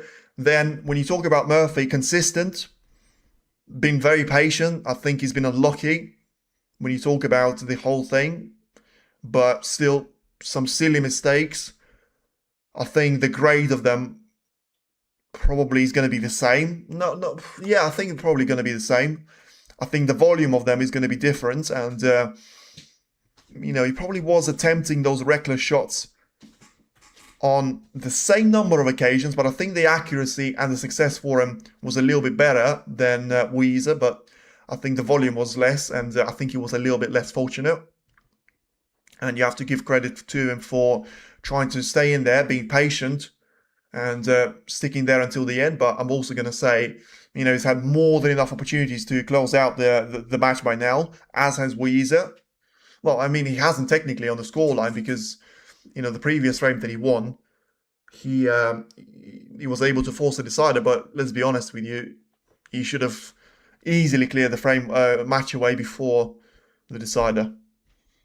And probably even before 6-4, if you're being honest with ourselves. But he probably comes in sequences, and he probably comes back to say if both players have got positives, both players have got negatives, he will be very fair that both of them get a chance of victory. And the handshake is on. The stake is on, the table is set, 147 points, 6 colours, 1 cue ball, 2 players, but only one can be the winner. Let's bring the battle on the base on here. And Sean Murphy's breaking off, which I think is good, because he's less likely to make a mistake. And therefore, it will be all down to Yize now to show his brilliance. I mean, he's done that before. He's had a couple of brilliant deciders beforehand. I just hope he's not going to go for anything reckless, which I feel like I'm already about to be proven wrong here. Let's see if he's going to go for this red into the left corner. He will. He's going to miss it. He's trying to drag that cue ball across, but I feel like the red is going to finish right over the pocket. He will. But I'll tell you what, I was about to say the blue is going to cover. I'm not sure he will, Yize keeps on standing, which to me always suggests that the player is ready to come back into the action, but well, once again, just like I'm saying, he is. I suppose it's natural that he's going to be a little bit more fortunate because he's going for those reckless shots a lot more frequently. And he is leaving chances away from Murphy, but he's not doing that every single time there, which, whether you say that's lucky or that's natural, it's up to you. But I would say he's been pretty fortunate there, which, benefits me a little bit because, as I said, if I was to give one of them a preference, I would be going for Wu, but would still love a match in between Trump. Probably, I think once again, I'm just thinking, what do I want to see against Trump? And I think it's a dream lineup, probably the most anticipated just because I don't know what's going to happen in between Trump and Yize. I genuinely don't know who's going to be the favourite, and I genuinely don't know who's going to win that match. Because with Murphy and Trump, you feel like, well, we've seen that before, and, it was there beforehand, but with Yize and Trump, I never watched that international championship match, and probably one of the matches that I have to watch. But I always find it very difficult to bring myself to watch something which I know the result of, especially if I don't really support any of the parties. But, well, that was risky from Murphy, and was that reckless? We're going to find out at the end of the match. And the end of the match has just gone a little bit closer for both of us, both of them, I should say, both of us. because no matter what happens now, it's certainly not going to be a lot more of a safety battles, for now at least, because that red was going to be all over the pocket. Pretty disrespectful there. Fans clapping for that. But okay. I don't know if I'm being negative, but it literally was a red over the corner. But now, I'll tell you what, we got a game on our hands because in my head, Murphy was always going to get the first chance, and very exciting to see me being wrong. And we're getting the first opportunity here, and it's not a bad one, you know. He's got at least 4 reds available. He's taken the first one with the black. He's about to take the second black away with the reds. He's got 4 reds, which 32 points, I tell you. In a decider is never a bad addition to you, and that's pretty much for free. So he's then, straight away, he decided to extend on that. And the 2 reds that I mentioned, he's about to attempt to add another one to that count. It's a little bit more difficult, but I think he's got the position that he needs. With topspin, allowing to open up the angle and play that shot well. Now then, lines up for the black. Is it going to be the time for him to try and send the cue ball into the reds? I mean, I can't really see him doing anything else there with the angle that he has. Like, it's such a temptation to do that. And you feel like if he misses the red closest to the black, he's got a great chance of making this work. You'll go for it. I mean, that's stupid. Like I literally said, and you could see that from a mile away. I said, if he goes for it, he's got a great chance. But if he misses that red, he hit that red close to the black, full contact in the face. I mean, that's 24 points, but it's not really 32. And, well, stupid, yes, but I think you might also be looking at, well, I don't think there's going to be a re-rack because the top side of the table is still available, but yeah, I don't know, probably sums up the match there for him. Surely he's not going for a double in a deciding frame, leaving that red wide open into the right middle. I mean, surely not. I mean, I know there is reckless, but that would be a lot more reckless than going for that pink, which I still think was ridiculous. Yeah, I mean, the only sensible thing to do out there was probably not to catch the red from underneath, but moving on from that point, of course, it was just to try and play the cue ball to the top end of the table. Make sure you don't get any chance of a re-rack. Probably forcing Murphy now to remove that red away. Although I say forcing him, it's not really going to be an easy line, which would see that red away from the side cushion, and ultimately the cue ball going through a clear cut gap as well. Needs to miss the blue there, Murphy, and he has done, and also needs to make sure it's not going to be in the pocket. He doesn't want it to be in the pocket. He will be in the pocket. Well, that's nasty for Murphy, but brilliant for Yize, even though that's a little bit harsh to be saying, but it's the bottom line. That's the bottom line, and to be fair, I don't really think you can say it's lucky or unlucky. You know, he attempted to play that shot like that, and therefore, you know, he's either going to have the cue ball in a very bad position for Yize, or now he's going to have a ball in hand. Now then, if he makes this in, changes everything. If he misses it, wow, he's not going to miss this one. How's the bounce on the black? It is pretty good. He's slightly down on it though. And not because of the potting angle, but, oh, sorry, I forgot that he's got a red over the middle. No, that's fine then. That's absolutely fine. Just get the black in. You're going to have the red over the middle waiting for you. And with the previous shot that he's played, as he now rolls the black in. Wow! How on earth has the black stayed out? I'll tell you what, that's going to be an answer that he's going to be looking for. Yize couldn't believe, I couldn't believe it, and you can see there with the look on his face that he has, I can't believe that he missed that. Nah, that's a joke, that is. How on earth has that not gone in? And now he's played that with little pace. Oh, that's interesting. I mean, one thing I always ask when I don't care who wins, I always ask for one of the opportunities for each of the players, so we're going to get it. But I don't know what happened there. But ultimately, I don't actually think that's going to be great, well, brilliant news for Murphy. He will be because he's got a chance, but I don't think that's going to be the chance that he's been dreaming about in his sleep, because he's going to have to go for that black because it's preventing any of those reds to be heading into that pocket, and it's the only pocket that he's got reds available into. But I mean, how is he going to be able to get the position on those reds now, since the black is in the pocket? And I always say for a professional, I think that's more of a disadvantage. Is he going to just try and whack it into the pack here? Well, Hidden Hope. He's been getting no luck today, and he's not going to get any now. Well, yeah, once again, I can't really blame him for it. Just unlucky. Well, he's not unlucky, but I don't know. It's one of them where he was very lucky to get back to the table, but he was unlucky to have only one red, and then the black to be covering over the pocket. Murphy struggling with positional play. I'm thinking about it now. Yeah, I think he is. I think he is. And I think that's probably been the story of the day. I think his pots have been good. I've been way better than Yize, but I think he's managed to mess around a lot with the positional play. And I mean, to be fair, Yize has not been great with that either. But you just feel like with him getting more chances, getting more points on the board, you just feel like that comes into mind a lot more. And well, listen, I don't know why what's happening here. Why am I giving the turn back to Yize here? Since Murphy's still technically on the break. Anyway, I mean, I asked for both of the players to get a turn in the decider. They both did. Now I don't care who wins. If I was to have one preference, ooh, that is lucky. That is lucky, that from Murphy. No hand of apology, so he clearly feels like he's got nothing to apologise on behalf of the entire frame, but that was fortunate. And that's going to turn the things around here, you know.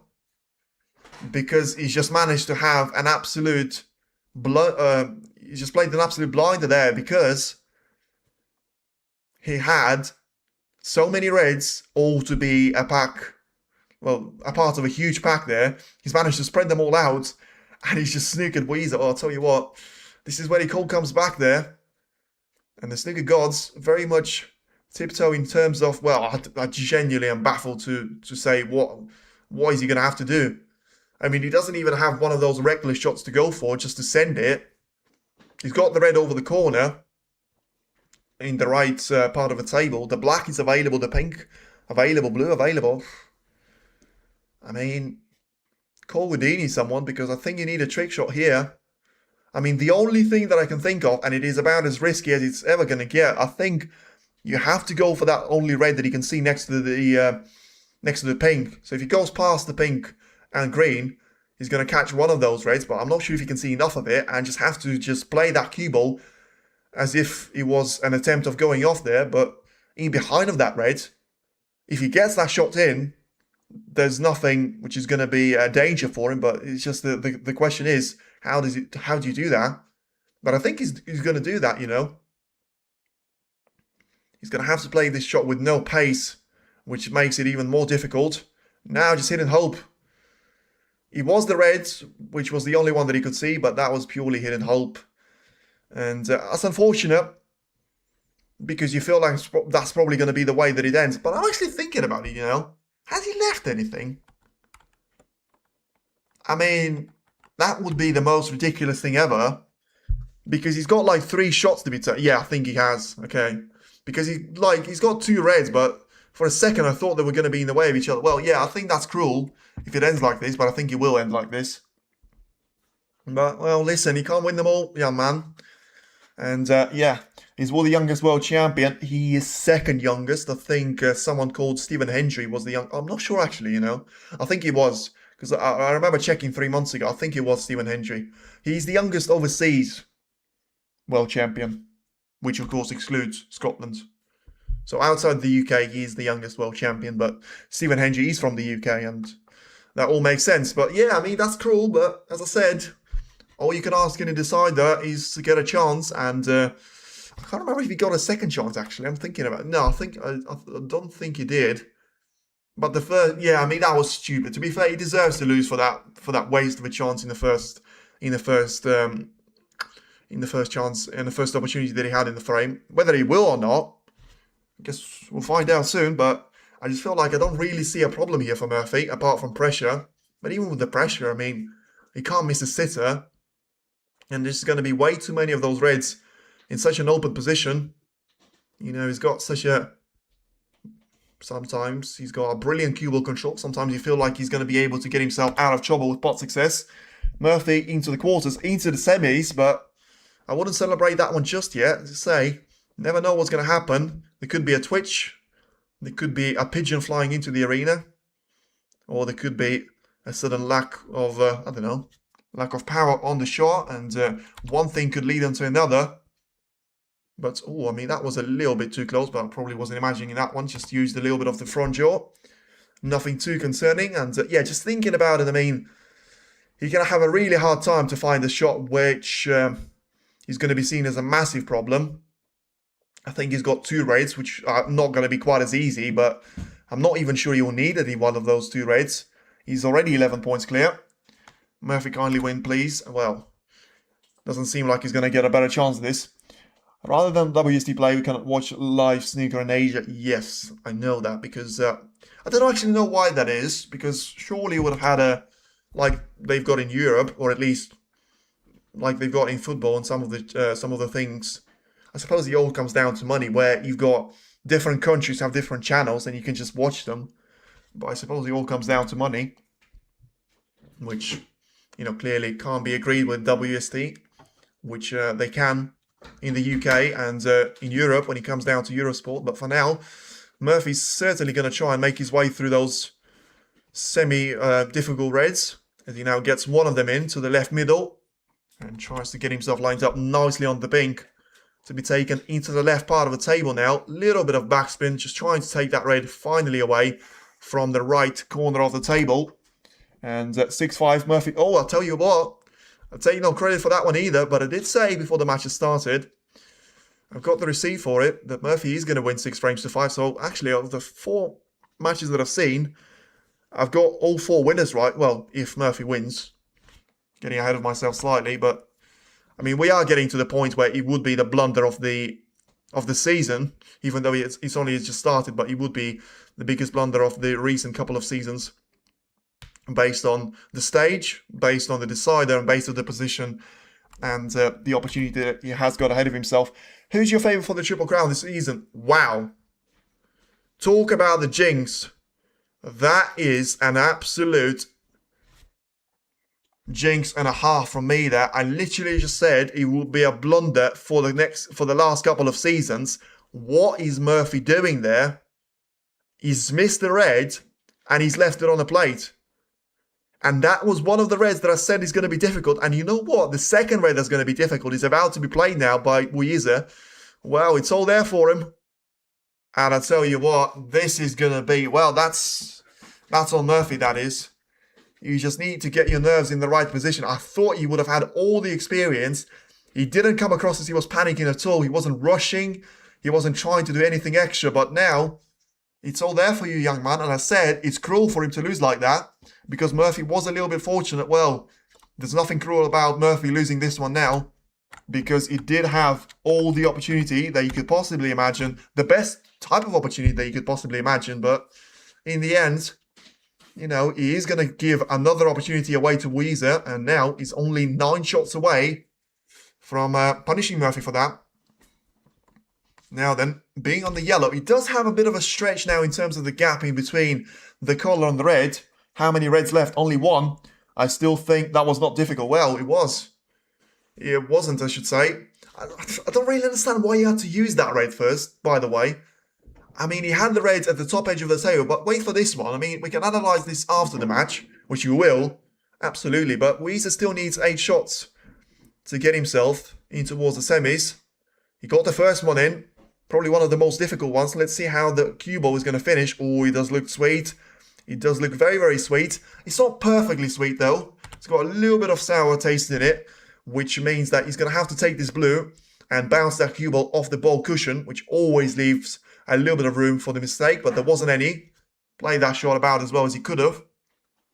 Now, the green-brown are slightly out of position, which means he's going to have to be clinical with those 2 as well. How's Ronnie performing in this Masters?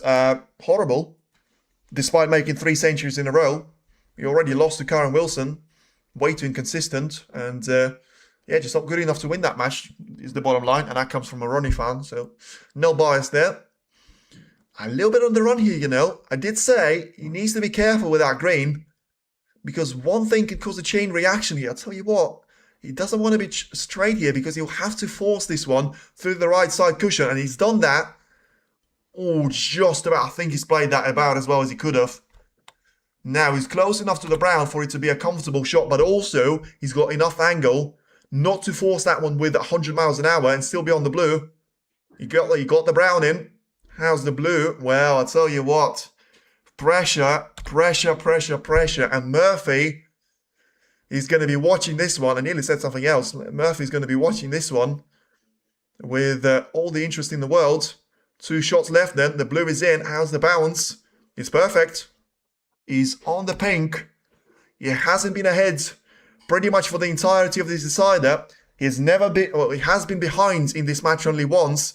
Murphy looked like he had it all under control at 5-4. And Yize is going to go for the black to win it all.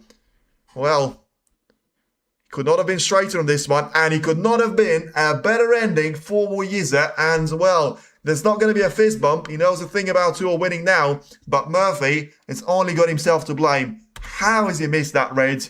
And how has Yize managed to hold himself together? And it will be all down to him to celebrate all night and, well, not necessarily all day, because he's got a semi-final tomorrow now. Murphy can think about it all day, but, well, I'll tell you what, that was a frame and a half. That was a match and a half, and very happy to experience the decider, and very happy for Yize to be through. Yes, we're going to get Judd Trump against Yize. That is going to be brilliant. Maybe remembers the word fight. Well, I'll tell you what, that was choking, and that was absolutely bottling it. You know, you should be sponsored by Tottenham's Hotspur, because that was absolutely out of order, that is. The whole package, like the fact that he had to go for that red. You know, if you go for that red onto the black ball cushion, he had to make sure he got it in, no matter what happened, and he didn't. And who's my favourite for the Triple Crown this season? I'm just going to answer that one. Don't really know. I don't know why I said I'm going to answer that one. Trump? No. Who am I going to say for the UK Championship? I'm going to say Trump for the Masters, because I don't remember him winning that one for a long time. Who's it going to be for the World Crown then? Ooh, that's going to be an interesting one, you know. And I'm not going to change it. I'm going to say Zington for the UK, because he's done it before. And I'm going to say, no, I'm not going to say the Crucible Curse is going to be broken, because that won't be the case. And I would say someone like, I want to say Trump again, you know. Yeah, I would say Trump to win the World Championship, and probably Murphy has to develop a strategy for this guy. Well, I'll tell you. Yes, well, I mean, if that makes you happy, I'm not even going to delete you for that one. Anyway, thank you for everyone that has tuned in, even you. And, yeah, we'll see you all in the semi-finals. And what a lineup we have, by the way. Judd Trump against Yize tomorrow. And then we're going to see Zhao Xington against Karen Wilson. I mean, it is Team England versus Team China. It is the world number 1 from China and the world number 2 from China against the world number 1 in the entire world. And then still very much the former world number 2 out there as well. Zhao Masters, Karen UK, and Trump Worlds. No, Zhao UK for me. I wouldn't really say Karen is going to win anything for me. Although I would fancy him for the UK, to be fair, because he's never won it, and that's all he needs for the set. Trump Worlds, no, I'm not going to go that route. Yeah, so I'm going to be Trump UK, Zhao no. Anyway, I'm going to have to think about it and answer on the semi-finals then. Anyway, thank you very much for everyone tuning in. And yeah, we'll see you all tomorrow. I hope Judd World, yeah, I wouldn't mind that at all. I think it's criminal that Judd Trump hasn't managed to win a second Crucible Crown. And hopefully that is about to change this season. Anyway, we're in for a very exciting 2-day battle of the semi-finals. Let's see what the lineup is going to be. But whoever wins is going to be an absolute cracker. Stay tuned in. Thanks for watching. And love to you all. See you later.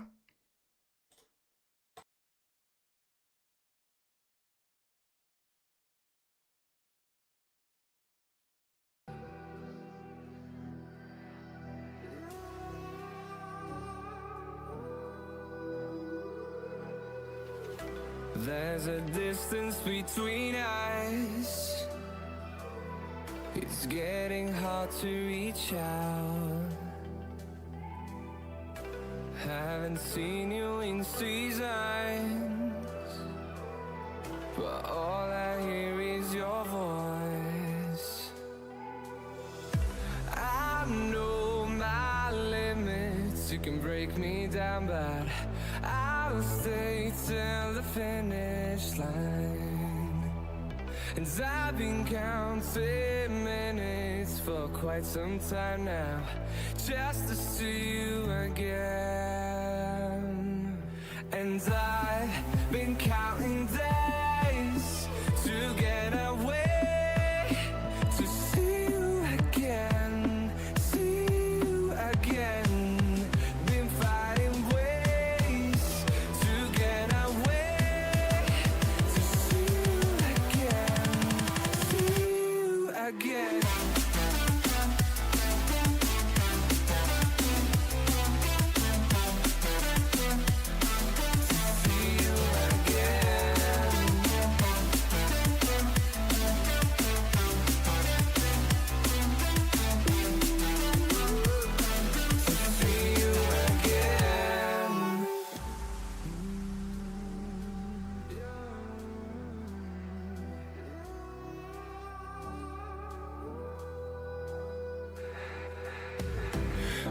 let me